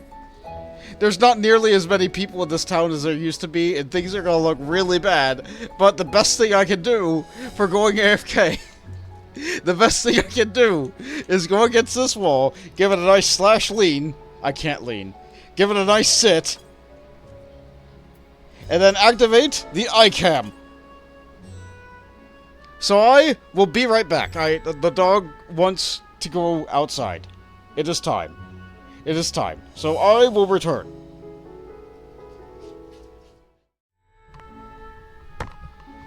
I return. Hello. Hi, Fawns. Welcome to the stream. Yeah, sorry you came in while I was AFK walking the dog. Biscuit, barked at me because he wanted to go outside. So, a lot has happened in the story, Fawns. It's not a great time. But I need another moment before I advance the main plot. Because I got another package from Throne. So let's take a look at what this is. What is this?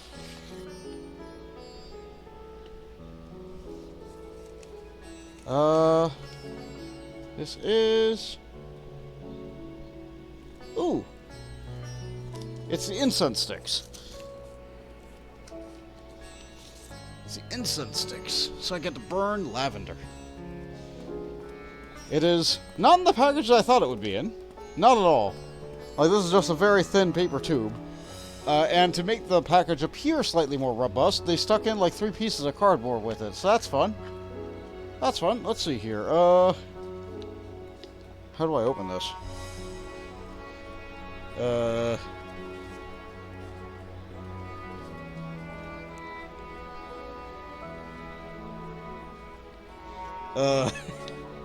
I guess I need to, like a package I can just rip open with my hands, but this thing is this is something. It doesn't have like a seal, and it doesn't look like it has a tear side. It just, So I guess I just, this side appears stiffer. Ooh, rare voltage McGammar unboxing. Alright, normally I don't get packages at, like, this time of night, but here we are. Okay, I open the package. How many sticks of incense is this? It looks like 20. Alright. Wait, no, I can't count. How many is this? 12. Alright, that's a lot less than 20. I'll try to find a better value on that, because I know you guys can only get me what I put on Throne, and I want to make sure that you guys get good values too. So how's this smell? Do I have a lighter in here? I should. The only thing I would have a lighter in here for is, like, if the power goes out and I desperately needed a light to be able to find my way around. I think I got rid of the lighter. It's very warm. This smells good, though. This smells good, even without lighting it.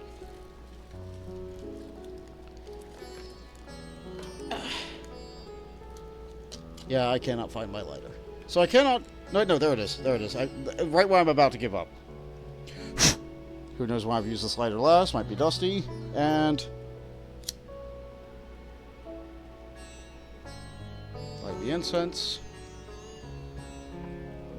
Let the tip burn. Get a nice glow on it. And...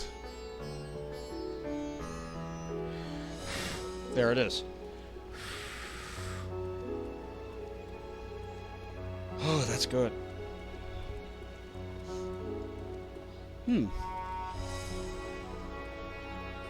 It's a little bit different than the lavender I get in the store. Maybe that means the lavender I get's really cheap, or this is really good. Or both.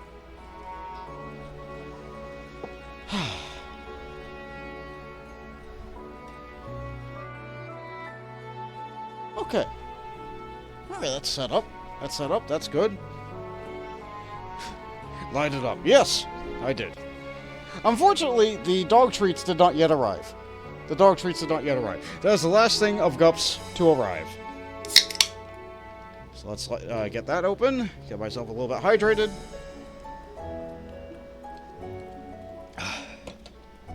And we're here. And we're good. And we're all set up and ready to go.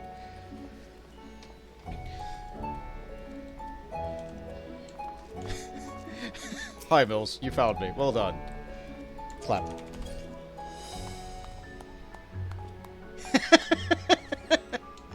Alright. So, for people who got here late, the weather is currently apocalypse. The final days have happened. The sky is red. It's awful. Everything is bad. Everything is bad. After so long and so many sacrifices, we finally found a way to cure the tempered. But these poor souls, they vanished without a trace. Is there truly no saving them? While Stinian and Vritra defend Radzahan from above, we on the ground must find a means to prevent those transformations, and soon. All life must meet its end. Yet death, in turn, gives birth to new life, such as a flow of aether. I think the natural cycle could simply be cut off. The very thought makes me shudder. A stillness in the air puts me at ill at ease. We must be wary. Worry not. I can see your aether and that of our companions. We have not suffered the fate of those unfortunate souls. Good! A host is being sent throughout the city to try and help people. Our radiant host has eliminated the immediate threat to the city, though it pains me to know that these beasts were once my own people. Biscuit? Biscuit?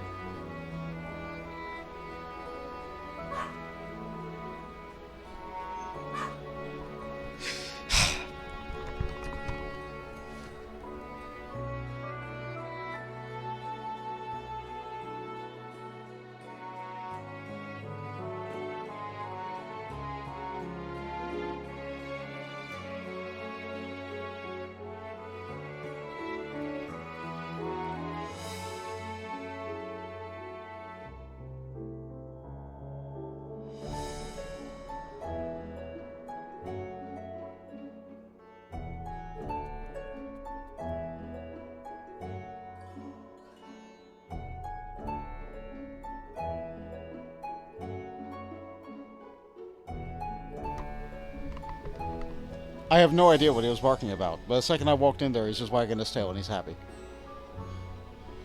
He followed me back. He's still wagging his tail. What? Why are you being like this tonight? You're not like this any other night of the week. Are you only like this when I'm talking at the magic box? Silly boy. Silly boy. There's no telling when or else the next transformation might occur. We must remain vigilant and steel ourselves for what is yet to come. I'll take the money, because the rest of this die I'm pretty sure can just be bought. No, only this one can be bought. I'll take... honey.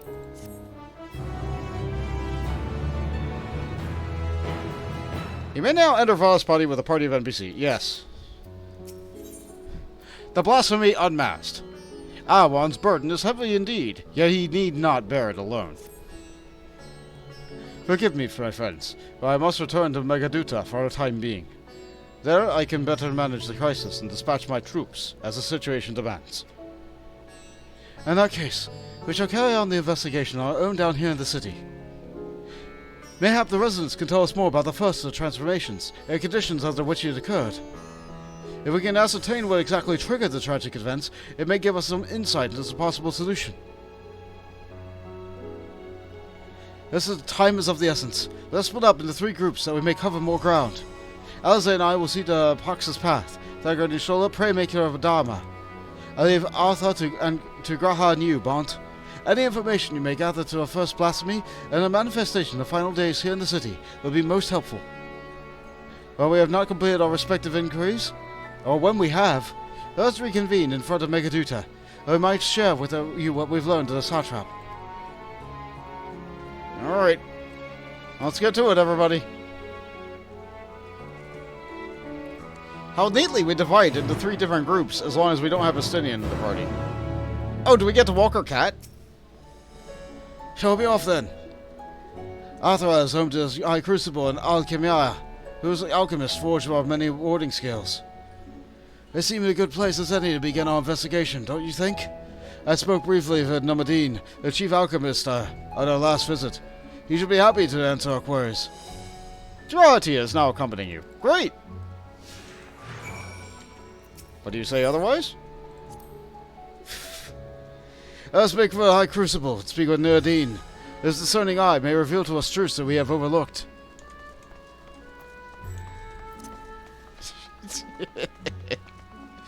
Mills.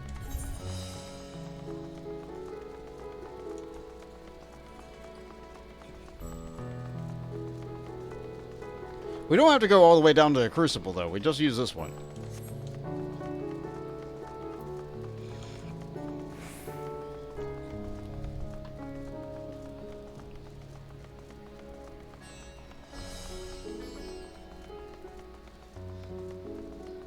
I guess this is the High Crucible. The other one's the Great Crucible. It's not quite as high. This one's higher on the stairs. I remember those red eyes. You're with those scions who commissioned the skills from us, yes? I welcome you back to the High Crucible. What brings you here in these troubling times? We're assisting the satrap in this investigation of the crisis that plagues the city. Did you happen to catch sight of any of the creatures? I did. As I was going about my work, I was disturbed by crashing footsteps so powerful that the very ground shook. I rushed outside and could not believe what I beheld. The night sky was burning. Suddenly I heard panicked screams coming in all directions of the Basan Bazaar. In the next instant, a monster beast poked its head out from amidst the stalls. A handful of the Radiant rushed to the scene, only to be swept sprawling as the fiend and its minions propelled themselves skyward. So the blasphemy came from the markets. This knowledge may prove useful. I thank you for sharing your tale. Well, I do believe we now know where we should inquire next. To the bazaar, then. Sure thing, Raha. Eero adds, I was going to make a dumb joke about how we should take the money. Take the money because salvage wasn't worth much in the early game. But I now know enough about MechWarrior.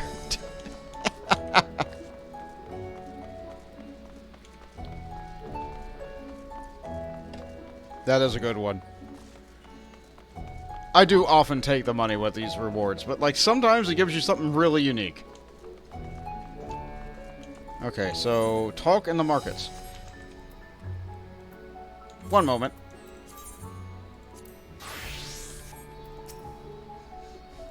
Oh, you must be Bond. Mr. Serena told us all about you. Said you're quite a renowned miner. The name's Leona, by the way. The mistress charged me with managing your rods at Han Branch. Looking forward to doing business with you. Which is to say, I've gotten anything special to ask of you. All I mean is that your business is just as welcome here as any other House of Splendors. Of course, I'd certainly prefer you do more of your business here than anywhere else. Esteemed clients like yourself attract even more customers, you see. And if we keep drawing in business in a good clip, before long we'll have to rebrand it as Ophelina's House of Splendors. That old witch won't know what hit her. Don't you worry about that last part. Just peruse our wares and buy something if it strikes your fancy. Alright, we can now use the House of Splendors in this region. What a very tactical lady.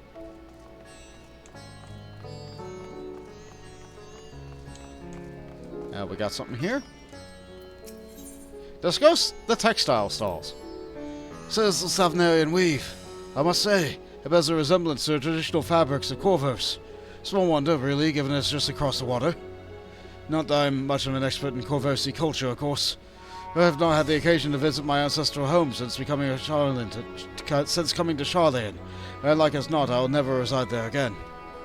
That said, in recent days, I felt more acutely aware of my heritage, and grateful for it.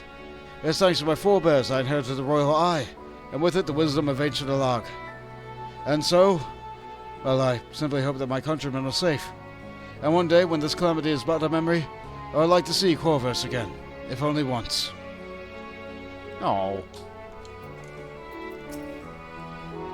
Forgive me, but my shop's closed until further notice. Needless to say, we've more pressing concerns these days. They've come in search of not in wares, but information concerning the enormous fiend that tore through the bazaar. Have you perchance witnessed anything? Afraid not, my friend. I was here the whole time, so I only saw little minions. May have messed with the place they did. While there was all this going on, the big one just tore through the west side of the bazaar. You better luck asking over there. Okay. The beasts that attacked us here were scrawny little things, but they caused as much damage as the bigger one. Until the Radiant Host saw them off, it was all I could do to run for dear life. Well, I'm glad you ran. Biscuit is now licking my leg. Oh, baby. Child. Oh. There's something the matter, traveller. Very lost, you perhaps would be of assistance. Offer is most appreciated. We are not lost, we are in need of information. Might you know anything about a gargantuan beast that rampaged through the bazaar? I saw it all. Oh, I wish I had not. I was going about my work, when all of a sudden a piercing scream cut through the air. I turned around, and there it was, the fiend, its massive body bursting through the entryway of the force of a tidal wave, and it was going as quickly as it came. Fortunate was I to be inside my shop at the time.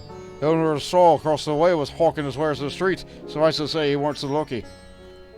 My condolences. And we have Radvira. Sisters have mercy. What has happened to my world? What am I to do? Is nowhere safe? Settle down, friend. A danger is past, at least for now. If it's not too much painful to remember, could you tell us what you saw? First I saw the screams, and then a horde of ravening beasts came through, charging towards us. One of them was huge, bigger than the Mard, throwing people like ragdolls. It was eating them. I hid under the counter, saw others do the same. Well, shrieking and wailing kept getting louder. More voices of the throng, beasties or victims, I couldn't tell. I thought I knew what was happening. I still don't. That's enough, my good man. You were brave to share with us your tale. Many of your fellow merchants are safe. The High Crucible, too, has survived, mostly unscathed. Pray stay close to your friends and loved ones, and rest your body and mind while you're able. I suspect that is most we expect from people who have to tell us here. I think we'll best find a place outside the bazaar, which might be able to rest and review our findings. You know, like maybe the bar? Just north of the bazaar? They say it tore through, so that seems like the logical place where it came from.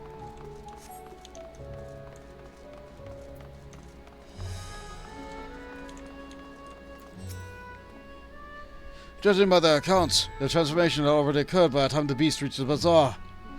It tore through the west side of the bazaar and headed towards the Aetherite Plaza. In other words, the blasphemy may have first appeared in this vicinity. That being the case, the people in the Mahina can surely tell us more. Sure. Let's go to the bar, get a drink.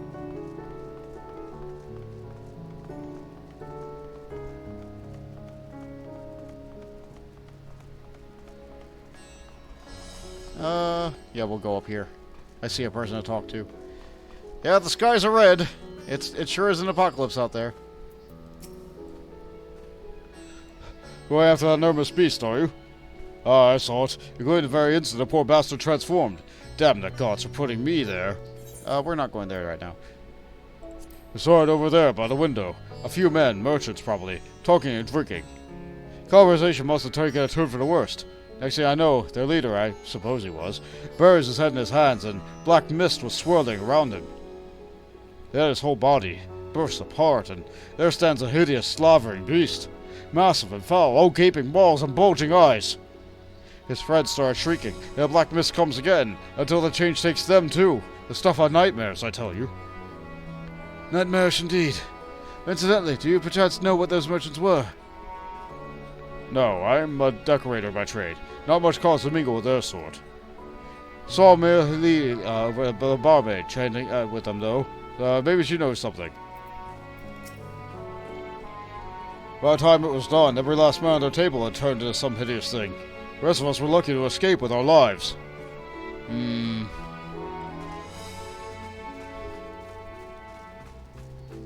Alright, so... we talked with you, but I guess not yet. Huh? Oh, pardon me. I was just... anyway, take a seat wherever you like. We're open for business as per usual. Yeah, no dancers today. I'm surprised none of the seats are upturned. Maybe they decided to clean up after a whole incident. Even after repairing all that damage, it takes a while for business to pick up again. Can you tell us about what happened here? You mean the blasphemy? That's what the Radiant has been calling it anyway. I saw it too. We all did. I was standing here at the counter, as Mir poured me a drink, but suddenly there came this dreadful sound, like a pained, angry groan. It was unlike anything I'd ever heard. I turned around in shock, and from an ominous cloud of black mist rose the creature, enormous and ghastly to behold. As for what happened next, to recall it sent shivers down my spine. By some stroke of fortune, I was able to slip by outside before a beast got its claws on me. But the sight it greeted me after offered no solace. The blue sky above turned red as blood. Meridor, myself, and the other survivors clung to each other for dear life until the Radiant host came to our aid.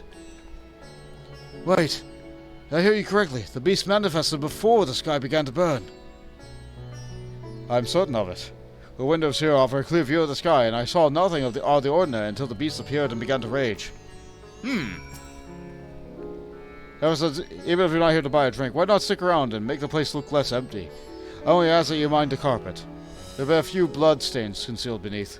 Oh.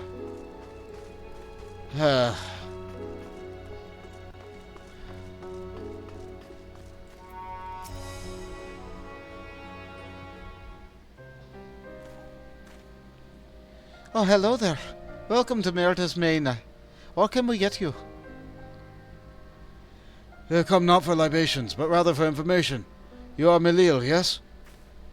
We're investigating the so-called blasphemy that Satrap's on behalf. We hear it was one of your customers, a merchant, that first underwent the transformation. What can you tell us about him? He was something of a regular here, especially of late. Khazal was his name. He ran his own consortium, dealing primarily in exports of Thavnairian specialties. I kind of remember that guy. I remember I heard that name before, It's through him that we met Matsya. Yeah, that's it. Yes, the name rings a bell. Didn't you meet them both on your first trip to Thavnair?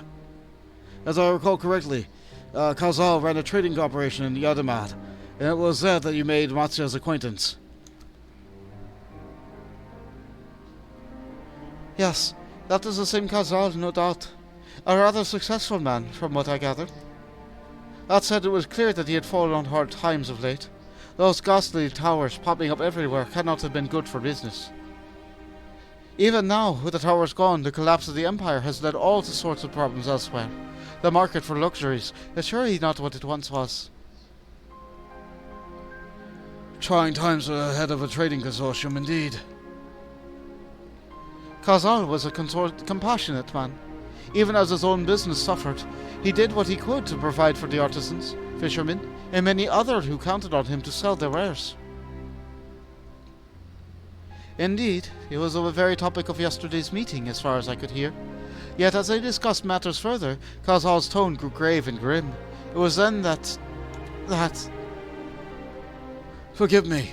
I would not have recalled the memory if it brings you pain. If I could, I would ask you just one more thing. Did you notice anything unusual about Khazal in particular? Please, anything at all.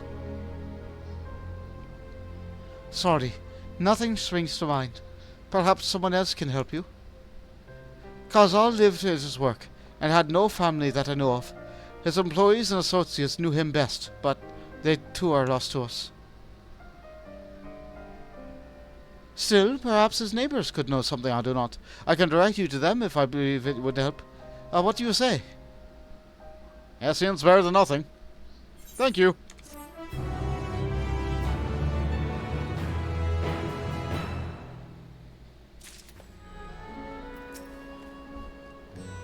Thanks to Malil, it appears that we at least have a new lead.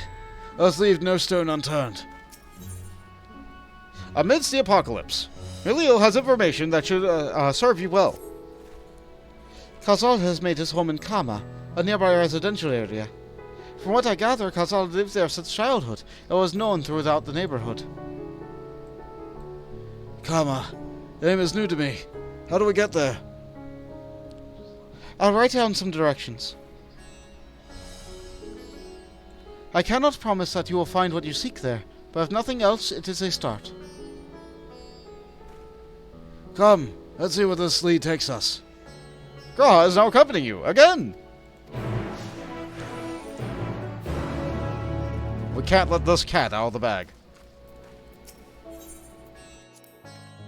Residents of Kama should know more about Khazal's circumstances. If we follow Malil's directions, we'll be there in no time. The reason they have all these talking points throughout the city on the way there is because you previously could not teleport, so we're going to talk and walk. Have a big walk, if you would. Let's see. After leaving the Mahina, we're to retrace our steps and head back towards the Aetheryte Plaza. It's nice having someone like this give directions. Really, really, really nice. Also, I'm not sure if I'm attuned to Aetheryte. No, I'm not. Am I allowed to? Will the game let me yet?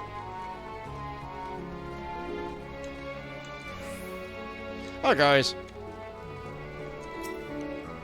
According to the message of Ace, the Aetheryte has been temporarily disabled. No. Oh.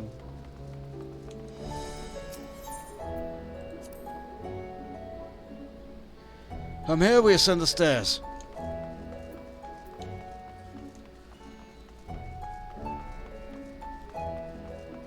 Alright, these stairs go up.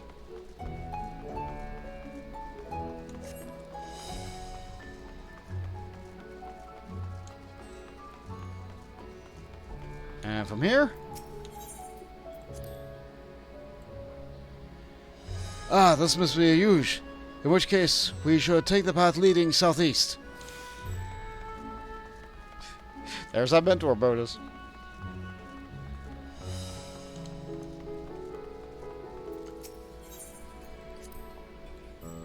If we keep going this way, we should arrive in Kama before long. Walking these unfamiliar streets is quite the adventure, is it not? I can only hope that we explore routes at our leisure once this crisis has passed. Yeah, that would be nice. Just walk around the town with a Catboy.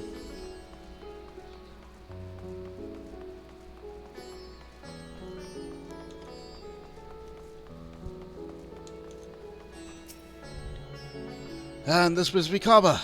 We've arrived at last. Let's begin questioning the residents without delay. No doubt someone here can tell us more about Khazal. Given the recent events, I imagine many are taking shelter indoors. Yeah, probably. Except that one.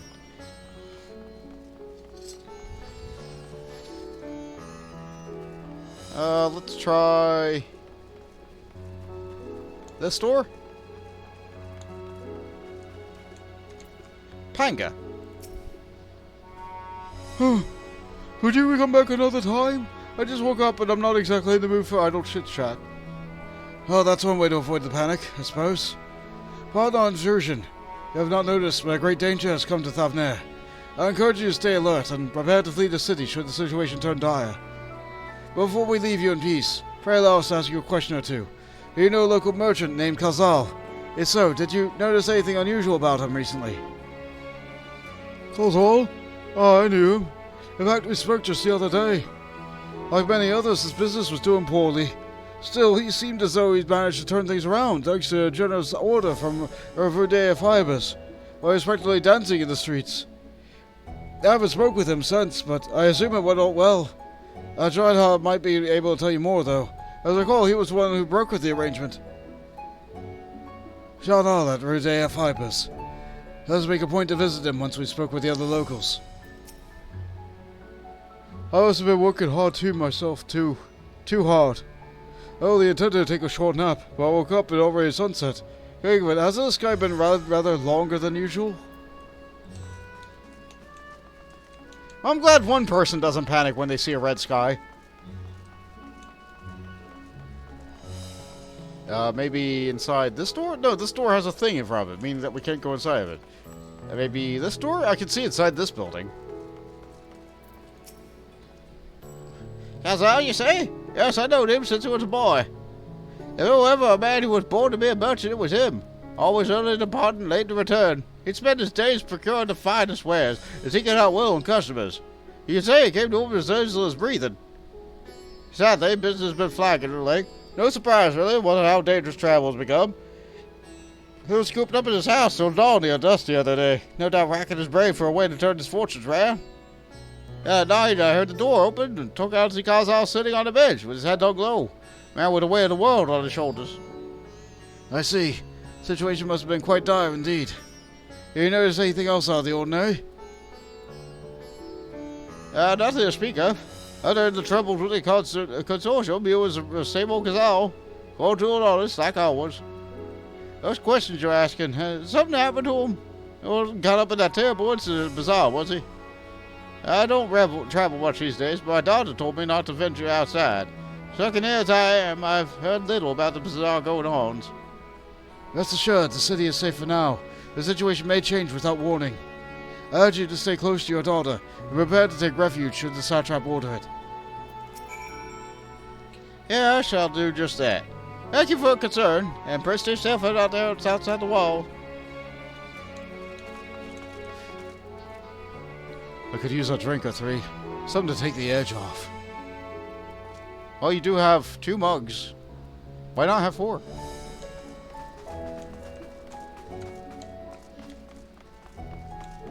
Looks like we exhausted all the dialogue options here.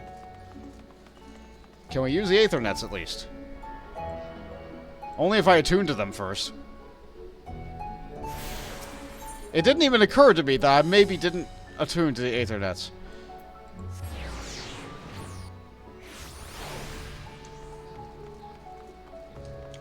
It looks like a lot of the points went away, but new points popped up.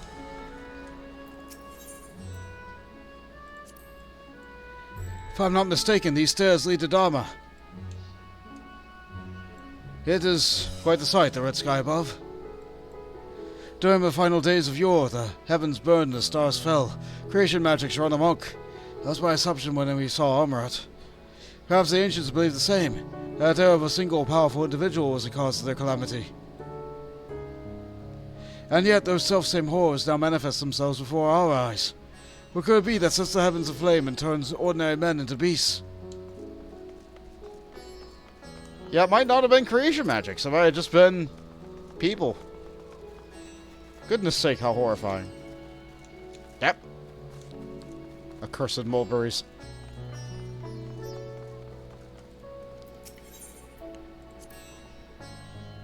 They're farming silkworms. This must be Rudea fibers, where they should find a Jadna Baha.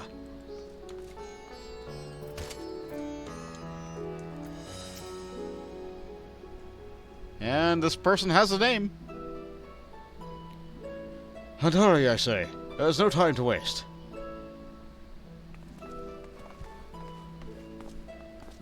Hello. We're kind of like the officials. Pardon me. Are you in charge of buying and selling here, yes? We have a few questions that we'd like to... I'm sorry, but I simply don't have time to chat. If you haven't noticed, we have our hands full at the moment. We must carry out all wares and equipment in safety before those accursed beasts return. I'm sorry, we must press you. In that case, might we be of assistance? Perhaps we could speak when the job is done. Ah, very well. Please start by helping us move our equipment. As the others are put where? Great, once more, I have been conscripted into heavy lifting. And you can carry our fabrics. Doors. Go through that door and speak with Kamala. She'll tell you the rest. Remember, those textiles are a livelihood. Handle them with care. Alright. Euro adds, the heck is Link from Breath of the Wild doing here? Oh, that's just their fashion. Yeah, their fashion and Gerudo fashion is very similar, the Thavnairians. They both live in a very hot environment, although these guys live in a jungle, as opposed to the Gerudo deserts. You'll get your answers after you kept your side of the bargain. Now off with you! Okay. Through the doors and find the person. Once again, the back of my leg is being licked. Biscuit. Wants love. Hi. Good boy. This area is for employees only. Out! Out! No, I'm here to help. You need me to lift a box?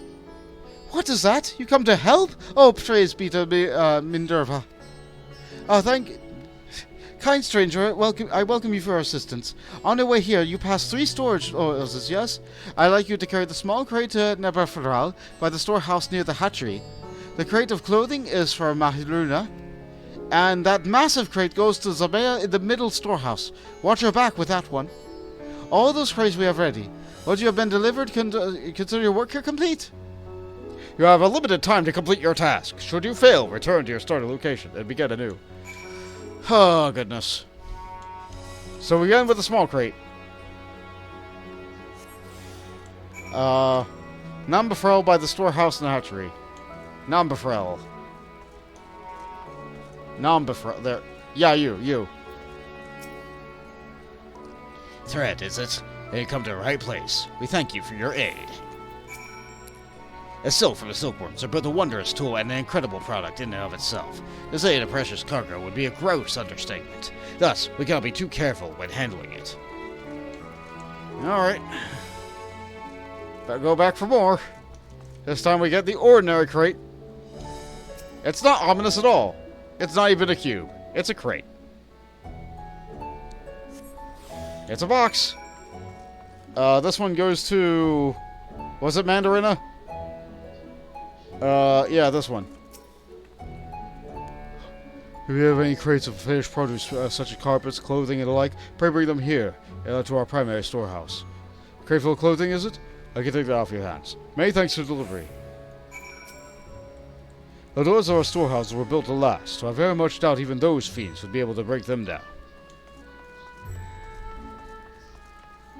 And now the weighty crate. Oh, this is taking a while to interact with. Okay, where does this go? Zamia by the middle storehouse. Herc. We have load bearing. Carrying the weighty burden of growing wearier with each passing second. So you.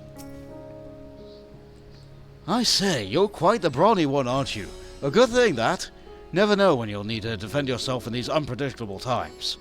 A crate of fabrics, is it? Exactly what I was hoping to receive. Here, let me put that away for you. That's a hydrate, sure thing.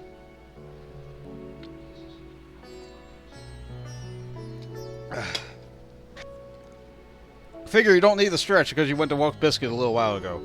I'd say so. Biscuit is also doing a good job of making me have to lean down out of the chair to give him scritches. He's very excited. Very, very excited that I am interacting with him. The tower is now raised. It's time we plan for the road ahead. Doubtless, silks and textiles will become a cornerstone of any future economic prosperity we may see. Thus, we must continue to safeguard them as best we are able.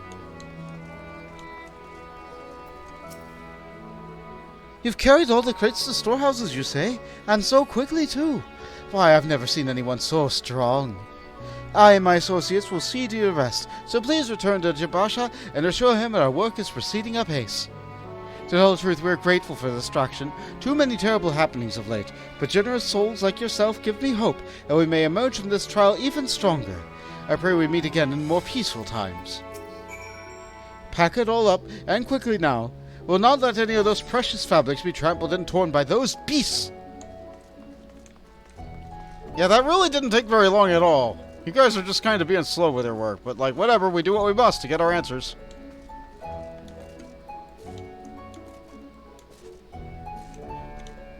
There used to be a terrible physics problem with these leaves. It's not here now. But still, like, I still remember it, I think it's funny. Wait, what are you doing here? Are you cooking the worms?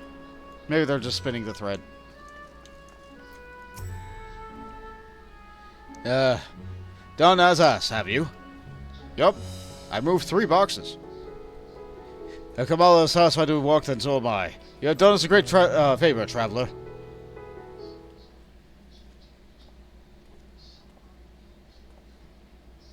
I too have delivered the instruments and apparatus entrusted to me.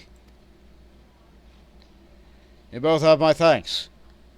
With our wares safely stored away, we're not to lose any more of those fiends. I take it your establishment did not escape the attack unscathed.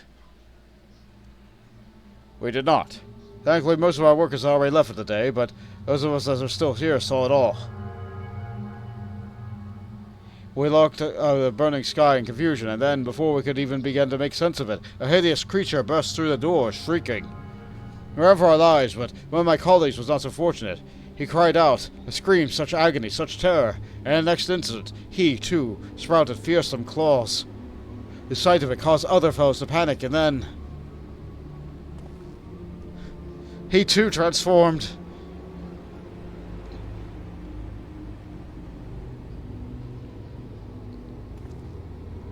I'm sorry. There was something you wanted to ask? Indeed. You knew the merchant Khazal, did you not? I believe he had some dealings with your establishment. Khazal?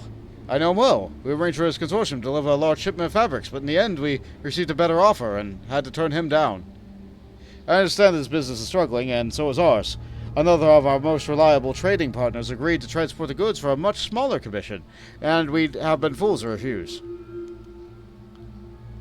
I feel terrible for withdrawing the offer, but you must understand, we simply had no choice.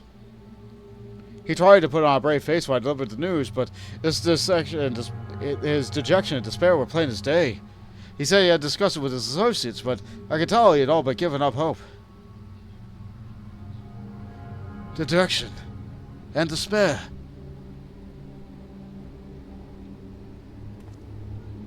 You remember what we saw in Vanaspati, yes? Soldiers and jungle dwellers pushed to the very brink of turning into beasts, one after the next. It would seem the same phenomenon occurred here.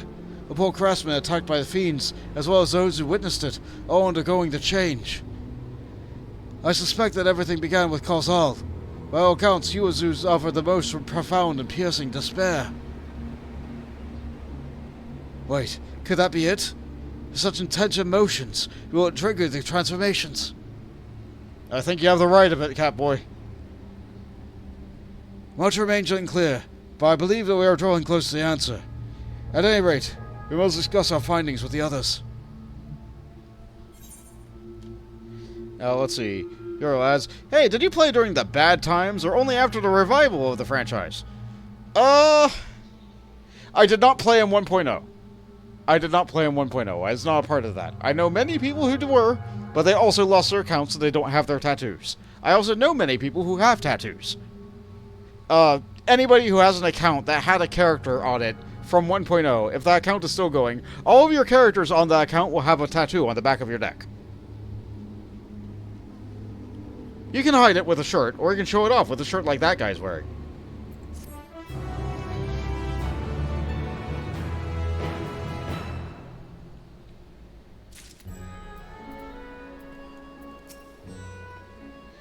Can the despair in a man's own heart consign him to such a terrible fate?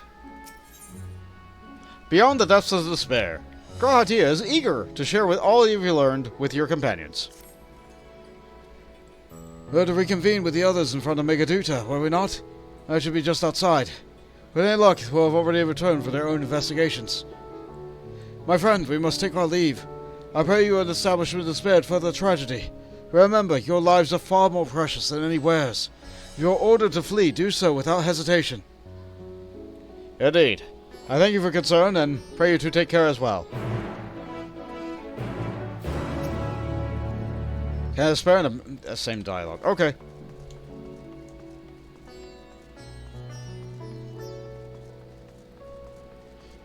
Yeah, it's just outside, just over here. Oh. Oh, I saw this terrible beast! By the gods, is everyone alright? And that one was way too long for me to see, so let's back up and see if I can see that again. We escaped somehow, but what in the heaven's name is happening to our fair city? Whatever is the meaning of this? Who is the culprit? Surely the Satrap will offer his wisdom and guidance to us. People are getting restless. This is a recipe for disaster. Finished with your rounds and ready to share.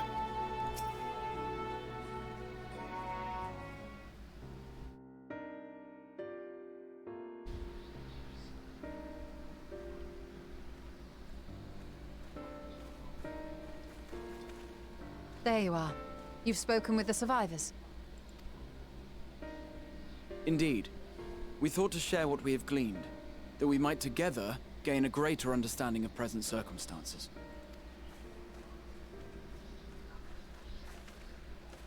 Fortuitous timing. Alize and I completed our own investigations not long ago. Then we should take a moment to compare notes. Shall we begin with the two of you? Alright, so, basically, if people get really, really, really sad, they become a monster.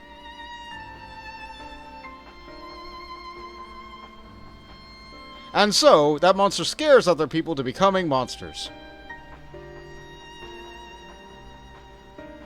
So the merchant Karzal was gravely concerned about his business in the days preceding his untimely end.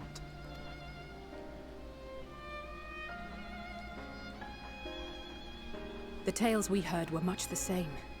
The first victims to be changed into blasphemies were all overcome with anguish of one manner or another.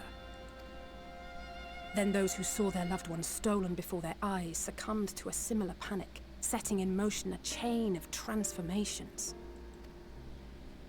Fear, unease, despair. These negative feelings serve as a catalyst. If so, then it is not unlike the calamity that befell the ancients. With their creation magics, they unwittingly gave form to untold horrors. Had they simply lost control, surely it would have manifested in many forms, not all of them monstrous. Yet somehow, this phenomenon is triggered solely by the darkness in their hearts, a common thread with what we now witness. Common, but not identical. While the beasts the ancients faced were forged with magic alone, those of today are born of sentient beings. Why remains to be seen, but there is one fundamental difference between us and our predecessors. Our souls are sundered, whereas theirs were not. Perhaps that single variable makes all the difference. If I may, there was another detail that troubled me. We have it on good authority that Karzal's transformation took place before the skies began to burn. What? If that's true, then the situation's more dire than we realized. It means even if there's no ominous sign presaging the final days, anyone, anywhere, has the potential to become a beast. Yeah, anybody can become Odio. Even in lands we thought safe, even as we speak.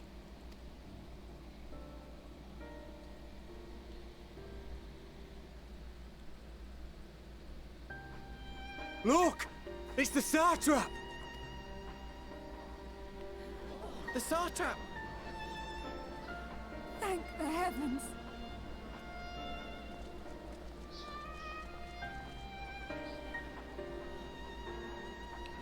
Alright, I hope this is a good speech. My countrymen, I am relieved and heartened to see you strong and safe. While the danger has not yet passed, far from it, allow me to assure you that the beasts that raged within the city walls have been exterminated to the last. Live Alive reference? Nice. Yeah. Outside this sanctuary, the brave men and women of the Radiant Host and our dragon ally continue to battle our unholy foes. I pray these tidings put your minds at ease and help you calm your hearts. Have faith that we shall soon conquer this terrible trial. Your Excellency, is there any word from Balaka's stand? My grandson was bound for there yesterday, and I worry for his life. We are still awaiting a report, but I promise you, as soon as I have aught to share... What? Your Excellency, I bring grave news. Oh no. You are? I'm Matya of Akyali, a humble fisherman. Oh, I know you. Hi, guy. Ah, I remember you from our first visit. Now's not the time for that, though. Wait, you're... But no, that can wait. When the skies turned red, I set off for Balaka's stand, fearing for the safety of a friend. But as I drew near the village, I saw dreadful beasts all about. No! Gods have mercy! Your Excellency! Save my grandson, I beg of you! We will spare no effort to save all we can, but you must remain calm. Calm? You tell me to be calm? You saw those beasts? They tore our bravest warriors limb from limb! What if we are too late, huh? They catch him, sink their fangs into him? Oh no. The fangs! The screams! It's just that easy. One bit of bad Get away news. from her. Now!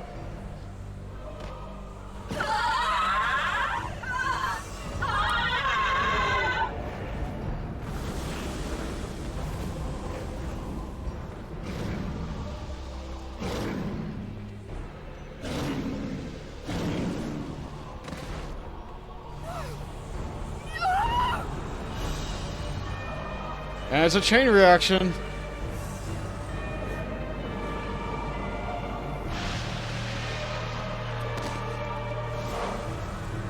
So many of them just out of nowhere. Damn it! We've got to kill them before it spreads. We'll handle this. See the townspeople to safety. How? You can't even see them. Run as fast as you can.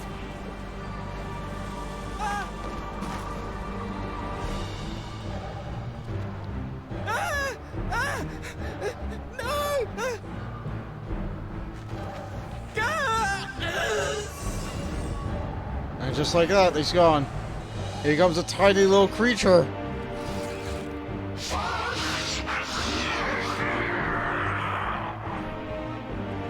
Oh, they don't even care for each other.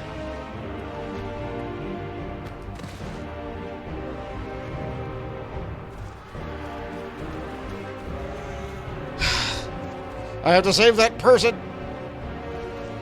We're not gonna let you go down. Oh, we're too slow.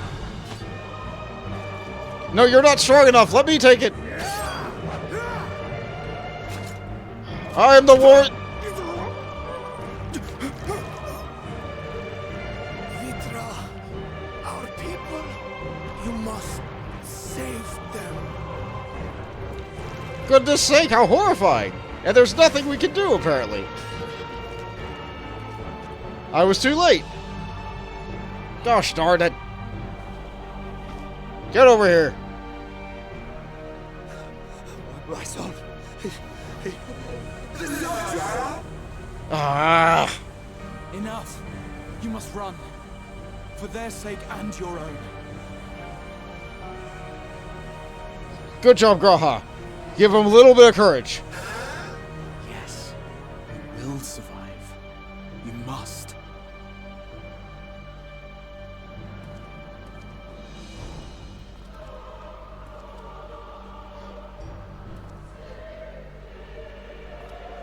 Graha, you need to use your powers. We need a strong leader. The people need someone to look up to.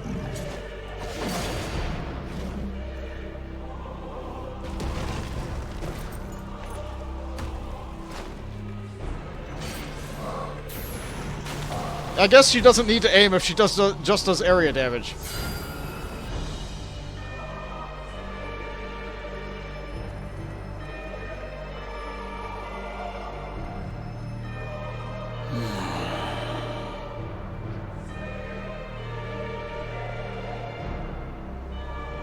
Graha needs the help in only the way he can.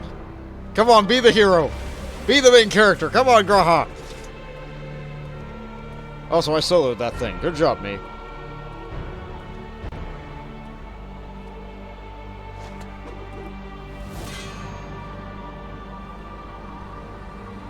Be strong, my friends. Fear not, for we will defeat these abominations! Keep everyone together, keep everyone focused. Give everyone the strength they need to get through the day, like a city leader. Host, lend your Stola and Thancred your aid. Let not a single beast escape. The rest of you, flee this place. Carry the wounded if you must. Head indoors or underground. Above all, stay calm. No beast will follow you. We will see to that. It's almost like he's been in a situation like this before. Alphino! Alice! Leave the city to us, and make for Palaka's stand at once! Matsya, show my friends to the village. I promise you, they're more capable than the host's finest. Right. Go with them, will you? Yeah, of course. We will save these people. As many as we can. Oh.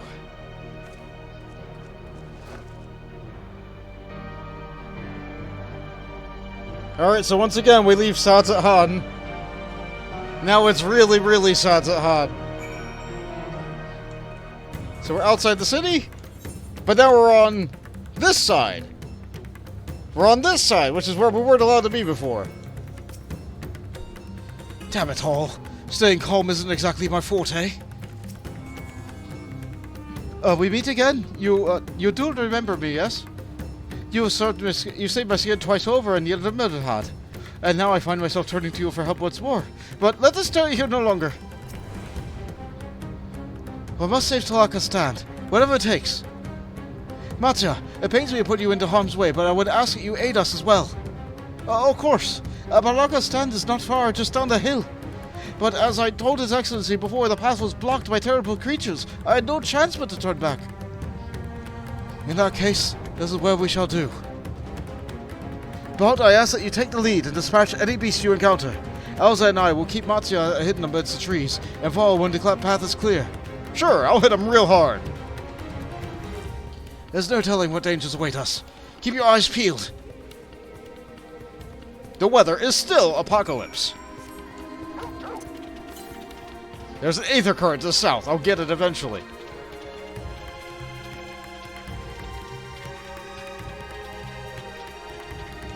So there's normally really bad monsters in this region, like the purples. But there's also these things. Big sword!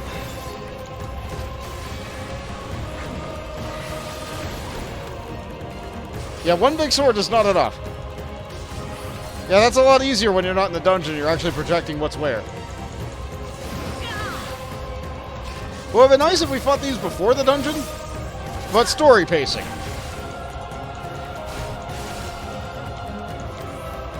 Or maybe because we've seen it once now.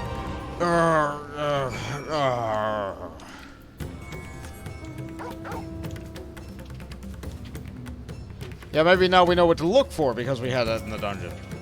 Who knows? Another one.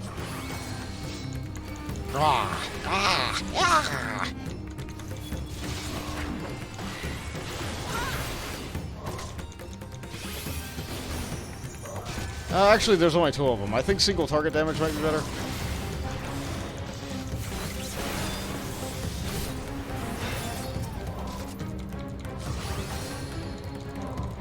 Yeah, single target damage is doing better. It's also nice that the sword came back up at that time.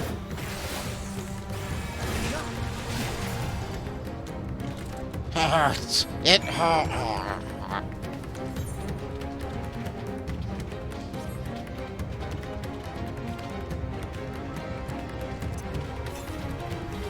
200 more southeast. We'll get there eventually, probably. Pakistan. It's a bit of a hole in the ground, but it's okay.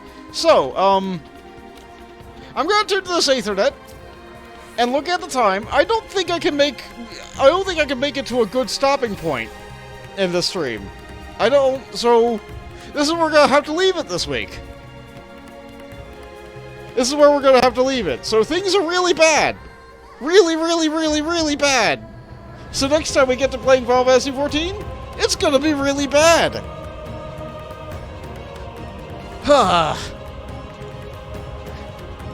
So yeah, this expansion is not a happy experience. Most Final Fantasy games aren't.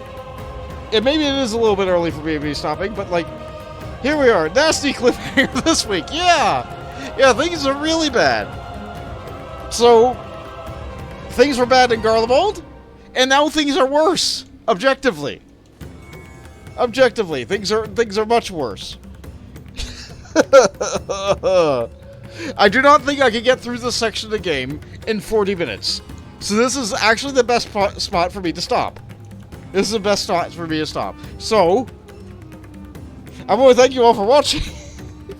I want to thank you all for being here. Things are going to get better. Things will get better. It's just not better right now. It's really not better right now. Hi, Horace. Hi, Mills. You guys are... Oh. Yeah, that's a good glam. You guys both have good glams. Yeah, we're gonna get through this. We're doing it. We're gonna get through this game. It will get better. It will get better. There's a whole expansion after this, so you know we're going to win. It's just a matter of getting there and enjoying the story to the best of our capacity on the way there. We have to have lows before we can get the highs, right? But there's a...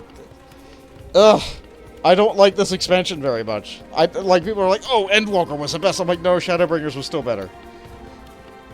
The level 80 Tombstone gear is the best. It really is. It's so... Like, what is the word for it? I think Bloodborne? It's so Bloodborne.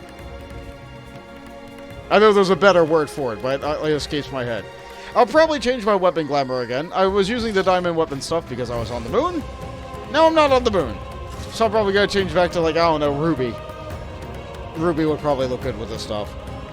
Oh. Very Bloodborne inspired, yeah. So, let's see. Next week, more Final Fantasy X. Next week, more Final Fantasy X. Tuesday, probably Mech Warrior. It's about time we did one of that.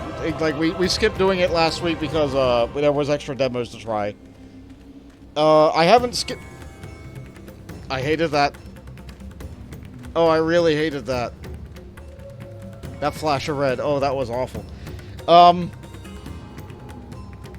Expect more Etrian Odyssey. I'll try to get a Kingmaker up, hopefully. It just takes more work to do than Etrian Odyssey. And eventually we're going to beat Etrian Odyssey 2. We're going to beat it. In July, it's going to get beaten. It's gotta. Maybe that's some aspirations. We'll see. We'll see if I make that. That's a bold claim, but here we are. Thank you all so much for watching. I look for people to raid. Everybody's playing that game called Date Everything. It's an experience. Look it up at your own discretion. But for now, I'm going to be popping out. Thanks you all for watching. Good night, everybody.